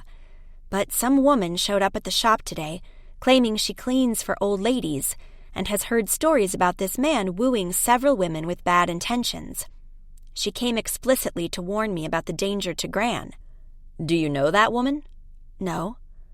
Odd then, don't you think? Why her concern? She's mainly concerned for her own clients, I gathered, and the police aren't doing a thing, as they claim nothing criminal has happened yet. Which is true. If there had been any charges, they'd look into it, I'm sure. Of course, Delta nodded, but Hazel, who talked to the woman while I was away to look into Tilly's case, is now certain we have to do something to find out more about the intentions of Major George Buckmore, and she is setting up a trap. Trap? Jonas echoed, with a worried look at Delta. It's a dinner, for Gran and the Major, Hazel and Ray, and you and me. She didn't dare look at him as she said it. Hazel thinks that if there's $100 around, he will steal it, and you can catch him red-handed. That's not how it works. Con men like that don't typically act when there are others around. I told her that, but she says it will work. I think she feels somehow guilty about lending the key to Tilly Tay that gave her and the killer access to the shop. And now she wants to make up by exposing this supposed threat to Gran. She means well, and I do want to know what he's about. But I'm not too sure about this particular plan. I'd say, don't do it, Jonas said. He drove into Mrs. Cassidy's driveway and parked the Jeep behind an unobtrusive beige car. Know whose that is? He asked Delta. She shook her head. Not a clue. Let's have a look. Jonas got out and Delta followed him around the house. At the back door, which stood ajar, they heard voices inside. Mrs. Cassidy said, "I do appreciate you can do it on such short notice." "I hope it will make you sleep better," a male voice said. Jonas looked at Delta, then knocked, pushed the door open, and stepped in. In the kitchen, they found Mrs. Cassidy and a man attaching a small black device to her kitchen window. "Hello," Mrs. Cassidy said, startled by the sudden intrusion. "I didn't hear you until you were already inside." "We wanted to tell you some good news," Delta enthused, to explain for their rather rude behavior. "But you have company, so it can wait." She kept smiling widely. Mrs. Cassidy gave her a curious once-over and said to the man, "You can take care of this, Mr. Criggs. I will take my visitors into the living room then." She led the way, Buddy coming to jump at them and bark. Nugget sat in her basket, looking too dignified to join in this overexcited greeting ritual. Mrs. Cassidy clapped her hands together and said, "What is it?" Jonas lowered his voice and asked, "Is this the man who left you a card in case you wanted an alarm?" "Yes, I feel quite silly now. I told him explicitly when he was here first that I don't need it or want it." Mrs. Cassidy flushed, "but now I asked him to come, and he made space in his schedule especially for me. I do feel that I should pay him extra for his service." "Not necessarily." Jonas informed her, still speaking low, of his suspicions. Mrs. Cassidy's eyes went wide. "You mean that he urges people to get an alarm, and then after they decline, he breaks in? No, that can't be right. The intruder here was after Buddy." "We thought so," Delta said, "because of Tilly's van and all, and you happening to be the one who accepted the dog into your home. But the two things might not be related. He," she gestured in the direction of the kitchen, "could be the very person who—" Mrs. Cassidy shook her head. "I would never have thought of it, especially because I'm so distracted by Buddy's presence, Nugget feeling ignored, and all the talk in town about the shop." "The shop?" Delta pounced. "You mean our shop? Wanted?" "I'm so sorry." Mrs. Cassidy looked dejected. "I hadn't meant to tell you." "What is it?" Delta urged her with a hand on her arm. "Come on, you can tell me." "You might as well. She'll hear it anyway through the grapevine." Jonas supported her. Mrs. Cassidy took a deep breath. "The shopkeepers aren't happy. I advised them strongly to give Shopkeeper of the Season to you and Hazel. They feel like it's now a stain on their group and the town, with the murder having happened and being connected to Wanted. I tried to explain to them how silly that is, but they aren't easily swayed." "I can give it back," Delta offered, but Jonas held up a hand. "Not so quickly. If Tilly turns out to be innocent, it was just false suspicions. You shouldn't have to hand back an honor you fully earned." Delta blushed under his praise. Mrs. Cassidy nodded firmly. "My ideas exactly. But this unpleasantness does gnaw at my nerves." "You're right." Delta rubbed her palms together.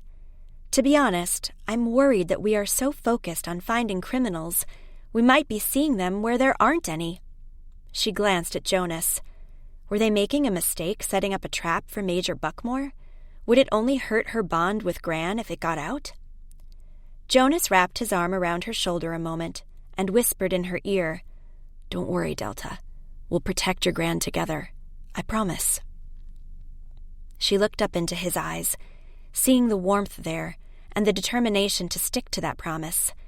For a brief moment, she felt totally protected, safe, in place. "Excuse me." The man popped his head around the entry. "I can't back up. There's a Jeep behind my vehicle." "I'll move it," Jonas said. He left the room.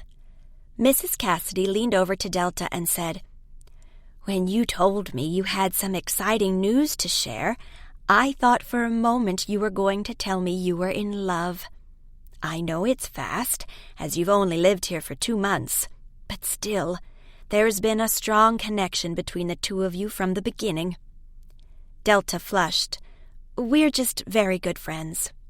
Mrs. Cassidy said, "Feelings are nothing to be ashamed of." "I'm not ashamed of what I—" Delta bit back the rest. She didn't feel like explaining how complicated all of this was. "Like you just said, I've only lived here for 2 months. You can't really know someone in so short a while."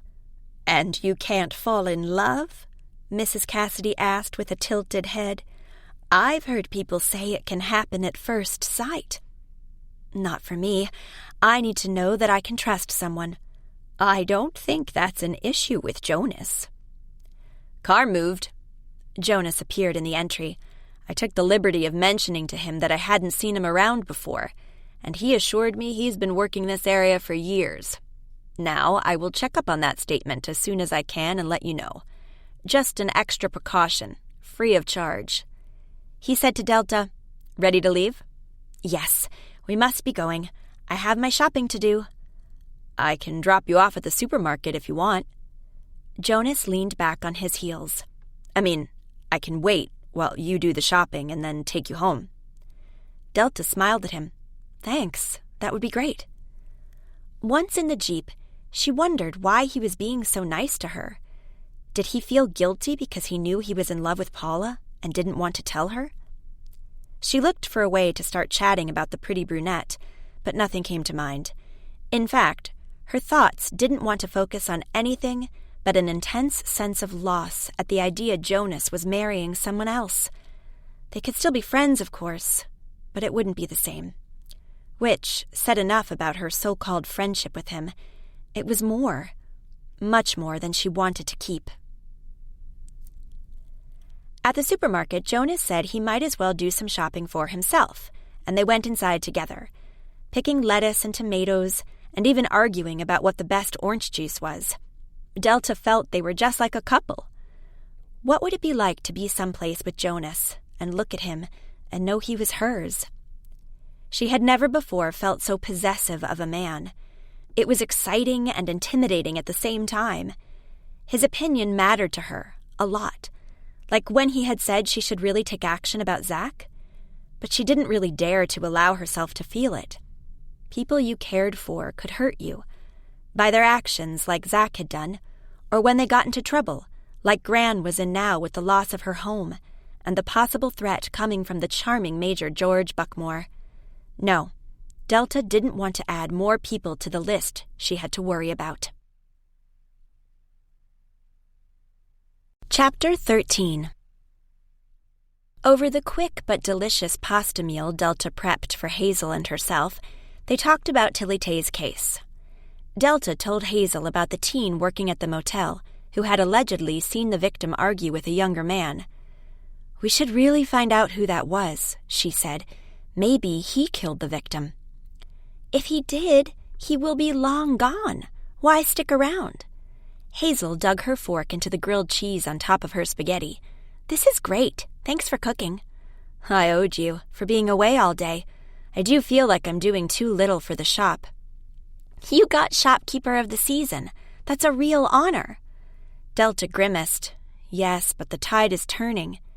She told Hazel about what Mrs. Cassidy had reluctantly revealed to her and Jonas. Hazel sighed. "I hope no one throws another rock through our store window." To cheer her up, Delta said, "Let's make some plans for workshops we can do in January and February."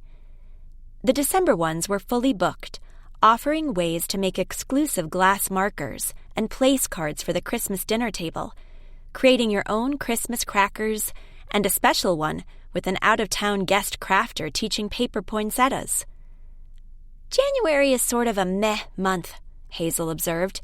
"The festivities are over, the weather is usually kind of gray, you don't have a lot of money to spend." Maybe we should build on that. Teach people how to make a budgeting planner for the new year.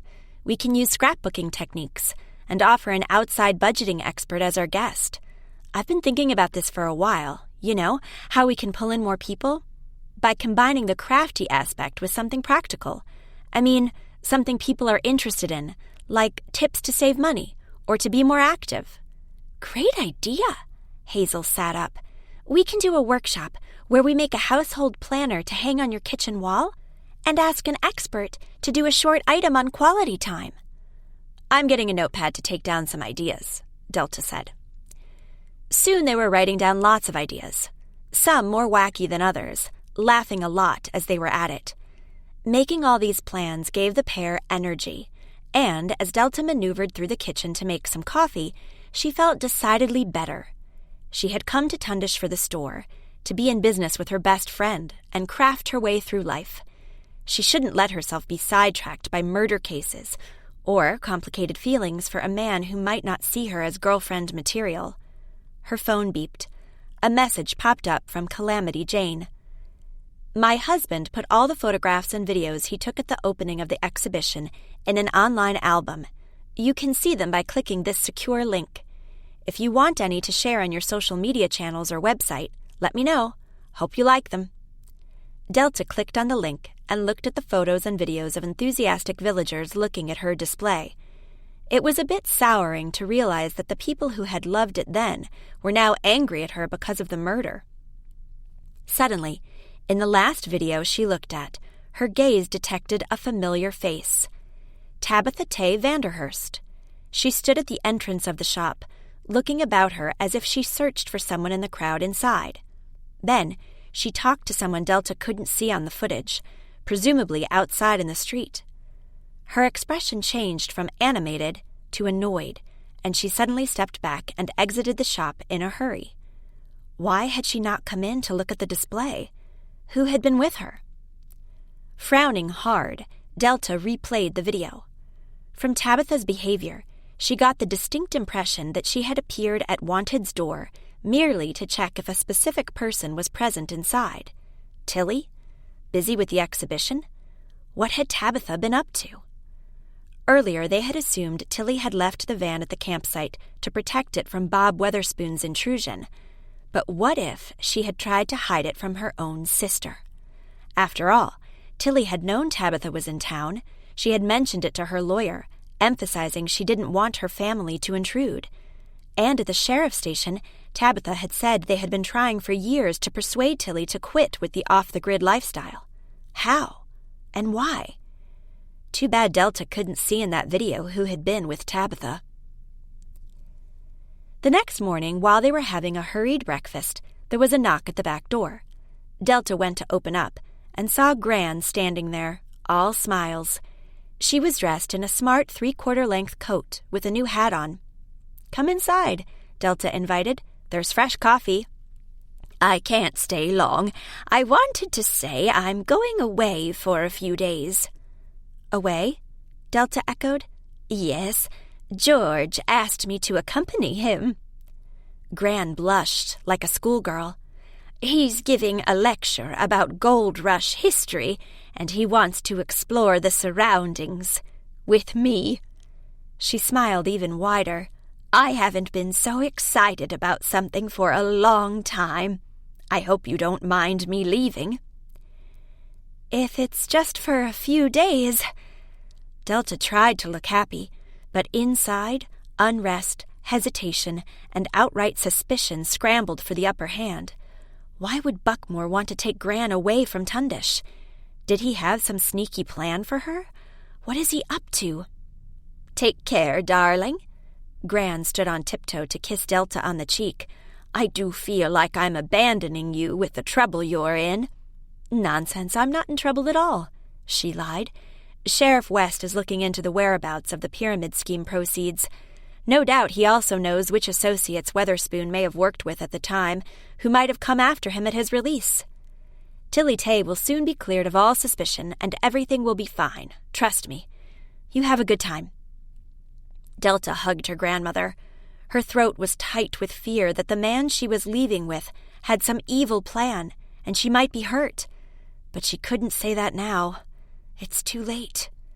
Gran stepped back. "I'll call you." "You do that."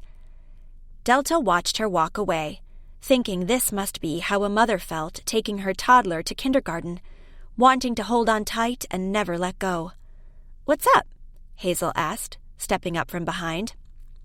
"Gran is going out of town for a few days with Major Buckmore." "What? How about my plan for the dinner where—" Hazel touched Delta's arm. "The guy could have something sinister up his sleeve." "I know, but I could hardly ask her if he's a con man. She adores him." She might be in love with him. Hadn't Mrs. Cassidy said the other day that people fell in love at first sight? And this man was so charming, with his flowers and his fun ideas. Delta felt lightheaded and went back into the kitchen to sit down. She clenched her hands together. "I'll call Jonas and discuss it with him. Where is my phone?" Hazel looked about her. "It must still be upstairs. I'll get it." She ran from the room. Delta sat, breathing deeply. She didn't want to jump to conclusions, but she couldn't control the panic swirling inside. Gran was the dearest relative she had in the world. She was closer with her than with her own parents. If something happened to her... Buckmore isn't taking her to the South Pole, she admonished herself. It's just a small trip, and they will be back soon. You can call her. You can check whether they arrived safely at the location. Wait a minute. Gran hadn't said where they were going, and Delta hadn't asked. The cold feeling inside intensified.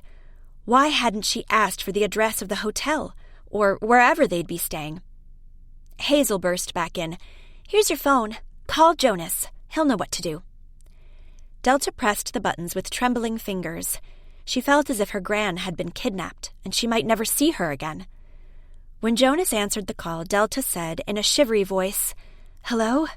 It's me. Gran was here a minute ago." "Is something wrong?" he cut in. "You sound upset." "She's fine, but she told me she's going away for a few days with a new friend she made, the guy I told you about, the one whom the woman in the stationery shop warned us about." Jonas was silent for a moment. "You think he has some plan for this trip?" "I don't know. Maybe." "Did you tell your grandmother about—" "No, of course you didn't. You wouldn't have wanted to hurt her feelings if you weren't sure the allegations were true." "I wanted to check him out better," Delta said, her voice strangled with tears. "I didn't know I wouldn't have the time to do so." "Calm down." Jonas sounded softer, as if he was moving closer to her. She could feel his arm around her shoulders again. "We can still make sure he doesn't mean her harm. Where are they going?" "I don't know. That's the stupid—" Delta swallowed hard. A tear ran down her cheek. "I didn't ask. I was so taken off guard by her appearance and news that—" "No problem. We can find them." Delta rubbed away the tear with an impatient gesture. "I do know something. He is giving a lecture about the gold rush. Maybe you can find out online where that is." "Perfect. I'll call you back as soon as I know more and made a plan to ensure she's safe. Take care." Jonas disconnected. Delta took a deep breath. "I feel so silly." "Because you cried?" Hazel asked. "Maybe Jonas won't mind seeing a softer side to you." "How do you mean?" "Well, you're always so self-assured and independent. Maybe he thinks you don't need him at all." "What?" Delta's jaw sagged. She always viewed Jonas as the independent one who didn't need her. Did he feel the same way?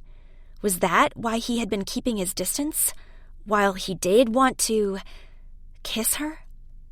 "This really isn't the time to think about that," she admonished herself. "I must focus on Gran." As she thought it, her phone rang. She almost dropped it and accepted the call with a pounding heart. A male voice said, "Is this Delta Douglas? Are you arranging for the defense of Tilly Tay?" "Yes, well, more or less." Delta hesitated.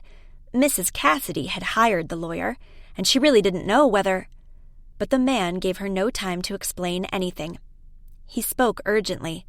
"We must meet. I have important information for you that can clear her. but I don't want to come to your house or your store.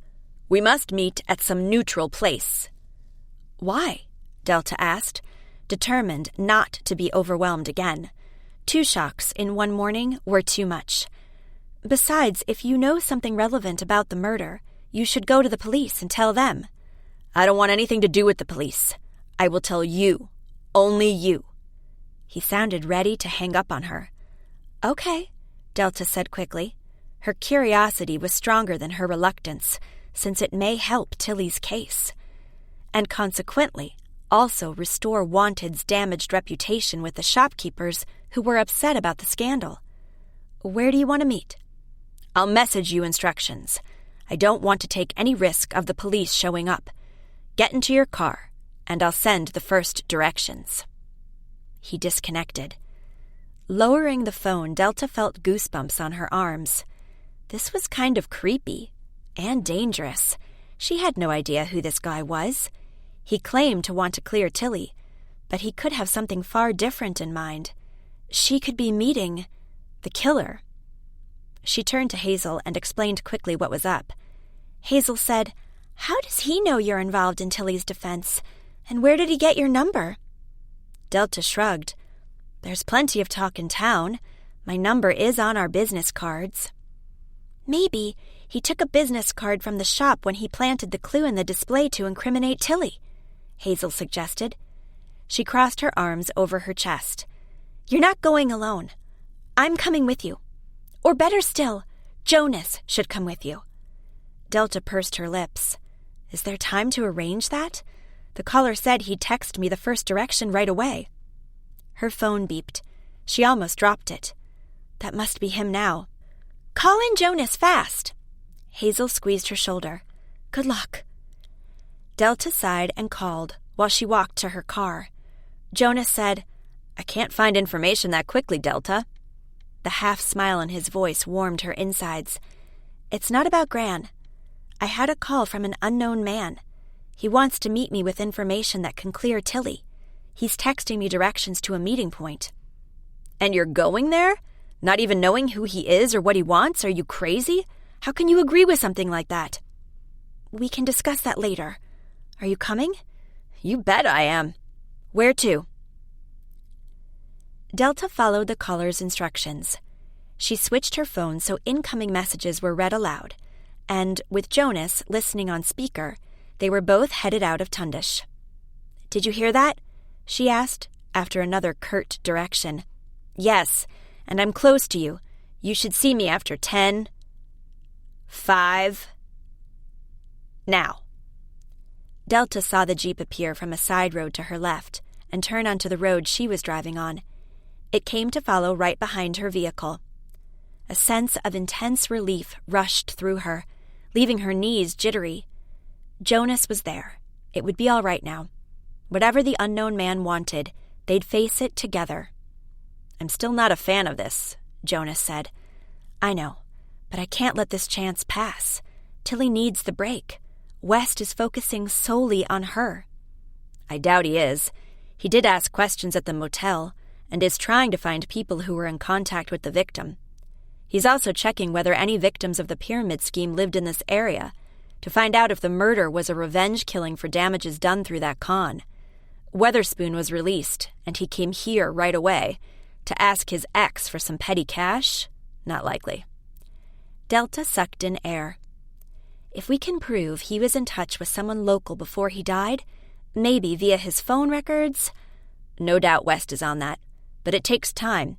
He doesn't get calls offering him information on a silver platter. Don't be so cynical. Think about it. Why would this guy offer it to you? Who is he? What can he know? Maybe it's the son of the woman Grace, the waitress at Mine Forever, knew, remember? The one who worked at the motel the night of the murder? He saw the victim arguing with another man.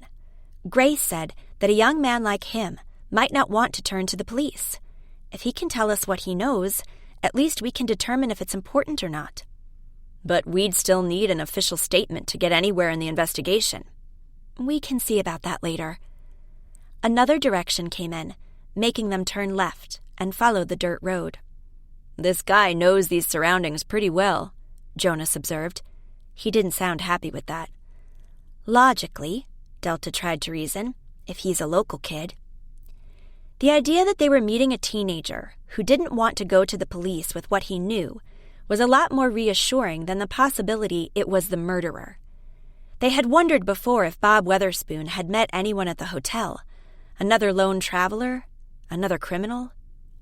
Finally, the caller demanded her to turn into a half-gravel parking lot in the forest where several walking routes began. A large sign gave a map of the area and the routes, while a picnic bench offered a place to eat a bite. A mountain bike stood leaning against it. There was no one in sight. Delta got out and stretched her tight shoulder muscles, taking in the surroundings quickly. It was a beautiful place if you came here for some downtime, but when meeting with someone about a murder case, the remote location and the sound of the last leaves rustling on the trees carried a sinister edge. Jonas came over and stood beside her. I don't think he's here. He's probably observing from another spot. Delta's phone rang. It was still in the car, and she rushed to get it. The caller said, "You are not alone." It sounded on edge, but not vicious. She swallowed before answering, "I was worried about the remote location." "You didn't know it would be a remote location." "I could guess, else you'd come to the store to talk to me." "Who is the guy?" Her mind racing, Delta took a deep breath. She could tell him Jonas was a wildlife guide, but the association with official rangers might spook him. She said, "He's my boyfriend." She didn't dare look in Jonas's direction to see if he was close enough to overhear, and if he was, what his reaction was. "I see. Did you tell him secrecy is key?" "Of course, and he agrees. He just wants to make sure I'm safe." "All right. Walk down the path marked with the red picket fence poles. I'll text the rest." Chapter 14. Delta lowered the phone and tried to look innocent as she turned to Jonas. The path with the red poles. Jonas said, "He must be able to see us." He turned his head slowly, scanning the area. "It's higher there." "Don't point or nod." Delta tried to maintain a neutral expression as she started to walk. "He wasn't happy I'm not alone." She refused to look at him as she added, "I had to call you my boyfriend to explain. It was the first logical thing to come to mind. I don't want to spook him." "All in the interest of the case?" There was tension in his voice she couldn't quite place. Was it about the situation they were in, or her impromptu lie? "It's more than the case. I mean, you are a very good friend, and I totally rely on you in this situation, so—" This isn't exactly making it better. But what could she say? That she wanted him to be her boyfriend? If he didn't share her feelings, she'd ruin their friendship, and she couldn't bear to think of that. Jonas's voice broke through her contemplation. "There's a wildlife observation point up ahead," he said. "Maybe he's there." Delta's legs felt rubbery, and her hands were trembling. She held them beside her, turned to fists to hide the shaking. She had been to an observation point before with Jonas, but that had been a real hut. This one was just a simple woven screen to hide the human presence. In the dense natural material were holes to see through. Scanning the construction, Delta suddenly saw a pair of eyes watching them through the hole. She sucked in air. "He's on the other side," Jonas said softly. "That is forbidden." "I don't think he'll care." Delta couldn't stop her voice from shivering. "He could be a killer." They came closer. Delta focused on those brown eyes peering at them. They were friendly enough, not the eyes of a madman, but then the other killers she had been confronted with had seemed like normal people at some point too. Jonas said, "That's close enough." He put his hand lightly on her arm to stop her. Delta felt his touch like a wave of warmth traveling through her arm straight into her chest, where it was icy cold. She drew a shaky breath. "Who are you?" The man behind the screen seemed to step back. "That's not relevant." "We are not here to cause trouble for you," Jonas said in a level voice. "We only want to know what you know to help a friend." Is Tilly Tay your friend?" It sounded incredulous. Delta rushed to say, "I invited her to my shop to show off her miniature display, so she's my responsibility at least. Besides, she's merely an artist with a van and a cute dog. She doesn't hurt a fly. I'm sorry she got into such trouble because of her problematic ex-husband." "Ex? Since when did they get divorced?" the man asked sharply. "You know something about them?" Jonas shot back. "I should know everything about them." It sounded wry. "So you weren't just another guest staying at the motel?" Delta tried. The man was silent for a moment. "Please don't walk away," Delta said. "We really need your help. Tilly didn't kill that man, I'm sure. Why would she?" "He was harassing her." The man sounded both certain and sad. Delta's breath caught. "You know about that?" If West found other witnesses to testify that Tilly had been pursued by the victim, it would strengthen her motive for murder. "Yes." There was a brief silence, and then he added, "He told me." "I see." Delta glanced at Jonas, at a loss with how to proceed.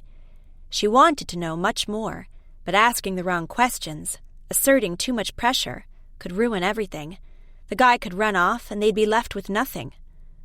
"What do you want to tell us?" Jonas asked. Delta felt a surge of relief that he took this approach. It gave the man space to share what he wanted, and nothing more, removing the pressure. The man said, "I'm sorry for what happened. I mean, not only the murder, but him harassing her. It was a bad idea. I told him so, but he wouldn't listen. He never listened to anything I said." Jonas stiffened, and Delta bet he was thinking the same thing she was. This man could have been an accomplice, someone working with the victim against Tilly. Was he the one who left the clue in the miniature display? "I told him on the day he died that he would only get into trouble if he pushed on with it, that he might end up behind bars again, but he didn't care. He was determined to do it. He said she owed him, that she had been free all those years to travel and make money while he had been locked up." "He blamed her for his imprisonment?" Jonas asked softly. "He blamed her for not standing up for him," the man sighed. "Tilly was happy when it all ended. The lies, the cheating, the hurting other people. When he went to jail, she was free of him." "Until he got out again," Delta said. "I told him not to go after her, but he insisted." "And you went with him?" "We met here, but I never participated in his games. I didn't see her." It sounded tense. "I can't see her now. It would be too painful for both of us." "So she knows you?" Jonas asked. "No." It sounded shocked. "And that has to stay that way." Delta could hear the man's rapid breathing. "If you push me," he warned, "I will walk away and not say any more." "We're not pushing you," Jonas assured him. "We just don't understand the situation. Please have a little patience with us." Delta didn't know if it was hard for him to take this accommodating approach, but whatever Jonas did feel, his soothing tone was very convincing. The man said, "I don't blame you for not understanding. It's all very weird and complicated. But I don't want her to suffer for what he did. It was all his fault. He had done his time, and he should have started over, but he couldn't. He blamed people and wanted to get even." "He wanted to hurt Tilly?" Jonas asked. "No, not physically. He wanted her help to get money." "But she didn't have any and told him so," Delta suggested. "It wasn't her money he was after," the man sighed. "He went to her van that night." "The night he died?" Jonas asked, with tension in his voice. "Yes." Jonas shot Delta a look. Tilly had assured her lawyer she had not met the victim again after the altercation on Maddox Street, when she had been moving her van.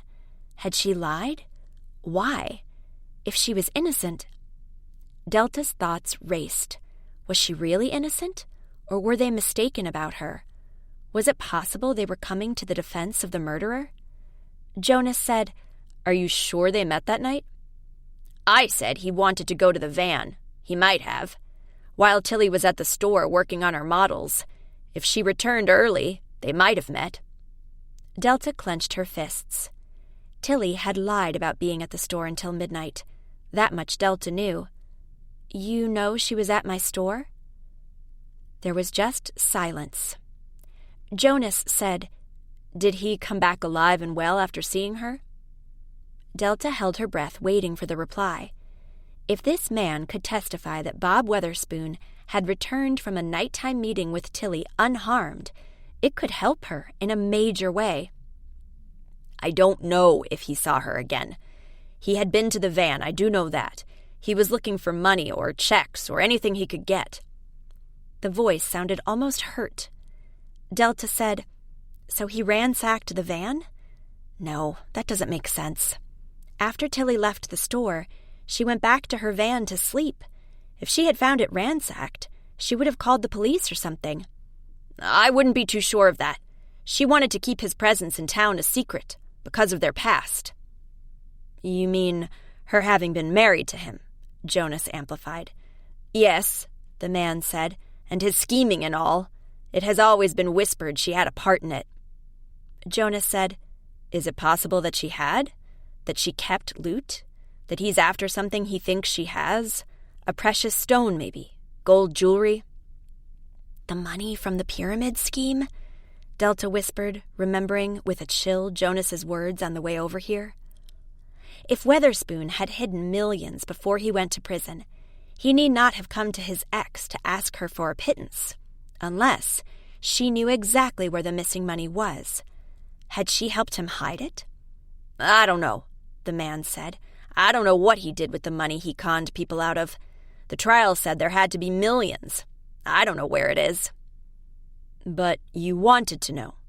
That is why you contacted him when he came out of jail, Jonas said, in a calm, conversational tone. He agreed to meet you here in Tundish to talk it over. He told you Tilly had it all, that he would get it back and then share with you.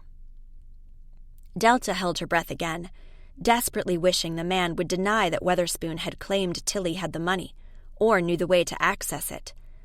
He wasn't the sharing kind. The man sounded bitter. Especially after he found out what I intended to do with it. Which is? Delta asked. A branch broke farther down the path. The man startled. What is that? Probably just a deer, Jonas said quickly. This area is full of them. No. His voice took on an angry note. You called the police anyway. They're here, closing in. I have to run. And in an instant, he was gone. They heard his footfalls race away. Jonas rushed around the screen, but it took him too long to get around it, and the man was already out of sight. Jonas came back to Delta with a sigh. There's no point in pursuing him. I can't arrest him without causing trouble for myself and for West. He'd be livid if his investigation was ruined because I interfered. We have to let him go. Delta exhaled. What bad timing with that branch. I had a feeling he was just about to tell us something really important. What did he plan to do with the money from the pyramid scheme? We'll never know. Jonas spread his hands in a gesture of surrender. But what he did tell us is very interesting. Was Tilly Tay a part of her husband's scheme? Did she keep money or goods for him while he was in prison? Did he come here to get them back? That would make a good reason to argue. And a powerful motive for murder, Delta added. She cast Jonas a worried look. I don't like at all where this is heading. I thought we were trying to gather evidence to clear her. We're looking into her case. In principle, to clear her, yes, but that doesn't mean we shouldn't look at all angles. We can't be 100% sure she's innocent. We hardly know her.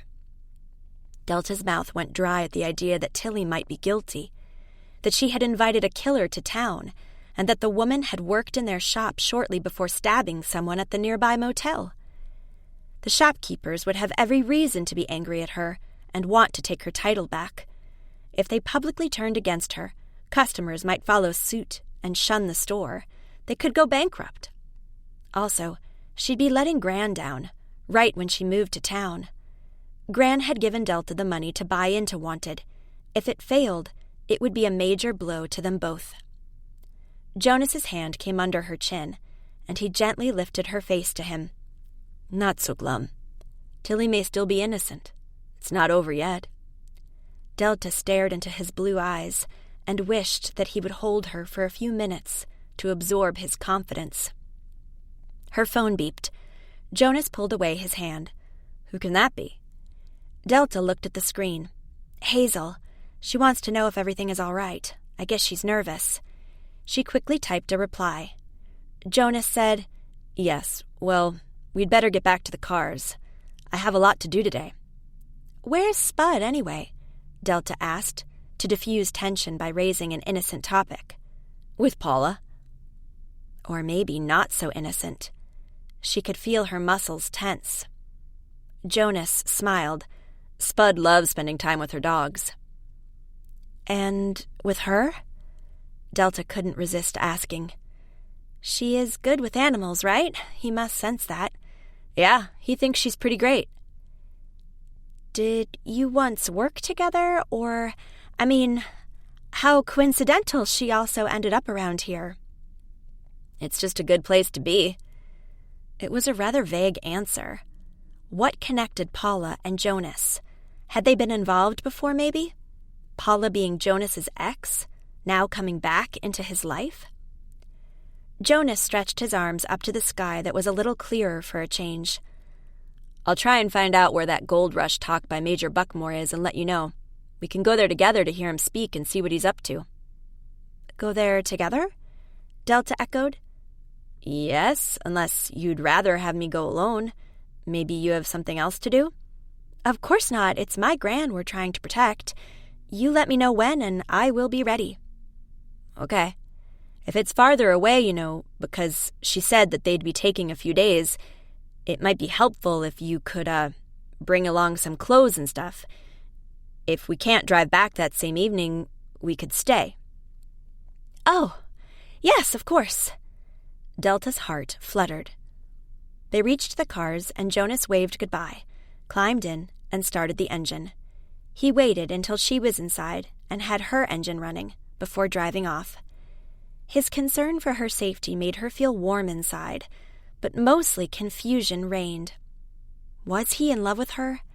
If they had some time to spend together, could she find out? Jonas did mean enough to her to take some risk, right? Delta nodded to herself firmly as she drove away from the parking lot. She'd do something about the uncertain situation with Jonas, one way or the other. For now, she should focus on the odd meeting in the forest and try to figure out what it might mean for Tilly's case. At the store, she found Hazel talking to an unknown man. He wore an expensive dark blue woolen overcoat and carried a newspaper under his arm. As Delta entered, he turned to her, and Hazel introduced them.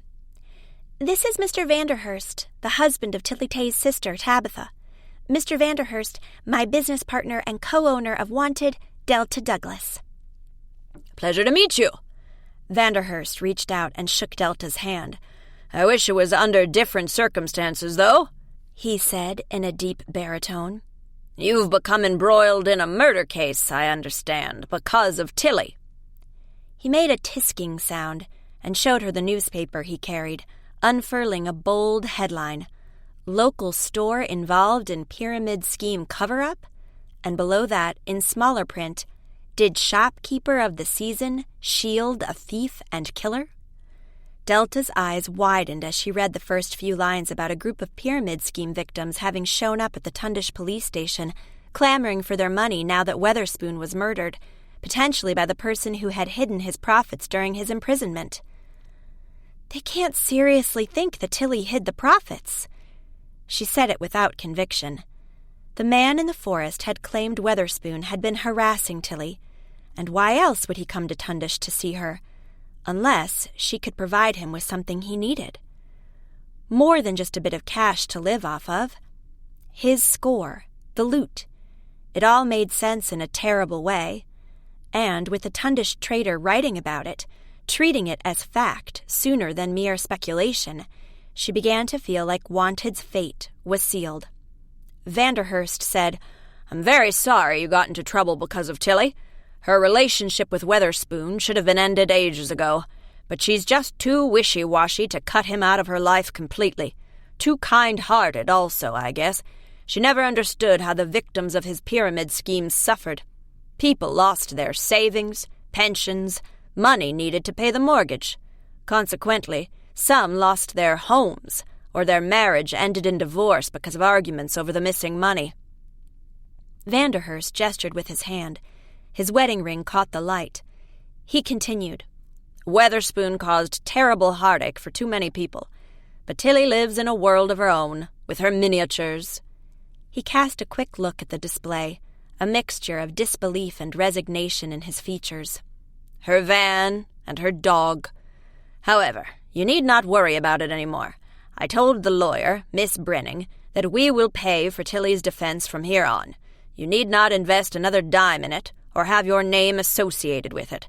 Miss Brenning will tell me everything the police have discovered so far, and I'm sure that we can find some way to unravel their tenuous evidence and clear Tilly. Leave that to us. Delta blinked. This was going a bit fast. We didn't hire the lawyer, she faltered. Mrs. Cassidy did. You might want to talk to her. I think you can persuade her that our plan makes sense. Vanderhurst smiled at her. Your reputation is on the line. Public opinion is turning against you. He held up the paper, mentioning your business in the same breath as the pyramid scheme that ruined innocent people's lives. You should distance yourself from the case immediately. Hazel said, If you put it like that... She glanced at Delta nervously. Don't worry. Vanderhurst leaned over to her. Tilly will be well taken care of. You're not abandoning her. He looked at the display again, assessing it with a speculative gaze. I can imagine you'd want to end the exhibition prematurely. It hasn't exactly become the tourist magnet you hoped it would. Understandable after the commotion surrounding Weatherspoon's untimely demise. I can arrange for it to be removed if you want. Removed? Hazel looked at Delta again. We haven't really considered that. We entered into an agreement with Tilly, Delta said. Vanderhurst acted like the typical self-assured businessman, taking charge and telling others what to do. But the decision wasn't his to make. These are her things. She's in no position to make such decisions right now. She will understand that others have to step in. Let me know. He extracted a business card from his inner pocket and put it on the counter. He laid the newspaper with the incriminating headline beside it and patted it with his hand. This sort of thing is hugely harmful, especially if you live in a small town. Let Miss Brenning know that you want me to take care of things from here. That's better for all parties involved. When he noticed he didn't get an enthusiastic response, he added with a forced smile, My wife and I really have everyone's best interests at heart. You don't want to lose your business. Good day. He nodded and left, pulling the door shut softly behind him. A gentleman in every way, Delta observed, grimacing, but a little too pushy for my liking. No wonder Tilly didn't want him and Tabitha involved. I wonder if Tabitha asked him to do this. She told me at the police station she wants Tilly to give up her wandering lifestyle. Hazel didn't seem to be listening. She stared at the newspaper and swallowed hard before saying, I had no idea that this pyramid scheme touched people so deeply. I guess it makes sense when you think about it. Wrong decisions about money impact people for years to come. Divorces even because of it. It explains all the anger against Weatherspoon, and now Tilly. The victims must assume she killed him to keep the proceeds for herself. They think she has what they are entitled to. Put like that, Delta also sensed the potential for escalation here. But we don't know whether Tilly killed Weatherspoon, she pointed out, and if she ever had access to the proceeds. She ran a finger across the newspaper and the shiny business card beside it. Having met this man in the forest, I feel like chances are that Tilly did know something about her husband's schemes, or else it would have made no sense for Weatherspoon to come to Tundish to see her. She updated Hazel on what she had learned. I don't like it at all. Hazel raked back her hair. This can only become messier for Tilly. and by association, for us. Why don't we tell Mrs. Cassidy to accept Mr. Vanderhurst's offer and let him deal with everything from here? Then we won't be involved with any more unsavory details that may come to light. I don't know. We have no idea what Tilly knew about the pyramid scheme. We only invited her to display her miniatures at our shop. She's not a close friend like Jane or Bessie, and we need not go out of our way to protect her. Hazel waved a hand. Besides, she will still have a proper defense. To be honest, the Vanderhursts probably have a lot more money to pump into this case than Mrs. Cassidy. That's actually good for Tilly, right? True. But why would Vanderhurst be so eager to get involved? So he can control things? Hazel tilted her head. He looks like a man who's used to getting things his way. He probably thinks he can steer what gets out, handle the media coverage in a way that least damages Tilly, and consequently, her sister. The Vanderhursts are merely protective of their good name. People with money like them always hire someone to clean up any mess they encounter, and Vanderhurst wants to have Marjorie Brenning do it for him. Delta admitted that rich people did tend to solve their problems by throwing money at them and hoping it would go away. But something niggled in the back of her mind.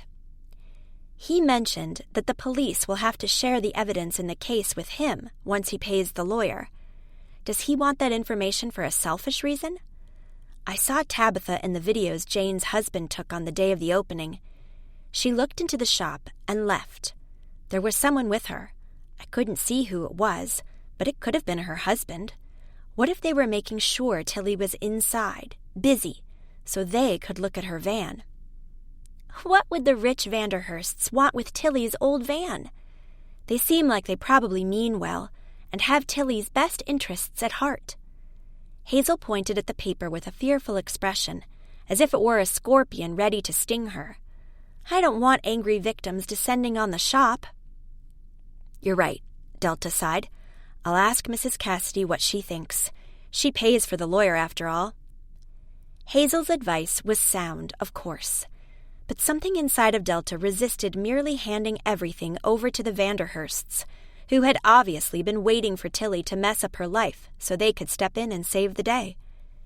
She had to find out via Jonas if the victims of the pyramid scheme who had appeared at the police station had already been in town before Weatherspoon had died.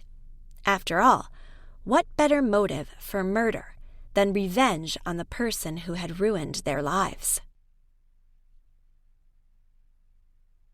Chapter 15. Mrs. Cassidy was very surprised to hear of the Vanderhursts' offer. I haven't met them personally, she said, but the way you tell it, it feels like both of them are a little smug about how much better their lives have turned out compared to Tilly's. Yes, but even if they are social snobs, they could be genuinely concerned for her, and they can certainly afford the best possible defense. Delta felt obliged to voice Hazel's views as well, and make Mrs. Cassidy see all sides. Stepping back makes sense as emotions are running high, and we all have our position in Tundish to think of.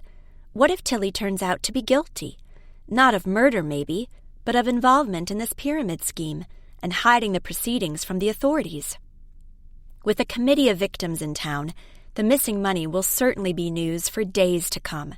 We'd hate for you and the Paper Posse to be named in the same breath with something like that, because you arranged for the lawyer to defend Tilly, and the Paper Posse ladies supported Wanted through it all. You all have businesses to think of. Jane's family's bakery, Bessie's boutique. Her gut clenched considering the situation. Would they all suffer from her mistake if Tilly Tay turned out to be someone completely different from what she had believed? It would be safer to transfer the burden to the Vanderhursts. Mrs. Cassidy sighed. I do understand your reasoning. The sheriff told Marjorie that there is DNA found under the nails of the victim, which could stem from the killer. Assuming Weatherspoon saw the knife attack coming and defended himself against it. But he was stabbed in the back, Delta protested. I know. There was a rustle, as if Mrs. Cassidy was transferring the phone to her other ear. Anyway, The DNA is being compared with Tilly's. If it's hers, the sheriff feels he has enough to charge her." This news hit Delta like a bucket of ice-cold water down her back. She said with difficulty, "When Tilly arrived at Wanted the morning of the opening, she had a nasty scratch on her hand. I even offered to bandage it for her. Tilly claimed it came from a nail, but what if she lied? What if it happened in an altercation with Weatherspoon? If West gets his DNA match, Tilly will certainly be in hot water." Mrs. Cassidy whistled softly. "I didn't know about the scratch. I have to discuss with Marjorie and see what she thinks, whether it's best if I let the Vanderhursts take over or not." "Keep me posted. Thanks for everything you're doing.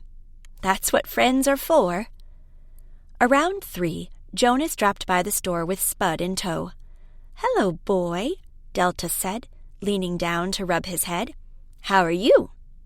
Spud barked and tilted his head, as if asking her the same question. As animals were highly sensitive to emotion, Delta wondered if he caught on to her insecurity as soon as Jonas was around. He extracted his phone and showed her something on the screen. A wooden building in 19th century style. "The Seasoned Saloon in Timber Creek. That's where our friend the Major is holding his lecture on gold rush gangs tonight. I called the saloon, and there are still seats available, so I got us 2 tickets to the event."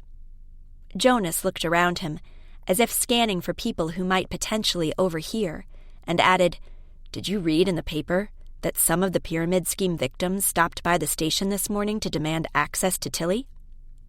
"Yes. I wondered if they arrived on the scene after the murder hit the news, or were already here earlier, on the trail of Bob Weatherspoon." "Good thinking. I had the same questions, so I called Sven Leduc at the paper and learned they weren't merely random victims, but part of a group that has been hunting the missing money for years. I looked up the contact information for this group online and sent an email asking for a meeting with the members who are here in the area ahead of the lecture in Timber Creek tonight. I told them I'm an ex-cop interested in their case. Not a lie in that, and it did the trick. They responded within half an hour, setting a meeting for 6:30. The lecture starts at 7:30, so we should have plenty of time. We could get a bite on the way over." "What a great idea!" While bubbling with excitement, Delta's mind started sorting through her packing list and how she could arrange for travel on short notice. It was great that Jonas had arranged for a meeting with these victims of the pyramid scheme, so the trip was actually part of the investigation. She would otherwise have felt rather guilty for leaving town for a day or two, just as things were so tense with the murder case and the shopkeepers eyeing them. "I'll pick you up around 5, Jonas said. "At the cottage?" "Fine." Delta waved him off. "Did I hear the doorbell?" Hazel came from one of the cells where she had been changing the washi tape display. It had been a very quiet day, and Delta wasn't sure if it was just a lack of tourists during the slow season or a conscious choice of people to avoid the shop because of the way it had hit the news. Thief and killer were ugly words splashed across the front page of the Tundish Trader. The idea that they were being ostracized made her heart sink. Hazel looked around, saw no one was there inside the shop, and said with a sigh, "I can't believe it's only 3. I was sure it was almost closing time already." She went to the door and peeked into the street. "I do see a few people going into mine forever." "Might not be paper crafting fans." Delta twisted her bracelet. "Listen, Hazel, Jonas was here just now. He found out where Gran is going tonight to hear Buckmore speak. He wants to drive over and attend to see what the Major is up to. He also arranged for a meeting with some people who might be able to shed light on the pyramid scheme and Tilly's alleged part in it. So I will be throwing a few clothes in an overnight bag and going with Jonas. I won't be away long, just until tomorrow." Hazel turned to her. Her expression was puzzled for a moment. Delta watched it carefully, waiting to see any irritation or worry. It would hurt if her friend thought she was letting her down. But Hazel's mouth tilted up in a grin. "Finally! He's taking you out in a big way! I'd wondered when he'd do that."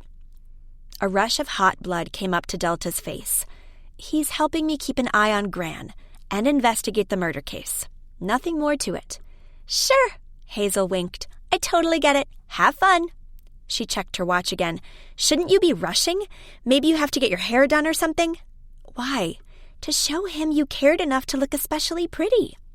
It's more business than personal, Delta emphasized. Whatever. Hazel waved a hand. But you're going to Bessie's boutique right now to buy a nice dress for tonight. Off you go. She grabbed her by the shoulders and tried to shove her to the door. Delta broke into laughter.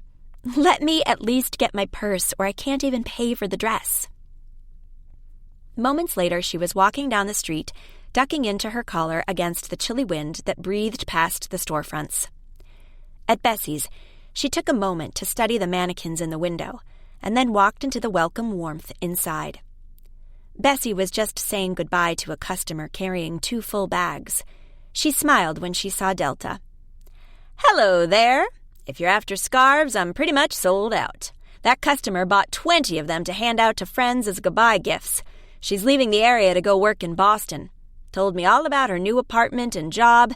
Sounds like a lot of fun if you want city life. Bessie shivered. It's not my thing. What can I do for you? I'm going to a lecture on Gold Rush history.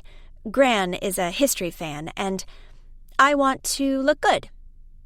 No lies there, and she could avoid mentioning Jonas's part in it to avoid speculation among the Paper Posse. Dress, skirt and blouse, cardigan, I got it all. Bessie quickly collected a few items. I think dark blue would suit you. I was thinking of something bolder, maybe, Delta said. Red? Orange? Sure.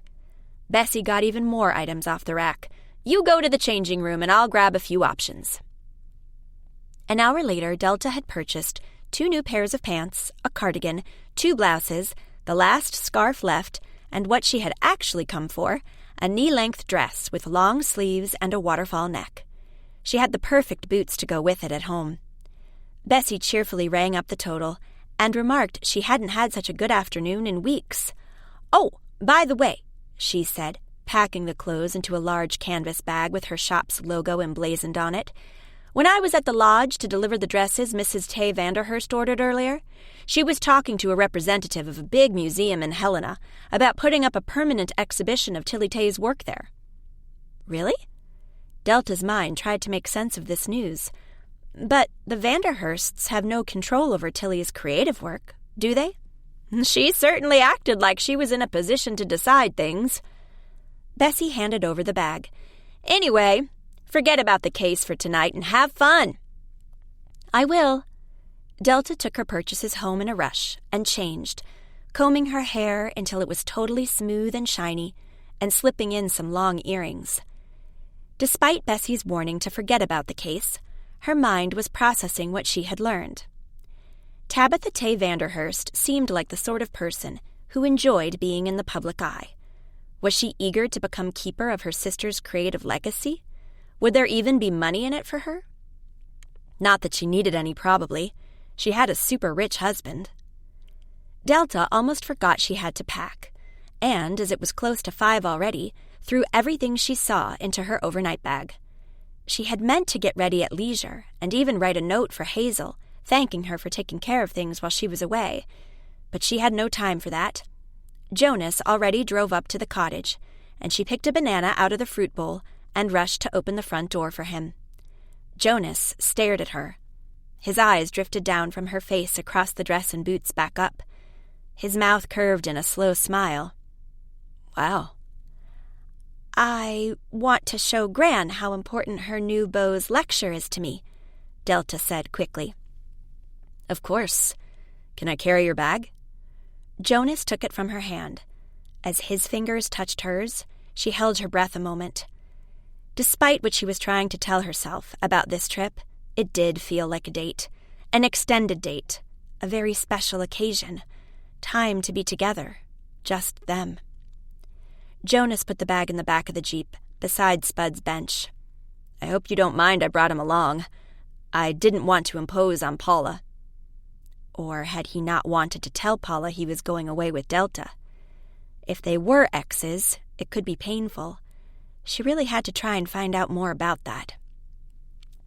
"When I was on the phone with the saloon," Jonas said, "I asked whether we could bring Spud to the lecture, and that was okay. I heard more people will be bringing their dogs.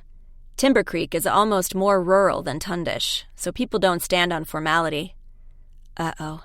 Delta glanced down her clothes. "Am I overdressed?" "I don't know." Jonas leaned over, his eyes sparkling. "But I'm not letting you change out of that for anything in the world." Delta's heart grew lighter, and suddenly she made an impulsive promise to herself. "During this trip, I'm going to tell Jonas how I feel."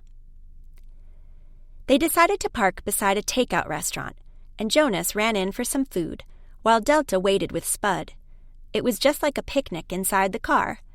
They talked about picnics and the 4th of July when they were kids, and Delta couldn't remember why she had been worried about tonight. Jonas was just so easy to talk to, and she felt completely comfortable in his company. Completely? The promise she had made to herself really put on the pressure. How was she going to do it? When? "Oh, I've got an update for your case file," Jonas said. "Wait a sec, I'll get it." Delta pulled out her sketchbook and opened it to the right page. "Spill." "I took a closer look at the Vanderhursts, and it seems that they are in therapy because their marriage is on the edge of total breakdown. Mr. Vanderhurst already hired a lawyer to start divorce proceedings, but apparently they wanted to try this relationship therapy before making a final decision." Interesting. Delta drew a broken heart between the spouses and added, "divorce imminent." Maybe the therapy was her idea. If they do split up, will she get any money? That's the interesting bit. When they married, she signed a prenup. She will be left with virtually nothing. So it's in her interest to keep the marriage alive? Delta bit her lip as she added below divorce imminent, leaving Tabitha with nothing. Or make sure she has another source of income, in case it does fall through. That could explain her sudden need to interfere with Tilly's life and get her a permanent exhibition in Helena. She told Jonas what Bessie had shared in the boutique. If Tabitha thinks she can make money off her sister's miniatures, I assume that if someone really tried to monetize it, there would be a good income in it, Jonas mused. Tilly didn't strike me as very commercial. Maybe her sister believed she could do better. Delta frowned. Did Weatherspoon know Tilly was under pressure from her sister to change her ways or hand over her legacy? Did he want to offer her an alternative? Financed by his illegal gains? Jonas suggested. It would pit Weatherspoon against the sister.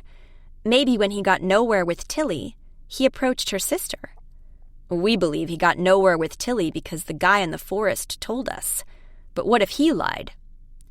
She stared pensively at the black silhouette she had drawn with the note, "Knew Weatherspoon and Tilly, after missing money.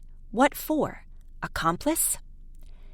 Had the guy been involved in the pyramid scheme at the time, or learned about it later? In prison, maybe? Had they been cellmates? And had the mystery man connected with Weatherspoon after his release to get the money? What if Weatherspoon did have access to the old loot, and that guy stabbed him to steal everything from him? If he killed Weatherspoon and has access to what he wanted, why stick around Tundish? Jonas shook his head. That doesn't fit. And he told me on the phone that he wanted to help clear Tilly. Why would he want that if he's the killer? Then he would be happy with another suspect. Delta sighed. Nothing makes sense. We can only hope those victims of the pyramid scheme can reveal something relevant. The seasoned saloon sat on the edge of Timber Creek. The parking lot was full of SUVs and Jeeps, with even the occasional truck. Jonas found a space and let out Spud, while Delta smoothed her dress after the long time sitting and swept back her hair. I agreed to meet the victims in the dining area, Jonas said. That's to the right, while the room for the lecture is to the left. They walked through the sliding doors and turned right into a spacious area with lots of booths. Only a few were taken by diners sitting over large steaks and beers. Jonas gestured to the last booth in the corner. They said they'd prefer to have some privacy. They walked over. A tall man unfolded from the booth and extended his hand. "Adam Baker, this is Cheryl Remington. We represent the Justice Group." A woman of about 60 with artificially platinum blonde hair reached out a languid hand. "Hello, our full name is Justice for Victims of Pyramid Schemes. We got together after we fell for Weatherspoon's lies. Unfortunately, he's not the only one running such cons, and over the years, victims from other schemes joined us. We fight for the return of missing money."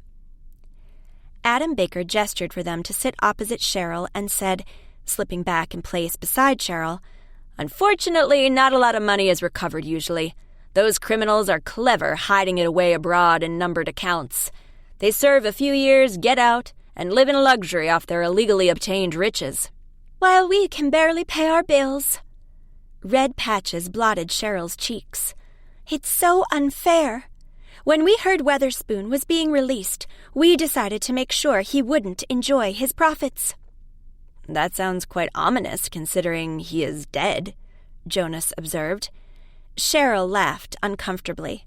"A former cop, hey?"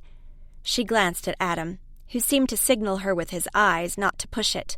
But she said anyway, "I should have known. You always want to do it by the book, stick to the legal channels, but sometimes that just doesn't work." Jonas looked her in the eye. "Did you manage to talk to Weatherspoon before he died?" "No," Adam Baker said it quickly. "He traveled under an alias. We weren't able to find him. We read in the local paper that he had died." "But his ex knows more than she lets on," Cheryl said, her cheeks turning even redder. "He came to her to get the access to his numbered account abroad. Now he's dead, and she has the money. It never ends." She swallowed down the contents of her glass. Judging by the scent wafting toward Delta, it held hard liquor. "Did you have a look inside her van?" Jonas asked, quietly. "For information about the money?" Cheryl glanced at Adam. "We're not under investigation. I thought you wanted to help us. You wrote you were interested in our case." Before Jonas could say something, she added, "But I see whose side you're on. You want to protect that woman. Tilly Tay, the famous artist." Her voice dripped with venom. "You think someone special like her can't be involved in crime. You're blinded to what these people really are. They seem kind and reliable. That's why their victims trust them in the first place." She put her glass down with a bang and rose. Leaning on the table, she hissed to Jonas, "If the police had done their job at the time, we wouldn't be penniless now." She stood up straight and stalked away. After a few paces, she swayed and almost collided with an incoming guest. He caught her arm and asked if she was all right. She shook him off and left the building. "The fresh air outside might sober her up," Jonas said, "but I hope she doesn't intend to drive." Adam Baker reached in his pocket and pulled out a car key. "She won't violate any laws, officer." It sounded cynical. He leaned back and gave Jonas a provocative stare. "She's right, you know. If the police had tried harder, they could have recovered the money, but they didn't, and we suffer from it every single day." "I feel sorry for you," Delta said. "I honestly do. And there is a chance now to find the money. Whoever killed Weatherspoon must be after the money. If we catch the killer..." She let the silence linger for a few moments before adding, "You might be able to help us. You were in Tundish before Weatherspoon died." It was a bluff, as Baker had just denied having known where Weatherspoon was and having learned of his death from the local paper, but she wasn't sure he was telling them the truth. Adam Baker looked away. His mouth twitched nervously. Jonas said, "Or do you think your high-strung fellow victim killed Weatherspoon?" "He used an alias and we couldn't find him." His high-pitched voice carried no conviction. Without his fellow victim by his side, he seemed to unravel. Jonas leaned closer to him. "Lying to the police is a serious thing." "You're not with the police anymore, or did you lie about that?" "No, but I can ask Sheriff West to interrogate you." "I had nothing to do with it. Cheryl arranged for the PI who tracked Weatherspoon. I had no idea she wanted to come here because she had actually found him. She drank too much that night, as usual, and she went to bed early. I tell you, she can't have killed him. How would she have gotten to his motel? She doesn't drive. She could have taken a taxi, a bus. She could have walked if she was determined enough. Jonas's voice was insistent. Maybe she even faked being drunk to get rid of you. Adam Baker shook his head. Cheryl is bitter, but she's no killer. Jonas glanced at Delta. She bet he was thinking the same thing as she was. Baker was defending the woman, but deep inside of him he wasn't sure what to believe. Or does he act like this to divert suspicion from himself? Adam Baker rose. I have to go and make sure Cheryl is all right. You can't help me. You only want to blame us for a death we had nothing to do with. He added, staring at Delta intently. Do you think we enjoy knowing he's dead? This means we will probably never see our money again. Everything we hoped for, 5 long years while he was inside, is gone up in smoke. He huffed as if he couldn't believe it still, and walked away. Delta asked Jonas hurriedly, Shouldn't we go after him? Try and talk to that woman? She seemed very upset. Maybe she will let something slip. They could be covering for each other. Jonas stared ahead with a look of concentration. Baker can be much smarter than we give him credit for. Knowing his unfortunately alcoholic friend will draw attention to herself, letting him go unnoticed. I will ask West to look into both of them, and if possible, bring them in for questioning and fingerprinting. DNA! Delta put her hand on his arm. There was DNA under Weatherspoon's fingernails. If West can compare it with theirs, he won't be able to get their DNA unless he can connect them with the crime. Considering how they feel about the police, they won't cooperate of their own free will. No, this case won't be solved the easy way. Jonas gestured to a waitress. We'd better have a coffee to pass the time before we go into the lecture. When they entered the room at 7:15, chairs were already filling up quickly. Delta was just deciding where to turn for a good seat when a voice said, Delta? Is that you? She swung round and saw Gran, peering at her with astonishment. She went over and pecked her on the cheek. Hello, how are you? I wanted to surprise you. I bought this dress especially for tonight. How do you like it? It looks great on you, darling. Gran kissed her back. I had no idea you'd pop on over. And not alone, either. She waved at Jonas, who was gesturing to indicate that he would go and find seats before they were all taken. Delta signaled her okay. Gran said confidently, I can imagine you thought up this excuse to get him to be your driver for tonight. He's wonderful. Delta flushed. It was good Gran had no idea they were here to check on Buckmore, but she also didn't want Gran dropping hints to Jonas later. I really want to hear the lecture. You have been telling me all about Major Buckmore's abilities as a storyteller. No. Gran shook her head. I know you, Delta. I partially raised you. You're far too excited to just be here for a dull lecture. You're up to something. Delta grew even hotter. Gran knew her too well. But she didn't want to mention the meeting they just had with all of the people buzzing about them. I needed a break from the murder case. A little white lie couldn't hurt. Sheriff West is closing the net on Tilly. Gran didn't look perturbed. If she has been part of that horrible pyramid scheme, swindling people out of their savings, she should be punished for it, she said with such vigor it took Delta by surprise. Her grandmother usually refrained from judging people harshly, especially if their case was far from clear. Gran continued in that same passionate tone. George told me how friends of his lost everything they owned, their B&B, which was their home and their source of income. The husband of the couple even had a heart attack because of the stress. So sad. She looked away a moment, her lively expression sad. Then she touched Delta's arm. But George made me swear I wouldn't mention it to anyone. You will keep it to yourself, won't you, darling? Before Delta could respond, she continued, "Now, murder case or not, you didn't buy that dress from me. It's nothing to be ashamed of.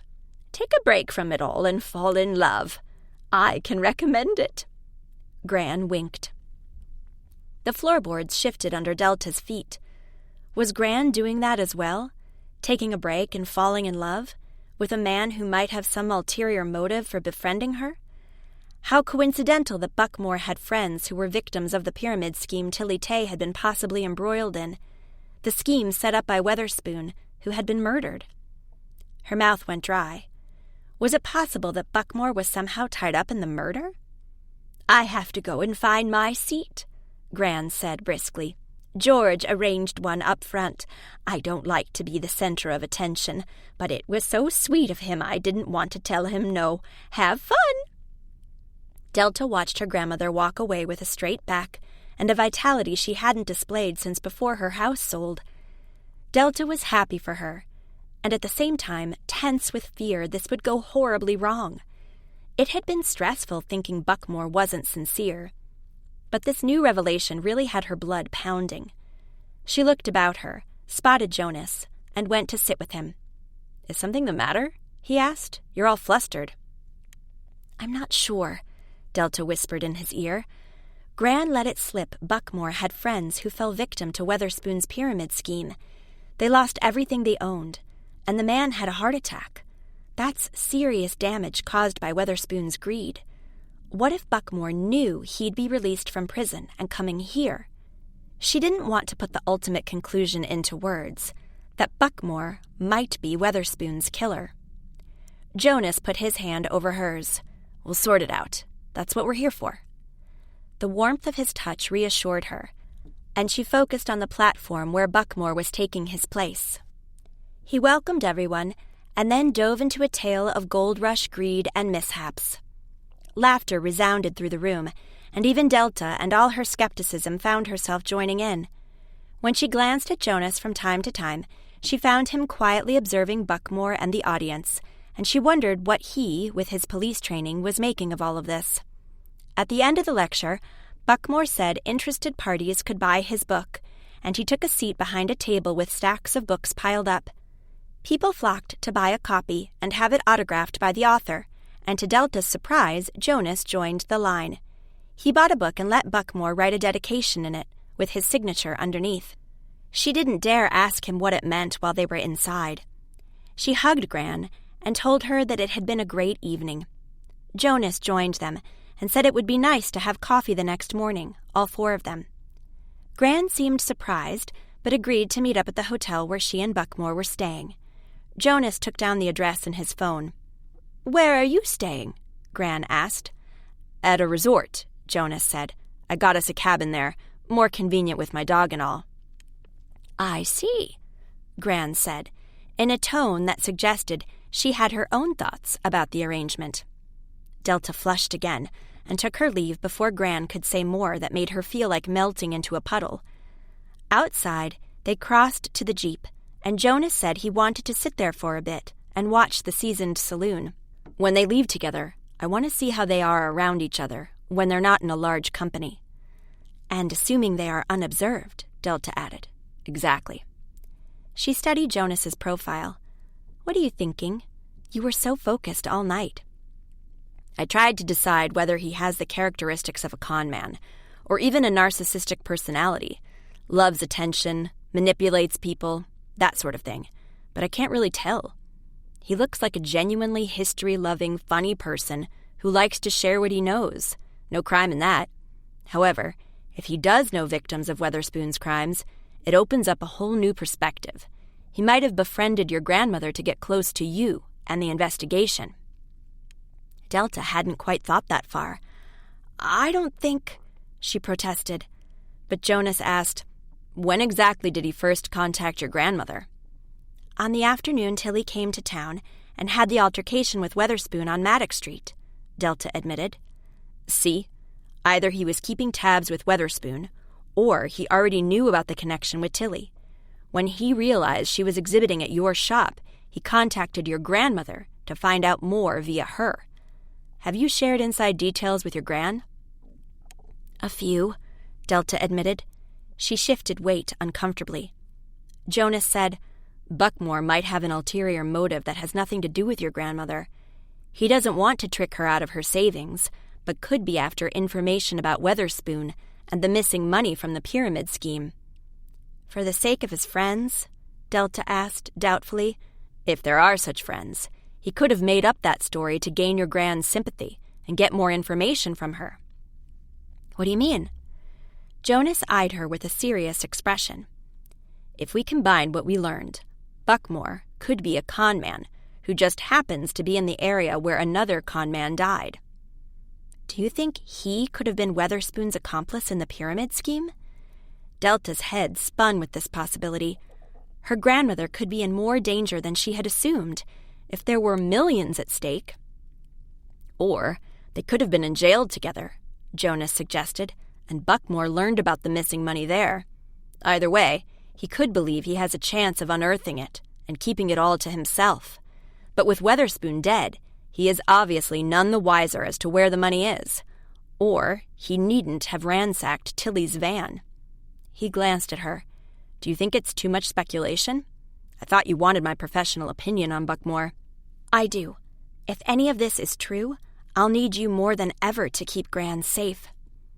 And she also needed him to support her, be there for her. She needed to know that what they had was something special, unique, precious. But how could she tell him? He was completely engaged in working a case, and she was sitting here in a brand new dress, hoping he would lean in and kiss her. Suddenly Delta felt rather awkward. "Maybe we better leave. The parked cars are thinning out, and we don't want Gran and Buckmore to spot us and wonder what we are still doing here. If he's up to no good, we shouldn't make him suspicious. Besides, we're going to have coffee with them in the morning. Smart way to get the address of their hotel." Jonas waved it off. "It was just an idea. I want to see more of him." He turned the engine on. "Time to get to our cabin on the resort. I hope you don't mind I got one. Hotels can be fussy about allowing dogs in, and, well, it seemed more convenient." "Fine with me." Delta sat quietly watching the darkness with the moon above as they drove. Jonas had turned the radio on, and it softly played classical music. An alluring piano, a melancholy violin, the perfect accompaniment to this evening. They parked beside a wooden house with a porch. In summer, the hanging baskets had to look gorgeous. Now, there were a few standing pots with heather and mosses. Jonas let Spud out of the Jeep and carried in the bags. Spud sniffed the new surroundings, while Delta turned on a lamp here and there. The living room had a big fireplace, with a sheepskin in front of it and cozy pillows to lounge against, but it was probably too late to turn on. "There." Jonas closed the door. Suddenly, they were here together, in this little house like it was their house. Just the two of them and Spud, who had already settled in front of the unlit fireplace. Jonas gestured at him. "Seems like he feels right at home." He eyed her. "Want a drink?" "I doubt there's anything in the fridge." "I brought our own bottle of mulled wine and a saucepan to warm it in." "You really think of everything," Delta said with a grin. Jonas disappeared into the kitchen area with the bottle and pan. Delta found some scented candles and lit them with a lighter from the mantelpiece. The scent of vanilla from the candles mixed with cinnamon and orange from the stovetop as Jonas carried glasses with the mulled wine into the room. "Smells delicious." Delta sat down on the leather sofa, and he came to sit beside her.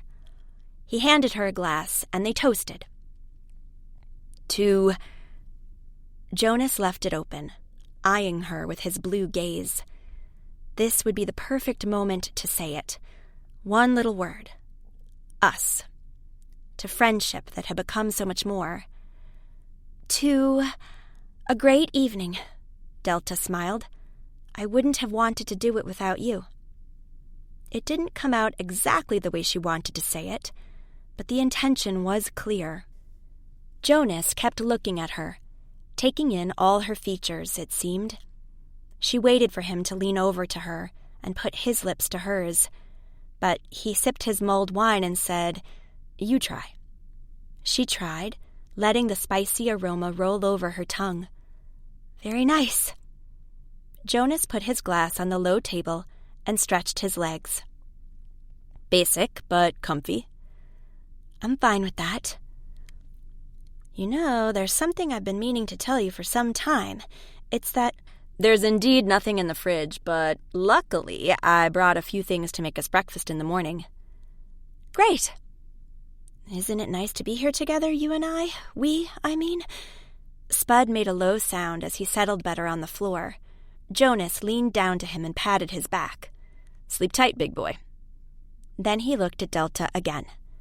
There was no sound from the outside, not even the splatter of rain. It was so quiet, as if everything was holding its breath, waiting for either of them to make a move. He'd have to do it. She didn't have the guts for it. She had promised herself, but her mouth didn't want to say the words her head was coming up with. "It said in the email there is bedding in the bedrooms," Jonas said. "You do have to make your own bed. I hope you don't mind at this hour." "Not at all." Delta emptied her glass. "As a matter of fact, I might try and make it right now. I'm not too tired yet. I'll be back soon." She got up and went to her bedroom. Jonas had put her things beside the bed. She found the duvet and pillows in the cupboard and made the bed. Her heart was fluttering. If she didn't take advantage of this situation to get a kiss, she'd be a total fool. "Okay, I'm going back in, sit down beside him, and then I'll lean into him. If he puts his arm around me, I'll take it from there." She snuck back to the living room to watch him as he sat there with his dog, to gather courage to go over and do it, for real. But Jonas wasn't merely sitting there. He was on his phone, smiling down at it. It couldn't be anything work-related so late at night. It had to be Paula texting him. Delta cleared her throat. Jonas looked up. She said, "I'm really tired, so I'm turning in. Thanks for a wonderful evening." "Sure," Jonas said. There was a moment's confusion in his face, hesitation, as if he wasn't certain what to do next.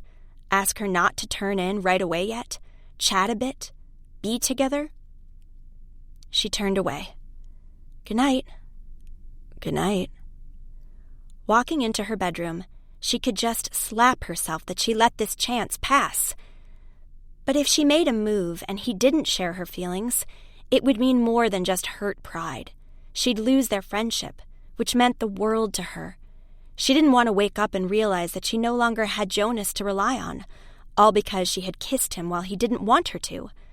No, it was better this way. Safer. Chapter 16. The next morning, Delta woke with a fleeting sensation something was not quite as it normally was. It took her a few moments to realize she was not in her bed at Hazel's cottage, but in a strange place. Staring up at the ceiling with the light creeping over the curtains, she recalled bit by bit what had happened the previous day. When she got to the part where she had walked out on Jonas texting Paula, she groaned. She could only hope the atmosphere was relaxed this morning, and she could forget about her silly expectations, and focus on meeting Gran and her possibly dishonest beau. If Buckmore was after the gains from the pyramid scheme, he would be a serious adversary. They'd have to watch their step to lure him into coming clean somehow. Delta bit her lip. Gran was still unsuspecting, and here was Delta, betraying her by keeping silent about her real reasons for being here, about her suspicions and her fears. She was doing that out of respect for Gran, she told herself, and because she had so few facts. But she knew she was mostly afraid that the grandmother she loved so much wouldn't believe her, and Buckmore would come between them. That Gran would choose to side with someone she barely knew against her own granddaughter. Delta sat on the edge of the bed and rubbed her face. She wasn't looking forward to today, or rather to how this was all going to pan out. Perhaps she had better not interfere at all. But if you loved someone, you didn't let them walk into danger, right? She got up, showered and dressed, and then followed the scent of something baking. In the kitchen area, Jonas was busy making orange juice, coffee, and whatever he had in the oven. She went over for a peek, but Jonas stopped her midway. No snooping. His aftershave whirled around her. Spud was sitting at the sink, glancing up with not much hope of a snack. Delta knew Jonas was very strict when it came to never feeding the dog people food, so she gave him a big hug instead. "We've already been out for a run," Jonas told her. "I thought you'd like to sleep a little longer." "Yeah, sure." She bit back the disappointment of having missed the early morning forest mist and the companionship with him. "I hope you didn't feel like I bailed out too early last night." "Nah." The half-hearted denial made her perk up and study him. "Had you wanted to chat about Buckmore?" It might have helped to have a strategy. "I see. What strategy?" She gave Spud another pat on the head and seated herself at the table. Jonas put a glass of juice and a mug with freshly brewed coffee before her. Then he turned to the oven and extracted the tray. Ta-da! "Croissants!" Delta beamed at him. "I love those, especially when they're warm." "Right now they are piping hot, so mind your fingers." He pointed at the dishes on the table. "Butter, jam, cheese." "You prepped this to perfection." "I like to be thorough." Jonas picked up his own coffee and took a sip. "If Buckmore is an innocent old man with a penchant for history, I don't want to ruin the friendship he built with your grandmother. But if he's a smart fraudster who's possibly tied up in Weatherspoon's murder, I want him exposed ASAP before he can do any harm. You don't happen to know who those friends are that allegedly lost money to Weatherspoon?" "No. Gran let it slip, and then told me to keep it to myself. I shouldn't have shared it with you at all." "So, we can't start a conversation about it and try to get more details about them." Jonas pensively tapped a spoon on the edge of the sink. "I'd love to know if they really exist or are just his excuse for being interested in Weatherspoon's fate." "I see. Why did you buy his book?" Delta asked. "To get him to write something in it. I wanted his handwriting for analysis. I have a friend who can deduce a lot from handwriting. Not to mention, he knows the hand of well-known fraudsters." "So you're now actively checking on the Major?" Delta asked. "Yes, I thought that was the plan. Especially now that he could be involved in the murder case as well. Am I wrong?" He might have been messaging about that last night, she thought. It wasn't Paula at all. Silly me. "Am I?" Jonas pressed. "Well, to be honest, I'm not sure myself. I mean, I want to know what he is about, but at the same time I feel like checking on him is violating Gran's life. I mean, she made friends with him. He's her acquaintance, not mine. Do I have a right to do this? I feel like I should be protecting her. But what if she finds out and is mad about it? I would feel terrible." "You would feel terrible if she chose his side. Against you." As Jonas put it into words, Delta's heart clenched. Yes, it would feel like I lost her, and I love her so much. Jonas put his glass on the table, came over, and hugged her. Delta leaned against him, feeling so safe and certain for just a few precious moments. He was there for her. He'd never let her down. Jonas released her and smiled down on her. "I can't stop your grandmother from getting mad at you if she does find out, but I will do my very best to make sure she doesn't find out, and you do get to know whether Buckmore can be trusted or not." "Thanks." Jonas checked his watch. "We have to mind the time." Delta looked as well. "I overslept." "Just have a croissant. I didn't make them for nothing." He kept standing, as if he was suddenly restless. Spud circled him, looking up with a whine. "Yes, I'd better, get the car ready." Jonas left the kitchen. Spud stared after him, as if he couldn't quite place his mood. How odd that he made all these breakfast preparations for me, and now it's like he doesn't want to sit down to breakfast with me at all. Delta put generous jam on the croissant. It was deliciously light, almost perfect. Too bad the meeting with Gran and Buckmore hung like a shadow over their day. Delta feared to see them together and sense how much her grandmother really liked this man. The thrill of falling in love was so special, something she wanted her Gran to have, but not with someone unreliable, someone who might have befriended her for reasons that connected with criminal money and potentially murder. Having left Spud at the cottage, they arrived at the Lakeview Hotel around 10 and heard from a waiter that Major Buckmore and Mrs. Douglas were sitting on the terrace with their after-breakfast coffee. The waiter asked if they'd like coffee as well, and went to get it for them. The terrace was covered and had red lamps on the beams casting a warmth over the hotel guests seated there. "Clever, hey?" Buckmore said, pointing them out. "November, and still we are breathing the outside air." He shook their hands and enjoyed playing host, giving them seats. Well, he said, as they were all around the table. "How did you like my lecture last night?" "I heard a few things I've never heard before," Jonas said, "and I know the local history pretty well." Buckmore studied him, as if he wasn't quite sure whether it was a compliment or not. Delta wondered if Jonas wanted to provoke the Major into showing some more emotion than just this pleasant air he seemed to exude permanently. "How did you dig up all this interesting information?" Jonas asked. "I can't tell. Professional secret." Gran touched his arm. "Jonas is a wildlife guide, so maybe he wants to liven up his tours with some Gold Rush facts. You could—" "He bought my book, so he can read it all in there, if he has the time to read it." Buckmore said it jokingly, but Delta had the impression there was a cold flash in his eyes. Did he suspect them of an ulterior motive in buying his book? The waiter brought their coffee, and Buckmore turned charming again, telling an anecdote that hadn't been in his lecture the previous evening.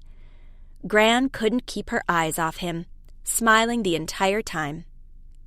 Delta was glad for her, but also slightly put off that Buckmore didn't allow anyone any space to talk. He was completely centering the conversation on himself. Then, as he was finishing talking, he said, "A wildlife guide, hey? A sort of ranger?" "No, just telling people about deer," Jonas said casually. But Gran said, "Jonas did work for the police before he came to live in Tundish." Maybe Delta only imagined it, but Buckmore seemed to stiffen when he heard the word police. Jonas said quickly, "I was a dog handler. I really love working with dogs." "Yes, you had a dog with you last night," Buckmore said. "That's Spud, the dog Jonas uses for his current work." Gran kept talking, not aware that this topic had been best avoided. "He helps canines adjust to civilian life." "An important task," Buckmore said, and finished his coffee. He said to Gran, "We should be getting ready to leave for the museum." "Oh, yes, of course." Gran shot Delta an apologetic look. "I hope you don't mind, this was rather short, but we have so many plans for our stay here." "Not at all. I'm happy you're enjoying yourself." Delta hugged and kissed her. Gran went up to her room to change, and Buckmore accompanied Jonas and Delta to their car. In the parking lot, he said, "I appreciate that you came to see your grandmother, Delta. But remember one thing. She's a grown woman who doesn't need a chaperone." Delta felt her cheeks catch fire. She struggled for something to say. Jonas raised an eyebrow. "We were just interested in your lecture, and—" "Really?" Buckmore eyed him without blinking. "Was there some other reason for turning up there, officer? I'm telling you one thing. If you think you can smear my reputation, you'll soon discover that you had better not." Although he didn't use any harsh words, Delta sensed the implied malice in his phrasing. She shivered as she watched Buckmore walk away. "He didn't seem to respond very well to the revelation that I worked for the police." Jonas spoke quietly. That could be telling. Why mind it if he's a law-abiding citizen? "I'd like to go inside and get Gran and take her away from this man." Delta bit her lip. "But she sees no bad in him and won't listen to me if I try to tell her." "You should try to tell her," Jonas said, "but not now. Come." He ushered her to the car door. "We're leaving." While they drove back to Tundish, Delta's head was so full of thoughts, she didn't know how to feel. Coming on this trip, she had only wanted to know if she was losing Gran to a con man. Now she wondered what the smart and observant Buckmore was really about. Had he taken it upon himself to look into Weatherspoon upon his release? Had the two of them ever met? To divert attention, she pulled up her phone. Oh, I forgot to turn it on this morning. She studied the screen. Hazel tried to call me several times.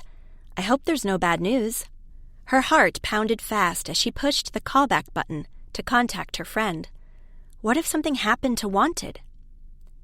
When Hazel answered, however, she sounded cheerful.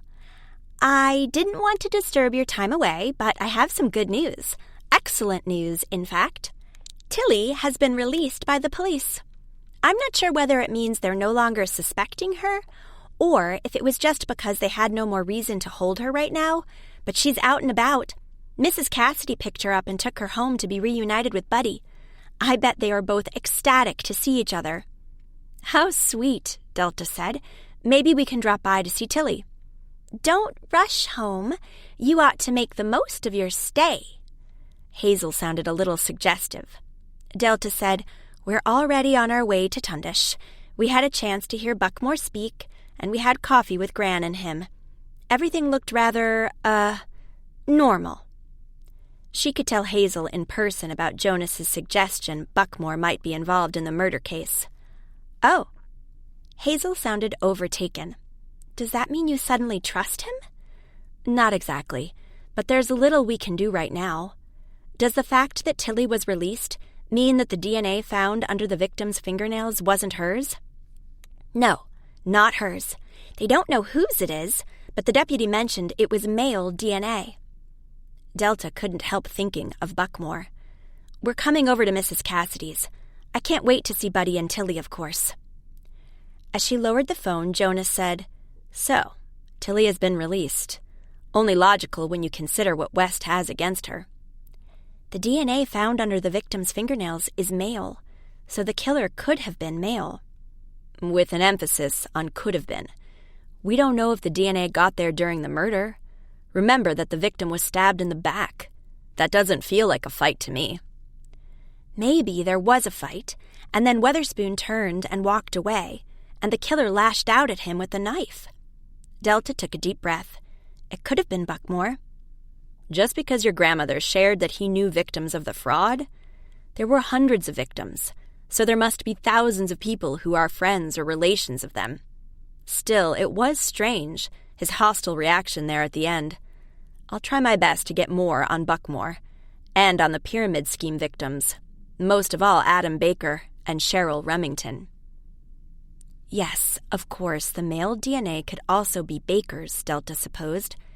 She added the two victims to her case file, making notes of what they had told them last night. The fact that Cheryl Remington's PI had traced Weatherspoon to Tundish could be super relevant. They had known Weatherspoon was here before he had died. They could have met him and gotten into an argument with him. An argument gone wrong? Delta let her gaze wander the case file's many suspects and events that still didn't form a logical sequence. She focused on the shadowy figure she had drawn to represent the man they had met in the forest. If he was Weatherspoon's accomplice, then how did Buckmore fit in? Had the pyramid scheme been run by several people?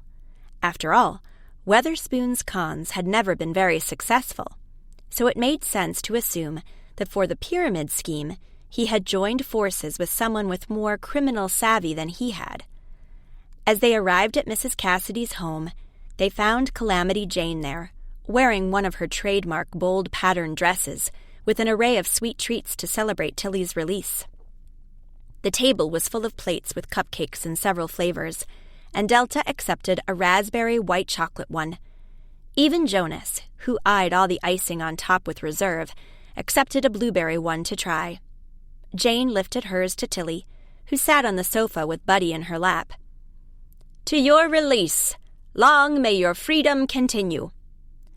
Delta wasn't sure the exuberant mood was fitting. Tilly may have been released for the moment, but she wasn't off the hook completely, and she had been dishonest with them about several things. Why do that if she was innocent? Tilly smiled reluctantly. Her hand stroking Buddy trembled.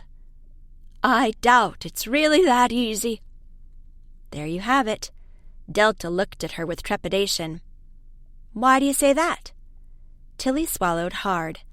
Mrs. Cassidy said, Tilly wasn't happy to learn that her brother-in-law is eager to engage the lawyer and influence her case.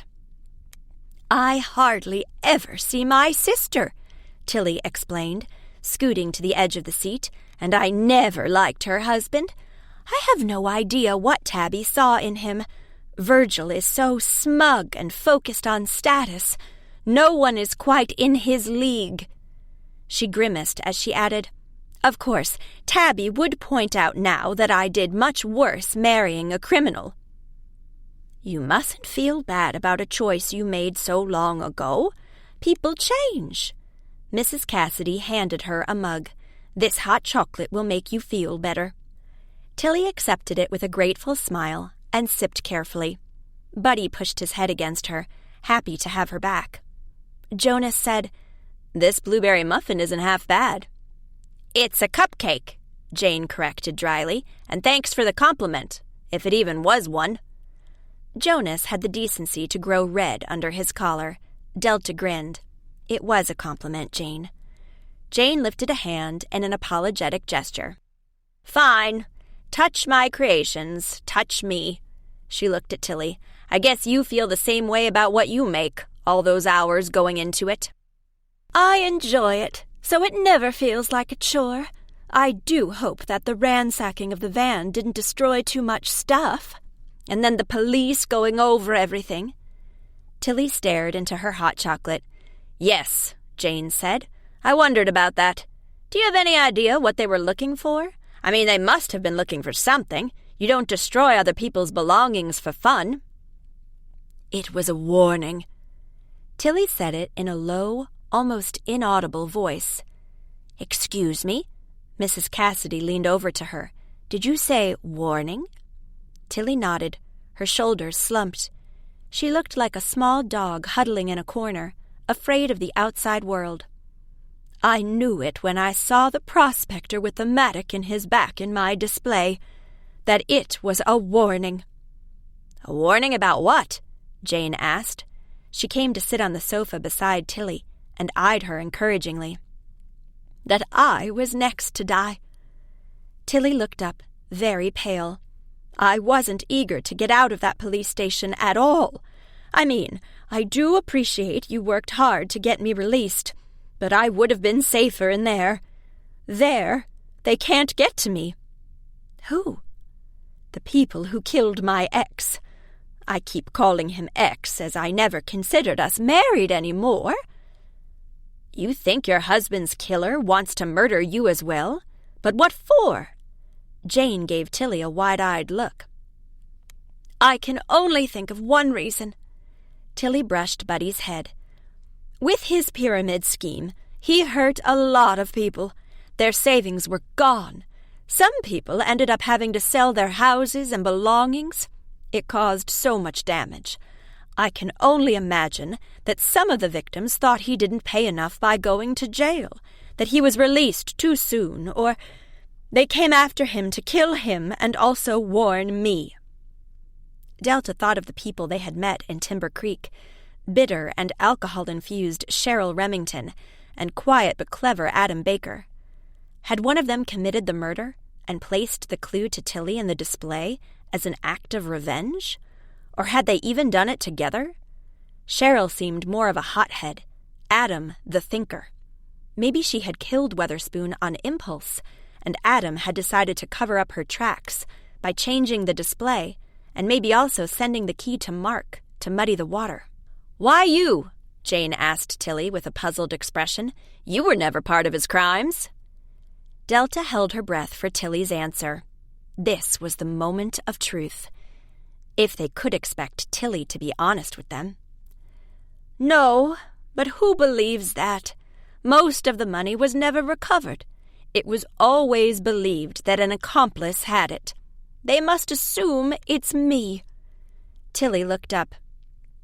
I never saw any of that money, I can assure you. I had no idea my ex was doing anything illegal that delivered big money. He didn't seem to have much. Not more than was usual in his profession. I never had any suspicions during our relationship or after. He did pull some small scams, but nothing major. His arrest for a pyramid scheme that had allegedly swindled away millions came out of the blue. I've always believed he could never have pulled it off alone. Bob wasn't smart enough for it. Delta looked at Jonas. This would be the perfect moment to feel out Tilly about possible accomplices. Jonas seemed to hesitate before he said, "And once you thought he had done it with someone, did you have a particular person in mind?" Delta bet Jonas was thinking of the man they had met at the wildlife observation point. He had told them about Bob harassing Tilly, and how he had tried to keep him from it. That suggested they had been close. Tilly shook her head. "I had no idea. I didn't think any of his usual buddies were smart enough either. They had always been caught out before, so they should have known better than try their hand at something major. But this time, the money vanished and never turned up." She laughed cynically. "Now people think it was me hiding it away. So apparently I'm the sort of person who can hide millions, escape capture while my ex goes to prison, and keep the money stashed all those years he's inside. Now is that a compliment or not?" Jane patted her arm. "We'll figure it out, don't you worry. You've a good lawyer and Mrs. Cassidy won't let her go. Not even to your brother-in-law who pays more, right?" "Right," Mrs. Cassidy said firmly. She got up and went to the kitchen to get more coffee and hot chocolate for those who wanted it.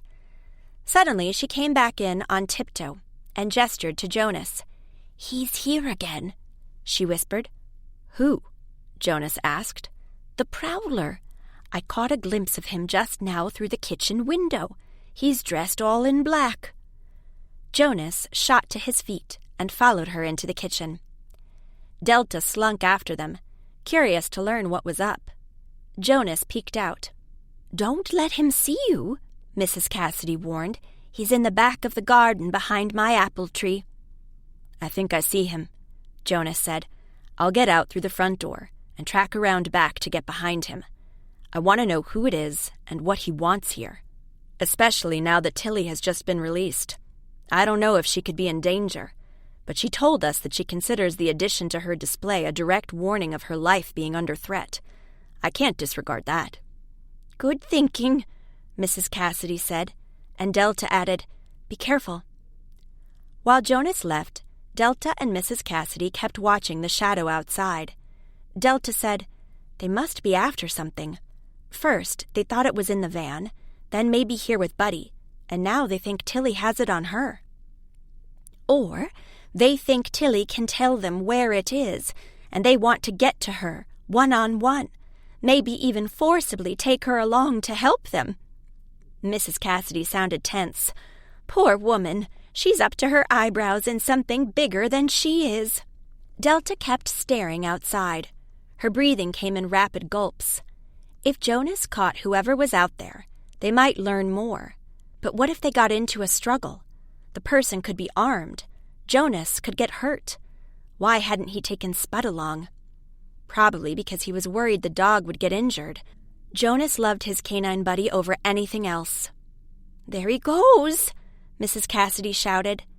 The shadow appeared from under the tree and dashed toward the house, apparently intending to round it and get to the front.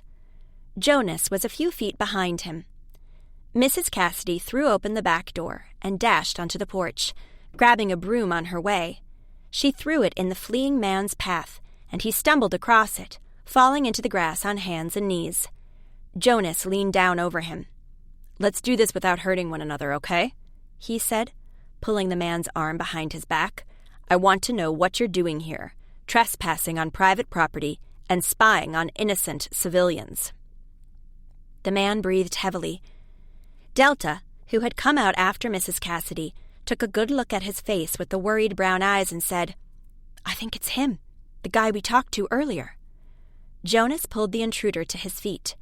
You better tell us what kind of game you're playing before we call the police."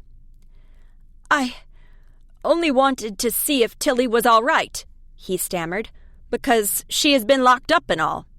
"Why would you care for Tilly?" Jonas asked. "First you pretended to be so worried about the man who died. Now Tilly?" He sounded disbelieving. The man took a deep breath and looked at Delta. "Can't I be worried about my own parents?" Chapter 17. "Parents?" Delta and Mrs. Cassidy echoed in unison. Jonas said, "The murder victim, Bob Weatherspoon, and Tilly Tay, are your parents?" "Yes." "Tilly never mentioned she had a son," Delta pointed out, her mind going back across everything she had read about the artist. "That's because she's not exactly proud of me. She thinks I followed in my father's footsteps, but I haven't. I built a decent life for myself. I wanted her to know. That's why I came out here. Also to keep an eye on Dad. I knew he wanted to contact Mom, and it seemed like such a bad idea." "You could say that again," Jonas said. He released his grip on the arm a little. "Tilly has no idea you're here?" "No, and I doubt she'll want to see me. Not if she knows I stayed at the same motel as Dad. She probably thinks we were in it together, to harass her." "Do you know what your father wanted of Tilly?" Mrs. Cassidy asked. "I mean, others might think she had the money from the pyramid scheme, but surely the man who conducted the scheme can't have thought that. He knew the truth." "Dad was the only one who knew, and now he's dead." The man hung his head. "I never was close to him, but I never wanted him to die. Certainly not like this. Stabbed in the back and left out to die, like he was garbage." Jonas put a hand on the man's shoulder. "I think you can use a cup of coffee. Why don't you come inside?" The man looked up with a jerk. "And face Mom? She'll be livid." "Or she'll be happy to know you're all right and not involved in the case." Delta wasn't sure they could trust this story, but they couldn't let him walk again either. He knew things that might be useful to them. In any case, he had to talk to Tilly's lawyer. "Do come in," Mrs. Cassidy said. "You're very welcome. That is," she eyed him, "you didn't prowl around this house at night when Buddy was first taken here?" The man tilted his head. "Was Buddy here then? I didn't know who took care of him while Mom was at the police station." Mrs. Cassidy stared at him. "If you didn't come to my house that night, then who did, and why?" "That's something we must figure out by adding up what we all know." Jonas waved them along to the house. "Let's go inside." When they came into the room with the man, Delta wondered if Tilly would recognize him at all. Apparently, she hadn't seen her son in years. Everyone present looked at them expectantly, including the miniature artist. The mug in her hand slipped and almost spilled chocolate on her dress as she stared and gasped, "Noel?" He stood dangling his hands, looking as uncomfortable as a 16-year-old caught out past curfew. "Hi, Mom." Tilly sat up straighter. "If you're here to join in the family pressure to give up my life as I know it, you can go away again." He shook his head. "I'm here to see if you're all right after being locked up." He looked down. "I knew Dad was after you again. I should have warned you." "You were here with Bob?" Tilly turned pale. "I told you not to fall in with him. He wasn't a truly bad man at heart, but he always took the easy way out." "I wasn't a part of his cons. I tried to keep him from it. I told him to leave you be, and—" "Bob can't have come here for me." Tilly sounded shrill. "He knew better than anyone that I don't have a dime to give him, and I never knew where his money was. So what did he want from me?" "Didn't he tell you when you met him on Maddox Street?" Delta asked quietly. "He did say something to you then." Tilly seemed flustered. "No, not really." It didn't sound convincing. Jonas said, "You might as well tell us. We can't help you if we don't know the truth." Tilly wet her lips. Her son said, "Tell him, Mom. Whatever you know, tell them. Please let them help you." Tilly patted Buddy. She looked into the distance as if seeing the scene again. "I was shocked to see Bob in the street. I thought he was still in jail, but I knew right away that he was after something. He always was." She sighed sadly. "This time, he wanted to make me an offer." "What offer?" Jonas asked. "He needed me to help him with something big that could set him up for life. He needed me as a decoy, he said. It wouldn't hurt me, wouldn't be risky at all." She laughed. "I knew Bob's definition of not risky. I told him no. He always had these wild plans, and they always went wrong. They hurt people and left him behind bars. I told him to find a decent job for once and make something of his life. He got angry, saying no one wanted to hire a convict, and asked me if I wanted him to rot in the gutter. He had done his time. He deserved his share now. I was to help him get it." "Share?" Jonas pounced. "In the pyramid scheme proceeds? So he thought you could get to it?" "No, I never had access to it or knew where it was hidden. But someone else apparently did. Someone he was in touch with. That person would give him access to his share." "In exchange for what?" Jonas asked.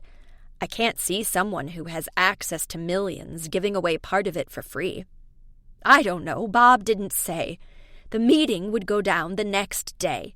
He needed my help to make the exchange safer for him." "Safer?" Jonas frowned. "How? Because you would be a witness?" "I don't know that either. I didn't want to hear his story at all. I kept repeating he had to go away. He did say he would pay me generously for his help, or so he claimed. I doubt he would have been good for his word." "Safer." Jonas still pondered the deceased's word choice. So Weatherspoon knew there was risk involved, because the other party wasn't happy he was out of jail and eager for his share? "I didn't ask. I didn't want anything to do with it."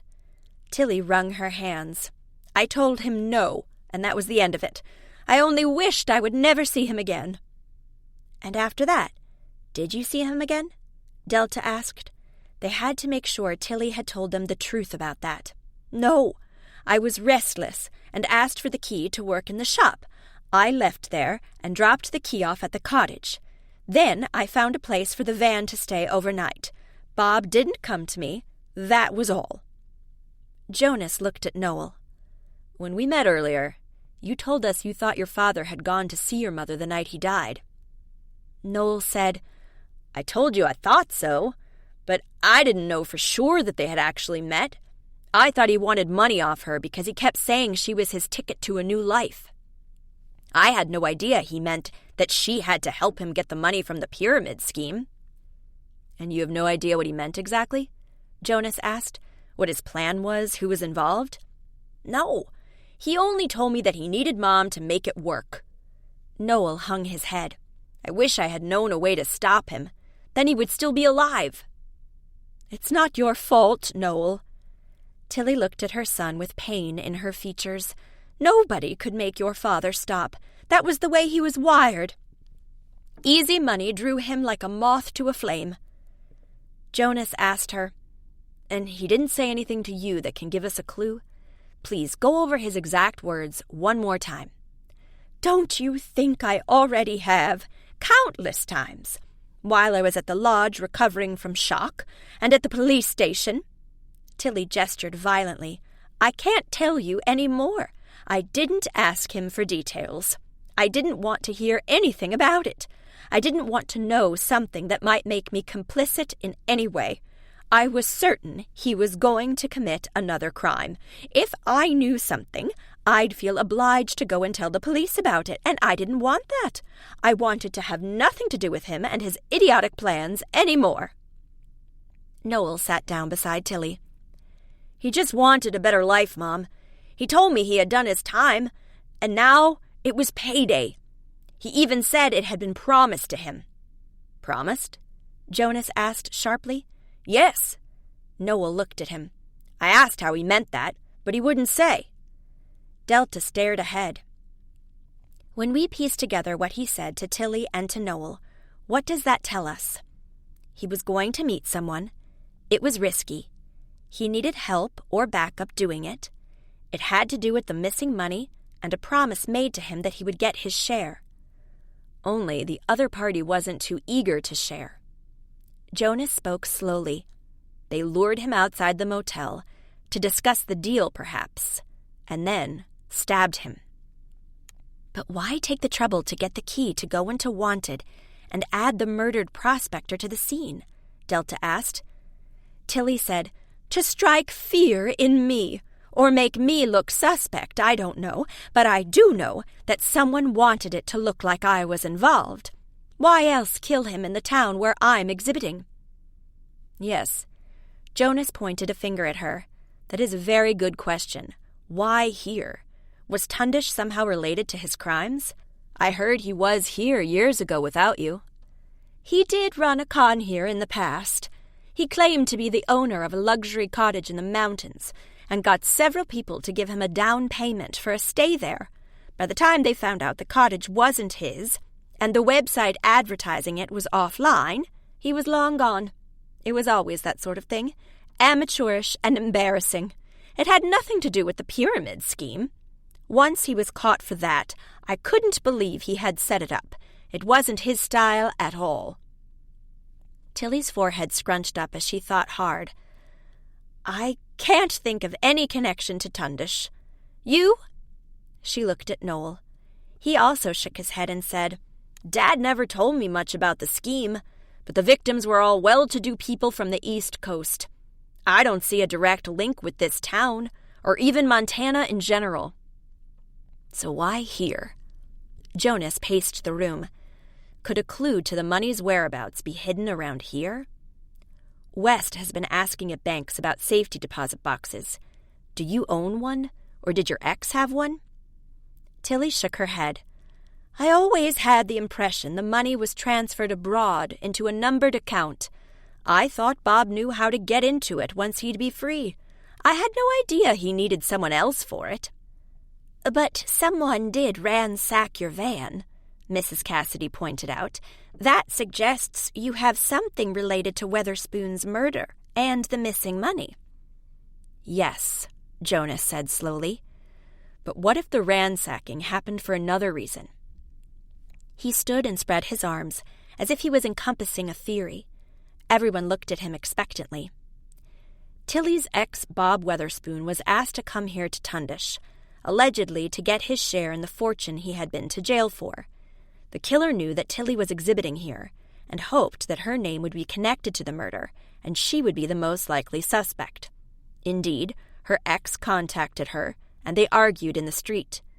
The killer stabbed Bob outside the motel, and placed the prospector with the tiny mattock in his back in the display at Wanted. So far, so good. But then the killer became antsy about the brief contact between Bob and Tilly. He feared that his victim might have told Tilly something that could connect him to it, that Bob might have handed her something for safekeeping that could prove his involvement. To be sure, he searched the van and came to this house to look at Buddy's dog bed. "But because I hadn't gone to bridge as I usually do, he didn't get near the bed," Mrs. Cassidy nodded.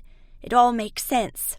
If the killer invited Bob Weatherspoon here, it must have been someone staying at the motel during the same time." Jonas shook his head. "No, it is far more logical to assume the killer was not staying there. That would be a lot safer. Come in, stab, get out, quickly." "So we're looking for someone staying in a place other than the motel." Jane waved around her. "That means a dozen places. Hotels, cottages, B&Bs. At a tourist hotspot like Tundish, you have too many places to take into account. Even in November, most places are at least partially booked. How can you determine who might have been involved?" Jonas stood with his head down, thinking hard, judging by the frown on his face. Spud came over and pressed his head against his leg, whining low. Jonas rubbed him absent-mindedly. Mrs. Cassidy said to Noel, "You must want some coffee." "And a cupcake," Jane added. As they fussed to give the new arrival some treats, Delta took Jonas aside. Noel just said that the pyramid scheme mainly involved rich people from the East Coast, that it had no direct link to Montana. But Buckmore is a specialist on Montana gold rush history. Is it likely he has friends touched by the pyramid scheme? Does this new information strengthen our suspicions that he's lying and wants to know more about Weatherspoon for another reason? Could he have been involved with him? She took a deep breath. Is it even possible that Weatherspoon came here to meet Buckmore and get his share from him? Jonas held her gaze, and that Buckmore killed him to keep everything to himself. Delta's stomach churned. Buckmore had befriended Gran on the very day Tilly Tay had come to town for the exhibition. Had it all been carefully planned? To implicate Tilly in the murder and then be close to a source of information about the investigation? How natural it was for Buckmore to pretend he had heard about the murder and the link with Wanted, and get Gran to share what she knew about the case, about what the police had against Tilly. That way, Buckmore could ensure he was first to know relevant developments and could even act on them if he had to. For instance, by coming to Mrs. Cassidy's house to look at Buddy's dog bed. It all fit, and it chilled Delta to the bone. At first, she had been worried her grandmother had fallen in with a con man. Now, she wondered if he might be a cold-blooded killer as well. Chapter 18. Hazel was as worried as Delta when she heard about Gran and Major Buckmore, especially the latter's none-too-friendly words when he had accompanied Jonas and Delta to the car. "I tried to convince myself he wasn't a bad person after all, but this threat of his can't be ignored." Hazel wrapped an arm around Delta's shoulders and added, "You have to talk to your grandmother as soon as she's back in town. Go and spend the night at her cottage and then have a chat. Tell her you're afraid she's being used. You need not tell her that you suspect him of involvement in the murder. She won't believe that, I'd guess. But his behavior to you and Jonas was really odd. She will have to admit it." "I wouldn't count on it. She adores him." Delta swallowed. "To be honest, I'm worried she'll defend him against me, and I'll feel like she's choosing his side. She practically raised me, and I love her as much as I love Mom and Dad. I don't want to lose my connection to her." "I understand that, but if your bond is that strong, it won't be broken by one conversation you have. You need not outright accuse him either. Just say it's going fast, and you wonder how well she knows him. Raise some doubts in her mind. Let's be fair, if you were dating a guy and moving quickly, your Gran would have questions about that as well." "I guess so." Delta felt relief seeping through her. "Thanks, Hazel. You always cheer me up." Hazel smiled at her. "That's what friends are for, right?" The shop's bell jangled, and customers came in looking for scrapbooking materials. Hazel pointed out the new patterned papers and ribbons they had in stock, while Delta demonstrated a gel pen to two sisters who wanted to do a scrapbooking workshop at one of their daughter's birthday party. Outside, rain splattered on the sidewalk, and every now and then thunder growled in the distance. Delta wondered briefly if Jonas was out with a group, and imagining the business people's disgruntled looks as they trudged through the mud for what was supposed to be relaxation, she had to laugh. "If you take these pens," she pointed at the 5 different colors she had shown them, "I can offer you a packet of blank cards and some sticker sheets for a special price." "That would be fabulous. Can we maybe choose the stickers, or did you have something in mind already?" "Oh, no, you can choose any stickers you like from that basket over there. 2 sheets, or if you choose the smaller sheets, 3. Delta glanced at Hazel to see if she perked up as she was making this offer, but her friend was busy and didn't seem to listen at all. Delta still didn't feel completely confident when she proposed business transactions, although she had discovered that Hazel usually agreed with them. She needed to feel more self-assured, but that was hard with her doubts about Gran's relationship with the Major and her own relationship with Jonas gnawing at her. Why hadn't she had the nerve to tell him how she felt? The moments at the cabin with the mulled wine had been perfect for it. The door opened and someone stepped in, shaking the water off a red umbrella before closing it and turning into the shop. It was Ray, dressed casually in denim and a leather jacket. He waved at her. "Real downpour out there." As her customers were busy with the sticker sheet selection, Delta went over to Ray for a moment. "What brings you here?" He patted his breast pocket. "I've got tickets to an antique fair, and Hazel can protest all she wants, but this time I'm taking her." Delta smiled at his firm tone. "That would be lovely. She has been working so hard, staying at the store while I'm sleuthing to find out who killed the man at the motel to clear Tilly Tay's name. Her visit here hasn't exactly provided the good press I was after when I invited her." "I can imagine, but that's over soon." Ray nodded at the miniature display. "You'll be rid of it in no time." "Rid of it? How come?" Delta frowned in puzzlement. "Tilly agreed to have it on display here for 2 weeks." "That might have been the intention, but I heard plans have changed. At least, that's what Rosalind told me." She agreed to it with Mrs. Vanderhurst. Having heard of all the high society events she and her investment banker husband go to, Rosalind was deeply impressed, and when Mrs. Vanderhurst asked her, she agreed at once. Agreed to what? Delta still didn't fully understand. "To have the display transferred to the lodge. It will be set up in the boardroom, and our hotel guests can look at it." "What? But why?" Delta was shocked. Mr. Vanderhurst had asked them if they intended to keep the display at the store, but she hadn't guessed he or his wife were actually going to take steps to take over. She looked for a way to express in a friendly manner that she felt boxed out of this decision when she realized something else. Does Tilly even know about this? She has only recently been released from the police station. "I don't know, I guess so. I mean, her sister wouldn't make such decisions over her head." Ray said it confidently, but Delta had her doubts. "I think she might. She does seem to feel like she knows everything better." She sighed.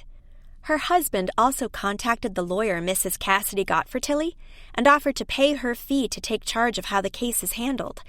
They seem to be quite domineering. "I'm sorry to hear that. I had no idea. Rosalind must have thought it was their decision to make, or she would not have agreed. And she also assumed it would take a hassle off your hands, after what happened." Delta fought a sense of embarrassment at the idea Rosalind knew that the shopkeepers wanted her to give back her honorary title. But then the incongruity of it all struck her. She tilted her head. Rosalind always minds the lodge's good name so much. Isn't she worried about taking in this display connected to a murder? "Oh, Rosalind knows all about it." Ray rolled his eyes. "That's why I mentioned the investment banker husband. Rosalind is duly impressed with all the influential people he knows, and confident they will now all flock to the lodge to train their horses in our beautiful countryside. The sinister sides to the display mean nothing to her if she can attract wealthier clientele." "Yes, Tabitha Vanderhurst did mention to me she came here especially for her horse," Delta said. "I assume they are regulars at your hotel?" Ray shook his head. "This is their first time out here, I gathered." "How odd. I thought they came here because they knew the area." "They could have stayed somewhere else before, but Rosalind is determined to make them fans of the lodge now, them and all of their friends and acquaintances." Delta frowned. Jonas had told her that the Vanderhursts were getting divorced, but Tabitha was acting like there was no such thing as a breach impending, using her husband's status to secure transfer of Tilly's display to the hotel. Then again, the Vanderhursts were in therapy, Jonas had said, so maybe Tabitha was confident their marriage would survive.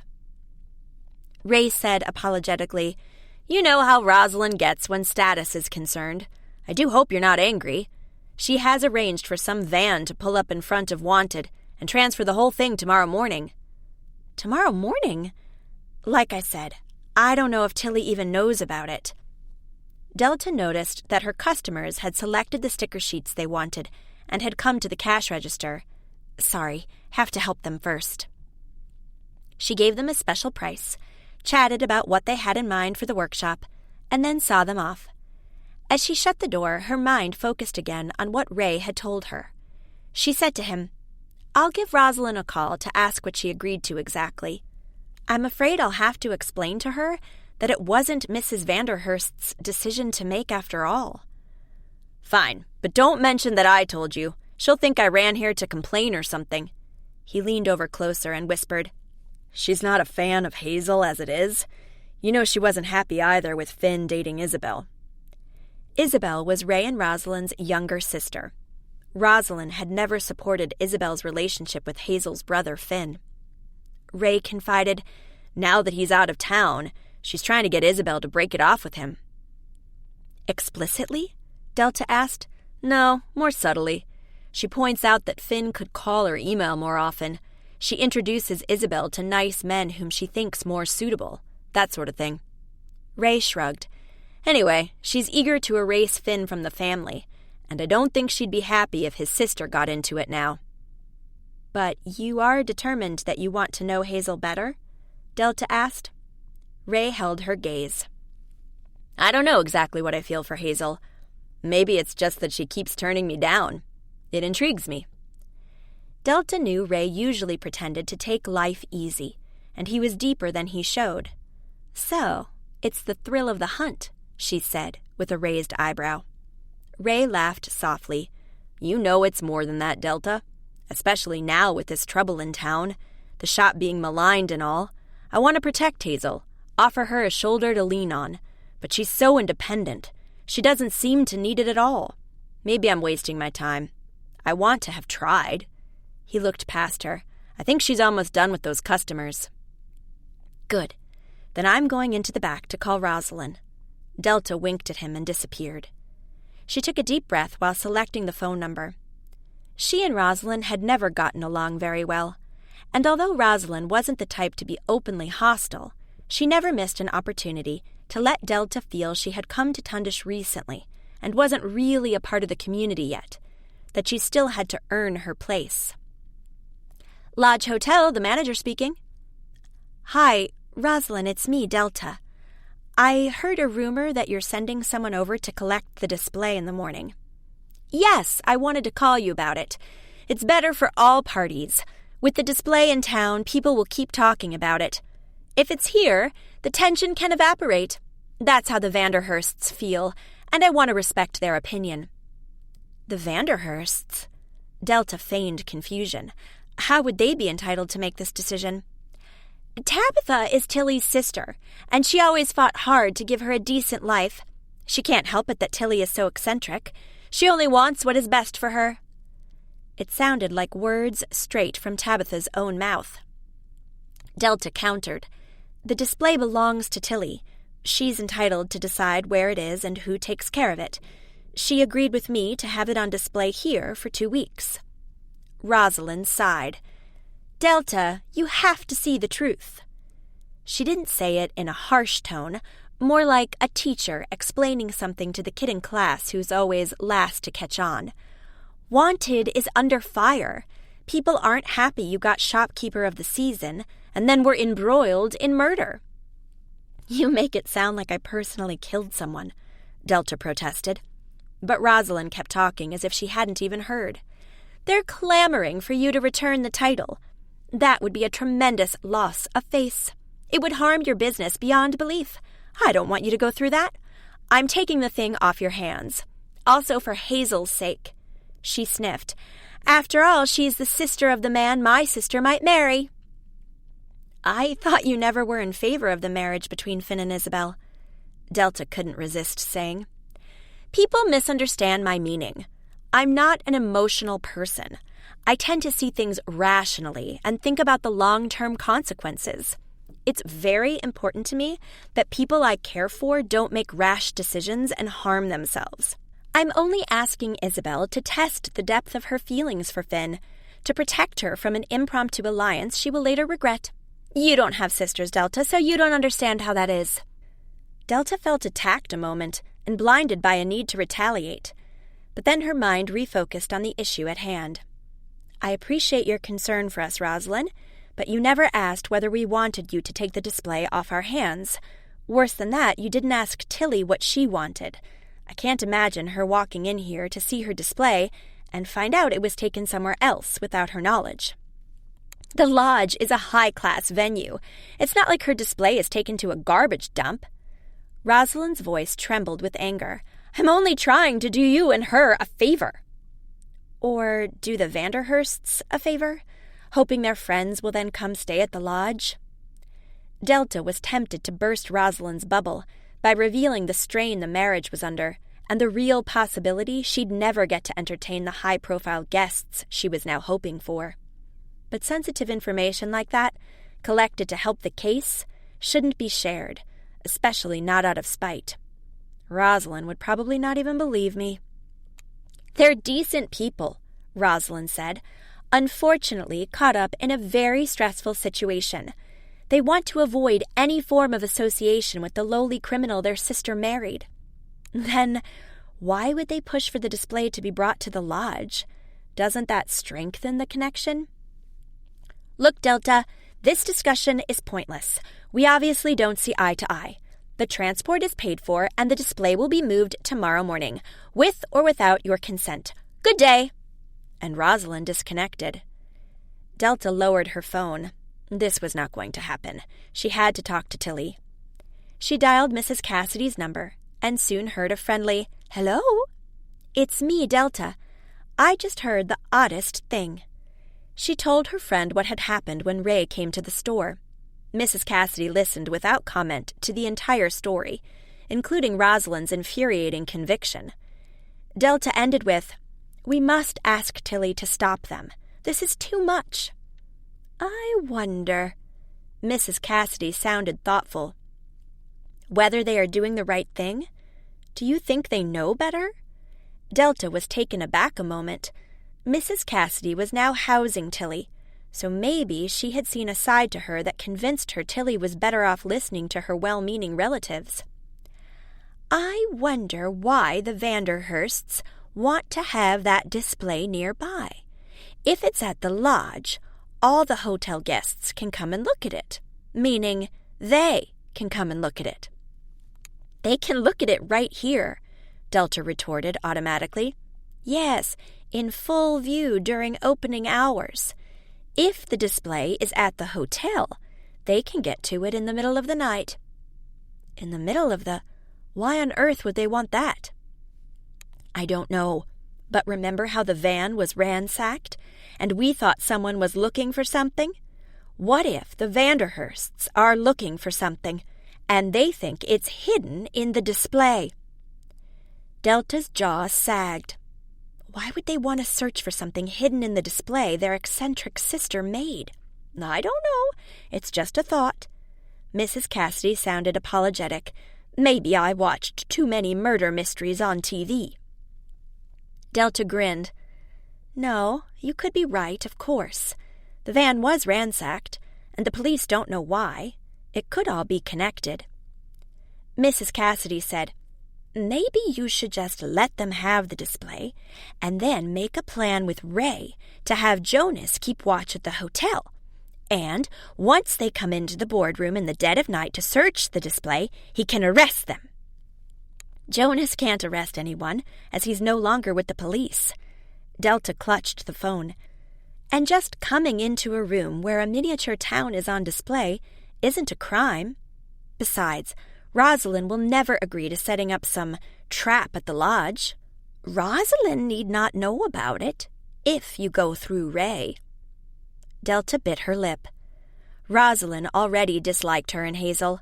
If they did something that Rosalind would consider a violation of her position at the lodge, they'd certainly make a lasting enemy of her.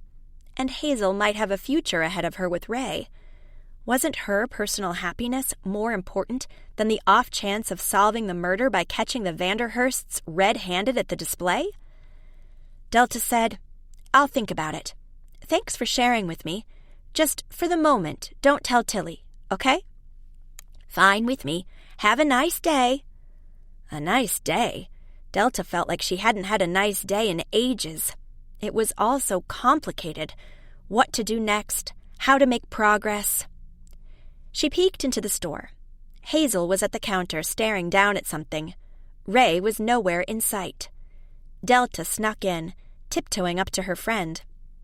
The thing she was looking at was a ticket to that antique show Ray had mentioned. Delta said, "Sorry to have kept you waiting. I was on the phone. Are you all right? You look a little out of sorts." Hazel snatched up the ticket and turned away, slipping it into her pocket. "I'm fine. I was just working out a few figures." Delta felt a little stab that her friend didn't confide in her, but she understood how confusing matters of the heart could be. Nevertheless, she asked in an innocent tone, "Did you catch Ray? He dropped by for a minute." "Yes. We chatted." Hazel turned fiery red, about the bad weather really having messed up some things they planned at the lodge. "Small stuff." Delta nodded. Did he mention Rosalind making a deal with Tilly's sister about the display? Hazel looked bewildered. What display? This one. Delta stood beside it. She let her gaze wander the small houses and people going about their business. Then she sank to her knees and looked underneath it, studying the construction. Could you hide something in it? Had Tilly put an item there? Something valuable, or a paper, connected with her husband's scams? The killer had been in here that night, putting the prospector with the mattock in his back outside the boarding house. But why? Had it been about that alleged clue? Or about checking the display for hiding places? Delta crawled underneath to look better. Hazel asked, "What are you doing?" Delta lowered herself so she could turn over and study the display's bottom. "I'm not sure. I wonder if there's something hidden in this thing. I can't see any levers or—" "You read too many books. Why would it have levers?" "Tilly might have used it to store something safely. Who would look here?" "But the guys who build the display for her take it apart. Wouldn't they find something?" "You're right. It can't be in the construction. It has to be hidden in the models themselves." Delta wormed her way out from underneath with a groan. "But I won't be touching the models. I would be afraid to break something. Tilly put so much time and effort into them." Hazel leaned back on her heels. "You do have a point, that it is odd that the Vanderhursts are so eager to move the thing to the lodge. What for? They don't seem to be fans of Tilly's work, per se. I haven't even seen them in here yet." "I saw in a video Jane's husband made how Tabitha was at the door the morning of the opening, but she never came in. I wonder why. And Bessie overheard Tabitha at the lodge talking to the director of a museum in Helena about putting up a permanent exhibition of Tilly's work. She may be after control of her sister's work. It's worth something. But they have enough money. Jonas shared with me that the Vanderhurst's marriage is in trouble. He wants to divorce her, and she signed a prenup and won't get a thing. I should ask Jonas to check that out further." Delta got her phone from the back. "I'll ask him right away." She called his cell, tapping her foot impatiently, her head full of thoughts. "Hello, Paula speaking." Delta froze. She stammered, "Sorry, what?" "This is Paula." The female voice was unmistakable. Paula was answering Jonas's phone. Delta hesitated. She wanted to say she had a wrong connection and hang up, but that would be the cowardly thing to do. She needed to push through and find out, for better or worse, what was going on here. "Hi, it's Delta. Is Jonas there?" "Yes, but he's hanging up some paintings, so he can't come to the phone right now." Paintings? In their home? The place where they were going to live together? Delta immediately had this mental image of Jonas holding up the painting and asking Paula if it was straight. The tenderness of the scene hit her like a knock against the chin. This wasn't supposed to happen. Jonas was hers. Hers? No, of course not. But she did know that he meant a whole lot more to her than just some friend. "Okay," she said with difficulty. "I'll call back later." Her heart pounded violently under her breastbone. Why hadn't Jonas told her outright Paula was his girlfriend? Why hadn't he introduced her like that when they had met? Delta pressed a hand against her temple. It need not be like that, she tried to reason with herself. Maybe Paula asked him to hang a painting or two in her own home, to spend time with Jonas? Maybe they weren't an item yet, but was Paula pushing for it? Then there was still time, however little, for Delta to act, to tell Jonas how she felt and win him for herself. Her courage sank at the idea, and she wondered if she could ever really do that. Hazel peeked in. "Did you talk to Jonas? What did he say? Are we suspecting too much? Might be, with all that's been going on." "He didn't answer his phone." Delta wished she didn't sound so squeaky. Hazel narrowed her eyes as if she had heard and wanted to ask something, but Delta's phone rang. It was Jonas. So he could call her back. Delta accepted with a shivery, "Hello?" "Hey, Delta. Paula said it was you, and I wanted to know what was up right away. There aren't any problems, are there?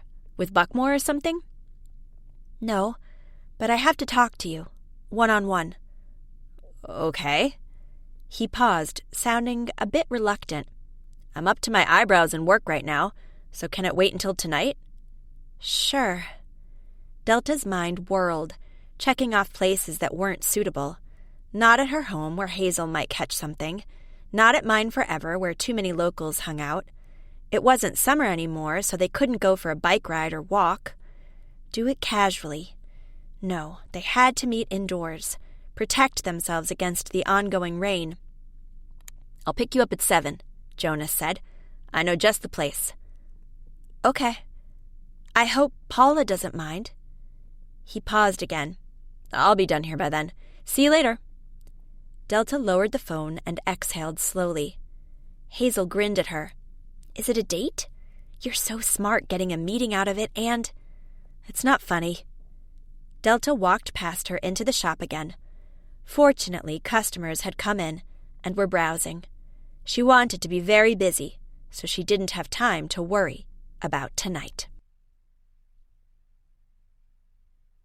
Chapter 19. Jonas picked her up around 7, as he had promised, and drove her along the dark road. The rain hadn't ceased at all, and washed in rivulets across the windows. Delta shivered, ducking deeper into her coat. Even indoors, you could feel the chill of late fall seeping through. Jonas glanced at her. "I didn't get far with Buckmore. I've been making a list of known victims of the pyramid scheme. People who went public about their losses during the trial. But I can't establish a direct tie between any of them and Buckmore. I looked especially close at Adam Baker and Cheryl Remington, as they were also here in town when the murder occurred. But no tie I can see. I also couldn't connect Buckmore with Weatherspoon in any way, so I'm not sure what to think. Was he after revenge, or involved in the scheme, and eager to keep Weatherspoon away from the loot?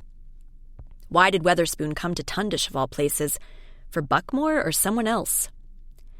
Delta raked a hand through her hair and said, "On one hand, I hope he's not involved, as I'd feel terrible that a criminal came close to Gran. But on the other hand, if the police picked him up, and it would be crystal clear he's bad, I need not tell her and risk my bond with her. I haven't felt so confused in a long time." Jonas gripped the wheel tighter. "Is that why you wanted to talk one-on-one?" "It's just that I think you're dating Paula, and I want to date you. No, that is impossible to say." "How did the paintings come along this afternoon?" "No diversions, Delta. What is the matter?" Jonas glanced at her. "I know I should wait until we're at the restaurant, nicely set up with our drinks and waiting for our specials, but—" Picturing this, him across from her, toasting her, then focusing on her with his interested eyes, she knew she'd clam up. Now or never. "I thought we were friends." "We are. Who told you we're not?" I feel a little disconnected from you. I'm not sure whether it's the thing with Gran messing with my feelings, or—" Delta clenched her hands. "This is probably all very silly to you." "I never felt before like you were folding under pressure. Why now?" Delta shrugged. She didn't dare look at him. Jonas said, "Oh, well, maybe situations do get to people and change them from how they usually are. Paula is having so much wedding stress. I would never have believed it. Wedding stress? Delta's muscles tightened. So she's getting married? When? In 2 weeks. There is still so much to do, it drives me crazy. Me? He meant her, right? Or did he mean me? Was he... Delta struggled to breathe evenly. What do you still have to do? Find a ring bearer, get the right flowers for the venue's decoration. The ones they suggested weren't to Paula's liking. He rolled his eyes. I have never known she could be such a diva. A real bridezilla. Delta faked a laugh. Poor you.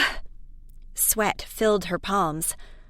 Of course, I'm happy for her. You. Come on, say it. You can do it. Yeah, well, when she asked me to be best man, I thought it would be easy. Paula had always been down to earth and undemanding, not fussy or anything. I thought it would take me a few hours of my time, and now she calls me for every little detail. Do this, arrange for that. He waved a hand in the air. Last week, I felt like telling her to find someone else for the lousy job. But we've been friends for so long, and she once saved my life. I owe her, right? Best man? Delta repeated. The fog in her brain didn't allow her to fully grasp this. Yes. He glanced at her. And don't ask how she saved my life. I don't want to talk about that tonight. Jonas was best man, not groom. He wasn't marrying Paula. Paula was marrying someone else. That's great, Delta said, with a grin that almost pulled her face apart. Jonas frowned. It's great that I don't want to talk about a major life event? I thought you'd be ruffled. Not at all. Whatever you want to do, I'm fine with it. Totally fine. Jonas gave her a suspicious look. You sound a bit hysterical. Maybe you're closer to the edge than you think. With the murder, wanted involved and all. I have news to share about that. Delta dared look at him again. Important stuff you can help me with. Was it a flash of disappointment she saw in his eyes? She didn't really know, as she was so ridiculously relieved that he wasn't marrying Paula, wasn't even dating her or anything. It was all perfectly fine. Jonas turned into a parking lot and stopped the Jeep. I hope you like this place. They serve great turkey specialties. With Thanksgiving coming up, Delta smiled at him. I'm grateful to have a friend like you. Jonas put his hand on hers a moment. You can count on me. You know that. She held his gaze. The relief inside of her wanted out, in a mad moment of throwing herself into his arms. But, as she had just saved their friendship and the potential they had, she wasn't going to risk it now. She gestured at the lit building ahead. Shall we? I can't wait to see what they have on the menu. They had finished their turkey roast with mashed potatoes and mixed vegetables from the grill, and were into their dessert. Jonas had listened intently to her story about the latest developments, and now said, But if the Vanderhursts want access to the display, what could they actually gain by that? Delta gestured. I don't know. I just thought it was odd, considering that they also wanted to pay for the lawyer Mrs. Cassidy hired, and then get access to the information that Marjorie Brenning has on the case. It seems they want to be in control of everything. Jonas nodded slowly. Maybe it's just damage control. They're worried this case will make a splash in the media, reaching into their circles over time, and they think that if they hold all the cards, they can determine the game. As an investment banker, he must be used to making a risk calculation. I bet. Well, anyway, I wanted you to know it all. The idea to set a trap at the lodge might not be totally bad, but I can't see Rosalind agreeing with it. Delta looked up at Jonas. After Hazel's suggestion to lure Buckmore into stealing something at our cottage to expose himself, you might think we've gone overboard with our plans to frame people. Maybe just a little. Jonas held her gaze. But I can't blame you for caring. Delta stared into the warmth radiating from his eyes and wondered why she had ever thought Paula meant anything to him. Jonas said, I have a little plan of my own. Caught up in a fuzzy blur, it took Delta a moment to catch on. Sorry? A plan to maybe catch a killer. Now he had her full attention. What? A killer? You think you know who the killer is? It's only a guess based on what we know right now, but it's worth a try. We have a chance to do it. Jonas put a bite of creme brulee ice cream in his mouth. Don't stretch the suspense. What is it? The Vanderhursts asked for the lawyer to work for them, right? If Marjorie Brenning agreed to that offer, she would have to share some information about the case with them. What if she told them something that they would have to act on?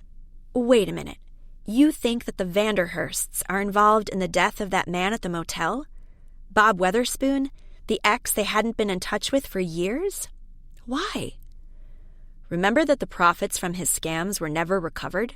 What if the investment banker, Tilly's brother-in-law, found a way to make them disappear? He had control of them while her ex was in jail. Bob kept his mouth shut to protect the money. If he spoke up, the police would confiscate it, and he'd have nothing. Now, he counted on coming out of jail and pressuring his brother-in-law into handing over the funds, or part of it. Remember he told his son Noel it was payday? Yes, you're right. Delta sat up. Go on. Bob Weatherspoon comes out of jail and contacts his brother-in-law Vanderhurst. The investment banker agrees to a meeting. He chooses Tundish since Tilly is exhibiting here, and the police might suspect her of the murder. He kills Bob, eliminating any danger of ever being exposed, and creates a trail leading straight to Tilly. But why show his face? Why involve himself in the case, asking for the lawyer to work for him and... He must somehow think there is evidence of his involvement, and he wants to find it and destroy it before it lands with the police. That explains the search of the van. And the demand to have the display taken to the lodge. Close to him. Jonas nodded. It all fits. So what I'm thinking of is this. We ask Marjorie, Tilly's lawyer, to pretend she accepts their offer to pay for her representation. Marjorie then gives them false information about the case. Perhaps items Tilly has stashed that the police are interested in. Something that could clear Tilly's name for good. Vanderhurst will have to make sure they are not posing any danger to him. So when he goes to track them down, we are there to catch him in the act. And voila, case solved. Delta pursed her lips. Are we going to do it without assistance from the police? I doubt I can interest West in such a scheme. I don't have hard proof of their involvement, and they are reputable people. He won't want to cross them. So it's us. Delta nodded slowly. Do you think Tabitha Vanderhurst is involved as well? Do we have to expect 2 opponents? I don't think so. Remember, Vanderhurst wants to divorce her. My guess is he plans on divorcing her so he can do what he wants with his illegal gains without her catching on. She tried to prevent the divorce, even taking him to marriage counseling. But I think he never meant for that therapy to be successful. He's going through the motions while working on his own plan. Clever. Well, if we have to deal with him alone, I guess it can work. We did it before. Jonas picked up his glass. To a gamble that will hopefully pay off. Chapter 20. I'm not too sure about this now. Delta stood shivering in the wind that breathed from the direction of the lodge. It seemed to invite her with its warm lights to forget about this whole trap and come on in for a nice hot drink. Jonas said, "You can go inside if you want to. I can do it alone." Spud by his side made a soft sound, as if he wanted to say, "You're not alone. I'm here." Delta smiled. "No, we're in this together." She turned her head to look at Tilly's van, which had been brought in by the police earlier that day and parked beside the stable. It had been carefully combed for evidence and had now been released to the owner. But instead of taking it to Mrs. Cassidy's house, where Tilly was still staying, it had been brought here. Marjorie, who had been instructed by Jonas, had informed the Vanderhursts that the van was better off under their supervision for the moment, as Tilly had let on to her that something was hidden inside that the police might need to clear her. To ensure its safety, Marjorie had stressed, it had to be kept in a secure place. This was bound to make the Vanderhursts believe that they were not considered suspects, and would hopefully induce Virgil Vanderhurst to act tonight. The display was also here, in the boardroom, having been transferred that morning.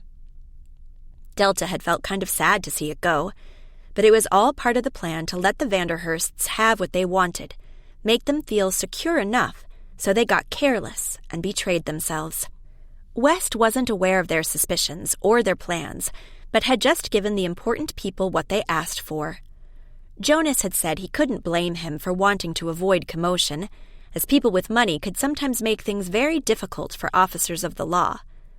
And he's not violating any rules by letting them see to some of the suspect's property while the case is still ongoing. Maybe not, Delta thought, but the Vanderhursts weren't treating Tilly very respectfully. Jonas whispered, "What if I'm wrong about them?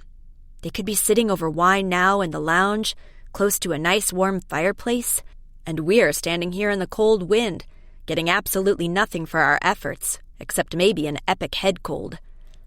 Delta moved a bit closer to him. "We have to try for Tilly's sake, and to clear Wanted's reputation. This morning, when the men came to take the display away, people in the street were actually applauding. It felt so awkward. And one woman said as she walked past Hazel and me, 'You better pack up as well.' Really?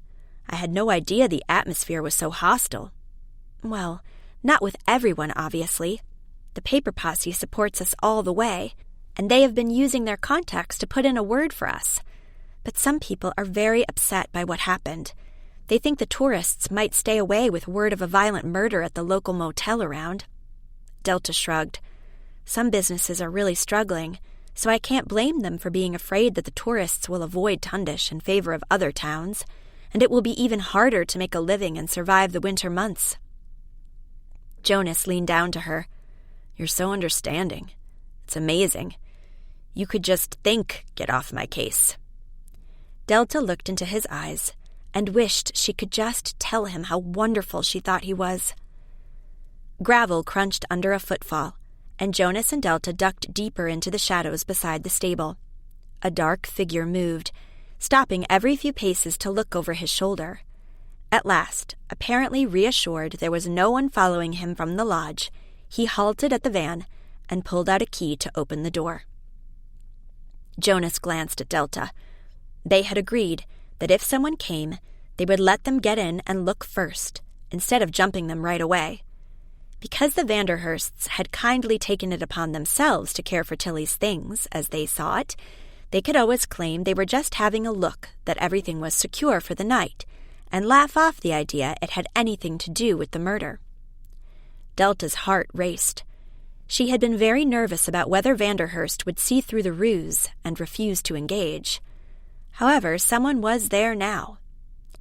They heard shuffling noises inside the van as the figure was busy searching. Jonas held his hand on Spud's collar.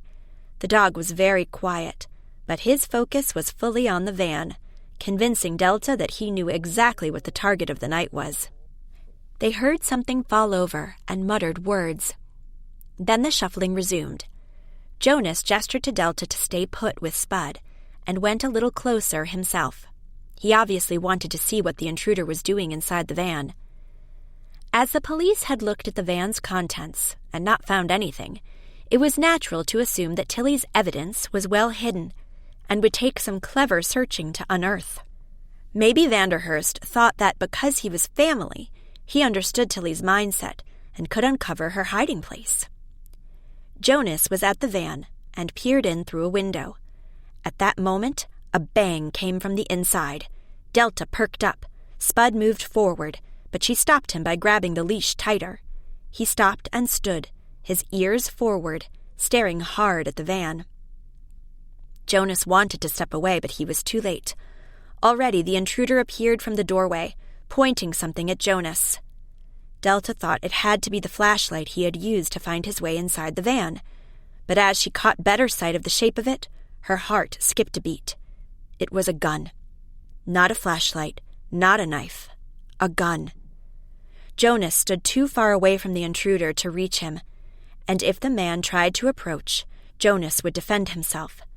Delta was convinced he was great at hand-to-hand combat and could disarm someone, especially if that someone was an untrained 50-something civilian.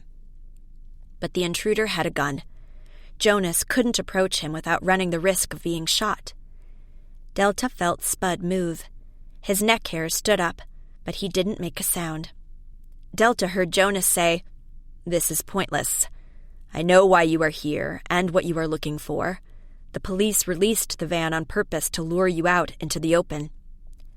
The man laughed softly. "Nice try, but no dice. The police released the van because we requested it. The sheriff eats out of our hands." It was unmistakably the arrogant tones of Virgil Vanderhurst. "So does that little blonde lady lawyer. And I heard about you. Sheriff West told me you're a regular pain in the neck. You think you can still play cop about town. But you're not an officer anymore, and you don't carry arms. I, on the other hand, am a very good shot. I wouldn't take any chances if I were you." Jonas put up his hands, palms out, in a pleading gesture. "I don't want a shootout. I underestimated you. I hadn't expected you to come armed, except perhaps with the knife you used to stab poor Bob Weatherspoon." "Poor? He was a vile little man, a blackmailer."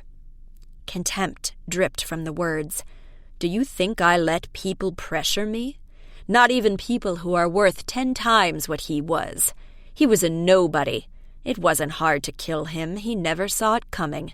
That was his problem. He always had plans, but never any foresight." "Which was why he went to jail and you enjoyed the profits off his fraudulent scheme." "You make it sound so despicable. It was simply a very good business deal." "And Tilly?" Jonas asked. "Did you never think twice about involving that poor woman in your crime? Leaving a clue in her display pointing straight at her?" "That was a rather nice touch." Vanderhurst sounded smug. "Weatherspoon told me that he believed the victims of the pyramid scheme were hot on his trail. I thought that it couldn't hurt to suggest that they were, by leaving a threat against Tilly in the display and sending the key to Wanted to that local super snoop, Mark LeDuc. I knew he'd unearth the link to the pyramid scheme in a heartbeat. Then those pathetic whiners, Remington and Baker, even popped up at the police station, demanding access to Tilly. It was perfect. The sheriff didn't know where to turn, who to suspect. Maybe they ransacked the van. Maybe they came after Tilly's dog." "But it was you all along," Jonas said. "You sent us all on a wild goose chase."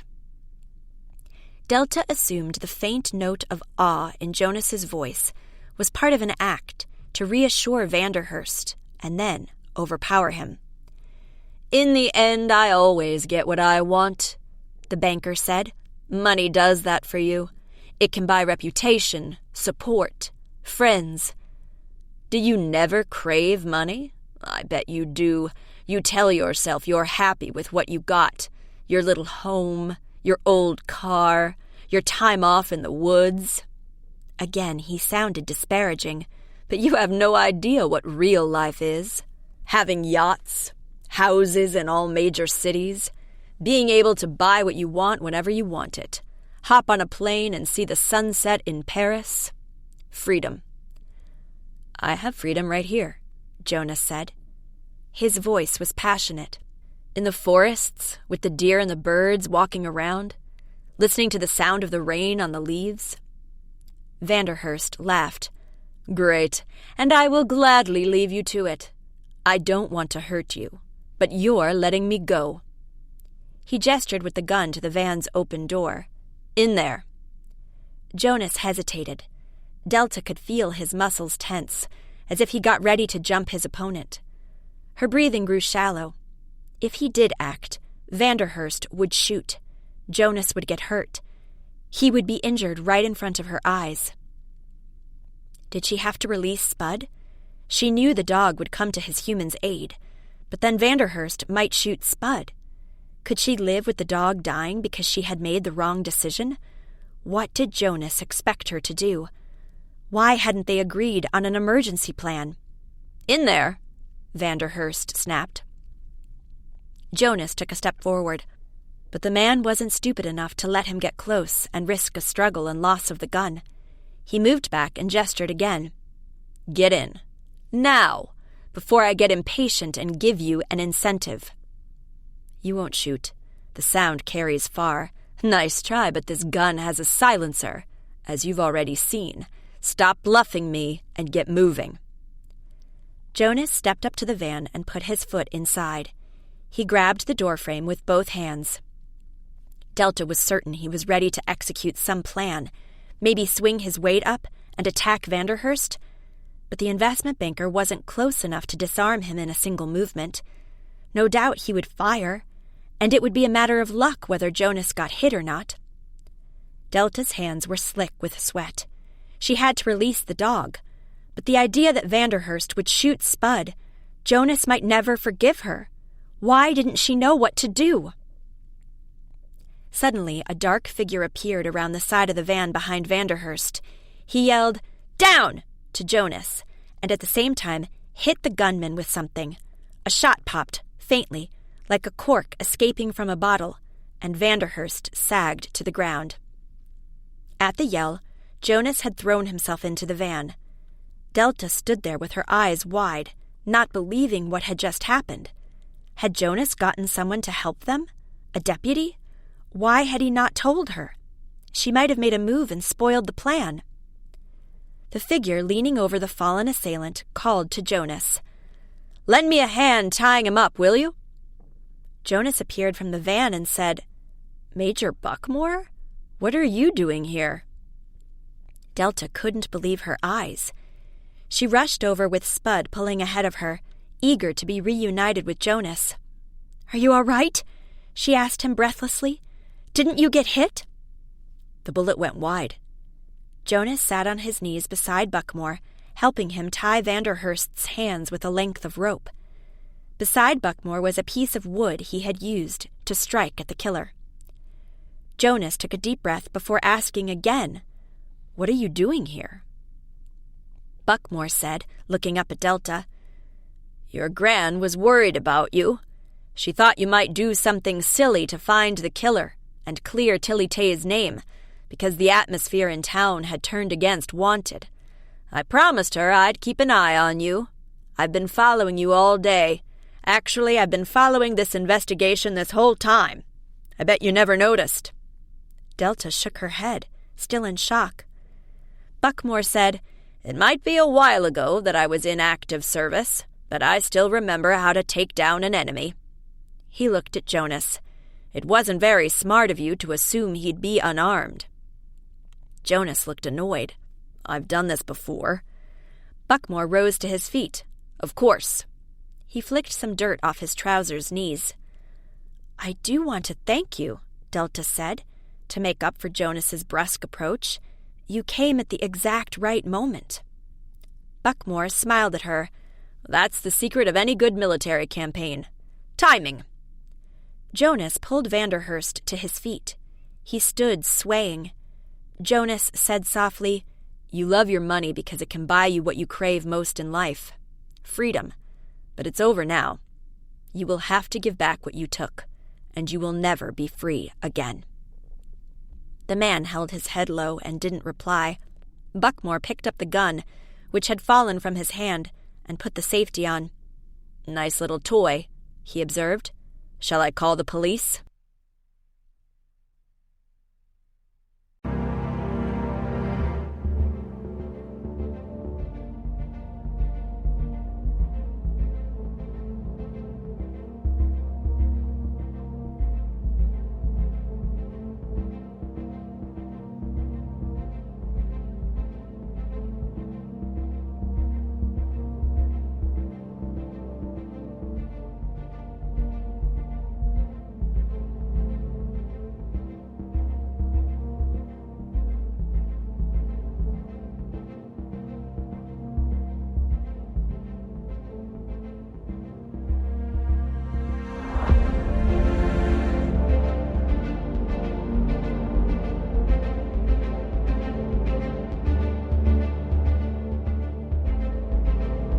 Chapter 21.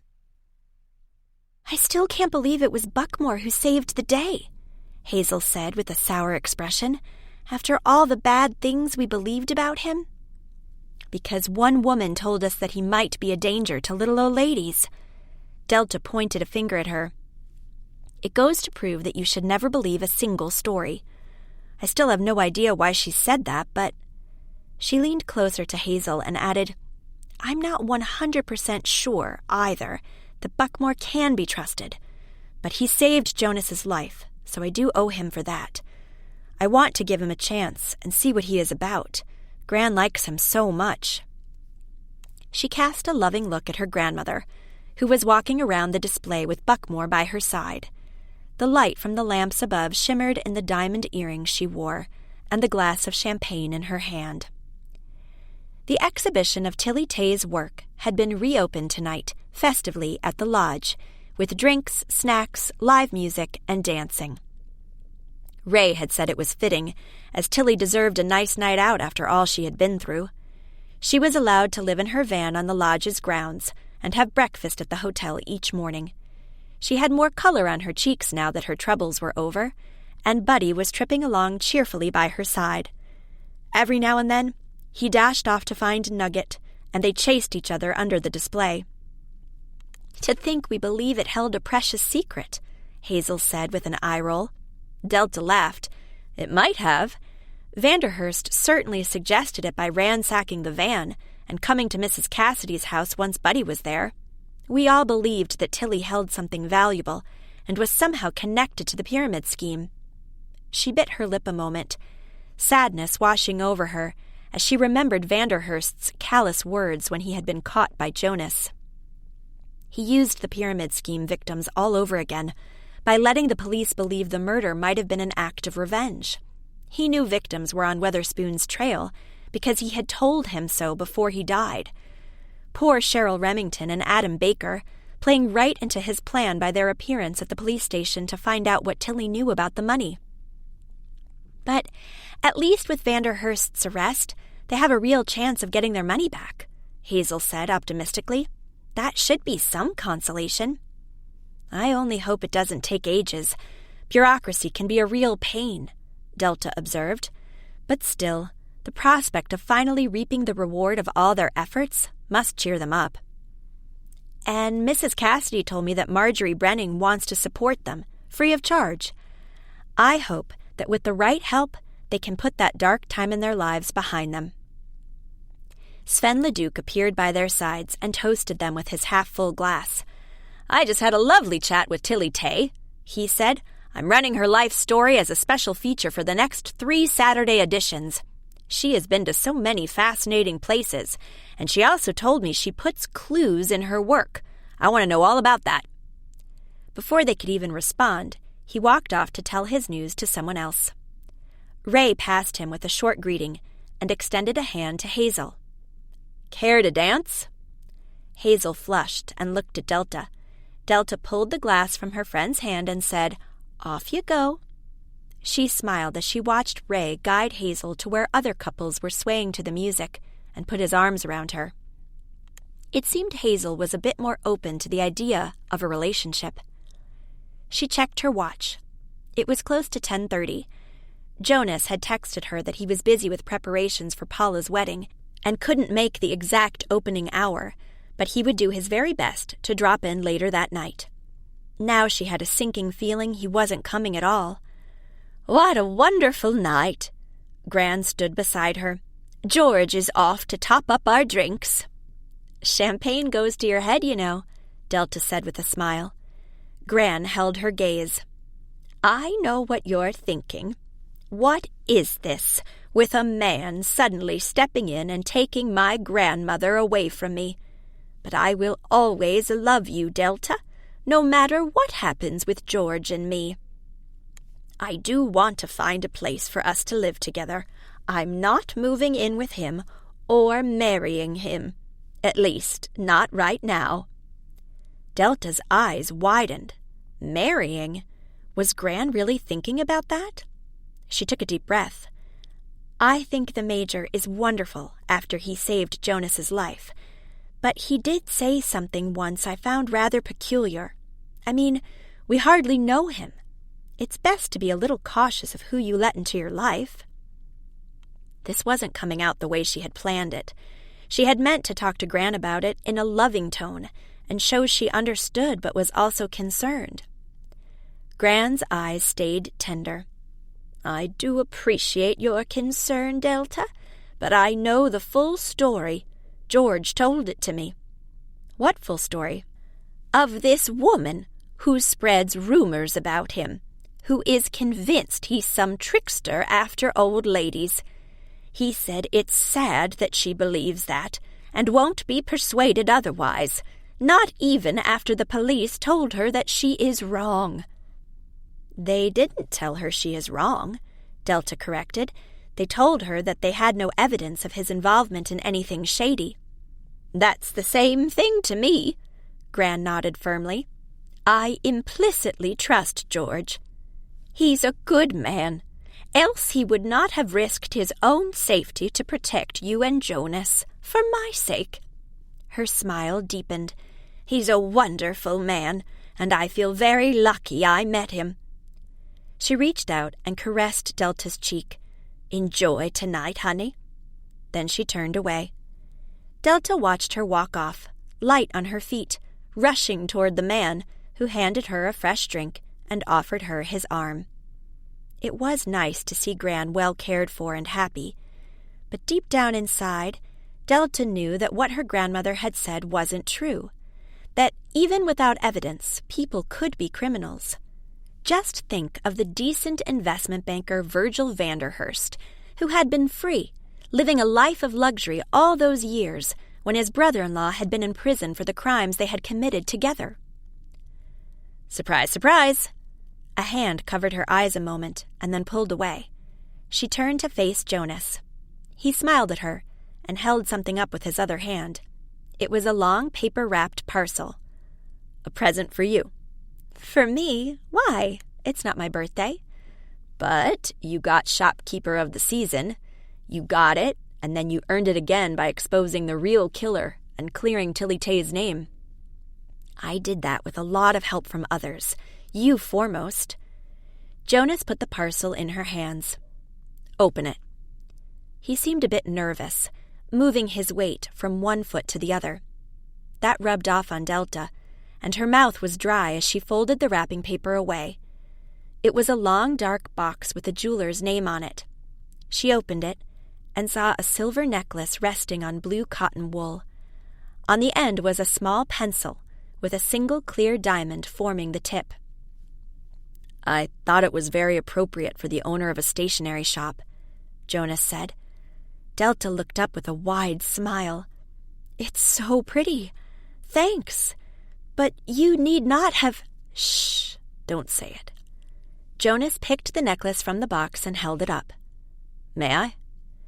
Delta collected her hair off her neck, and Jonas put the necklace on her, securing it carefully. As the pencil dropped to her skin, her heart did a little dance. A present from Jonas, something he had picked especially for her. She touched it a moment, and then threw her arms around his neck and hugged him. "Thanks so much. I love it, and I will wear it every day."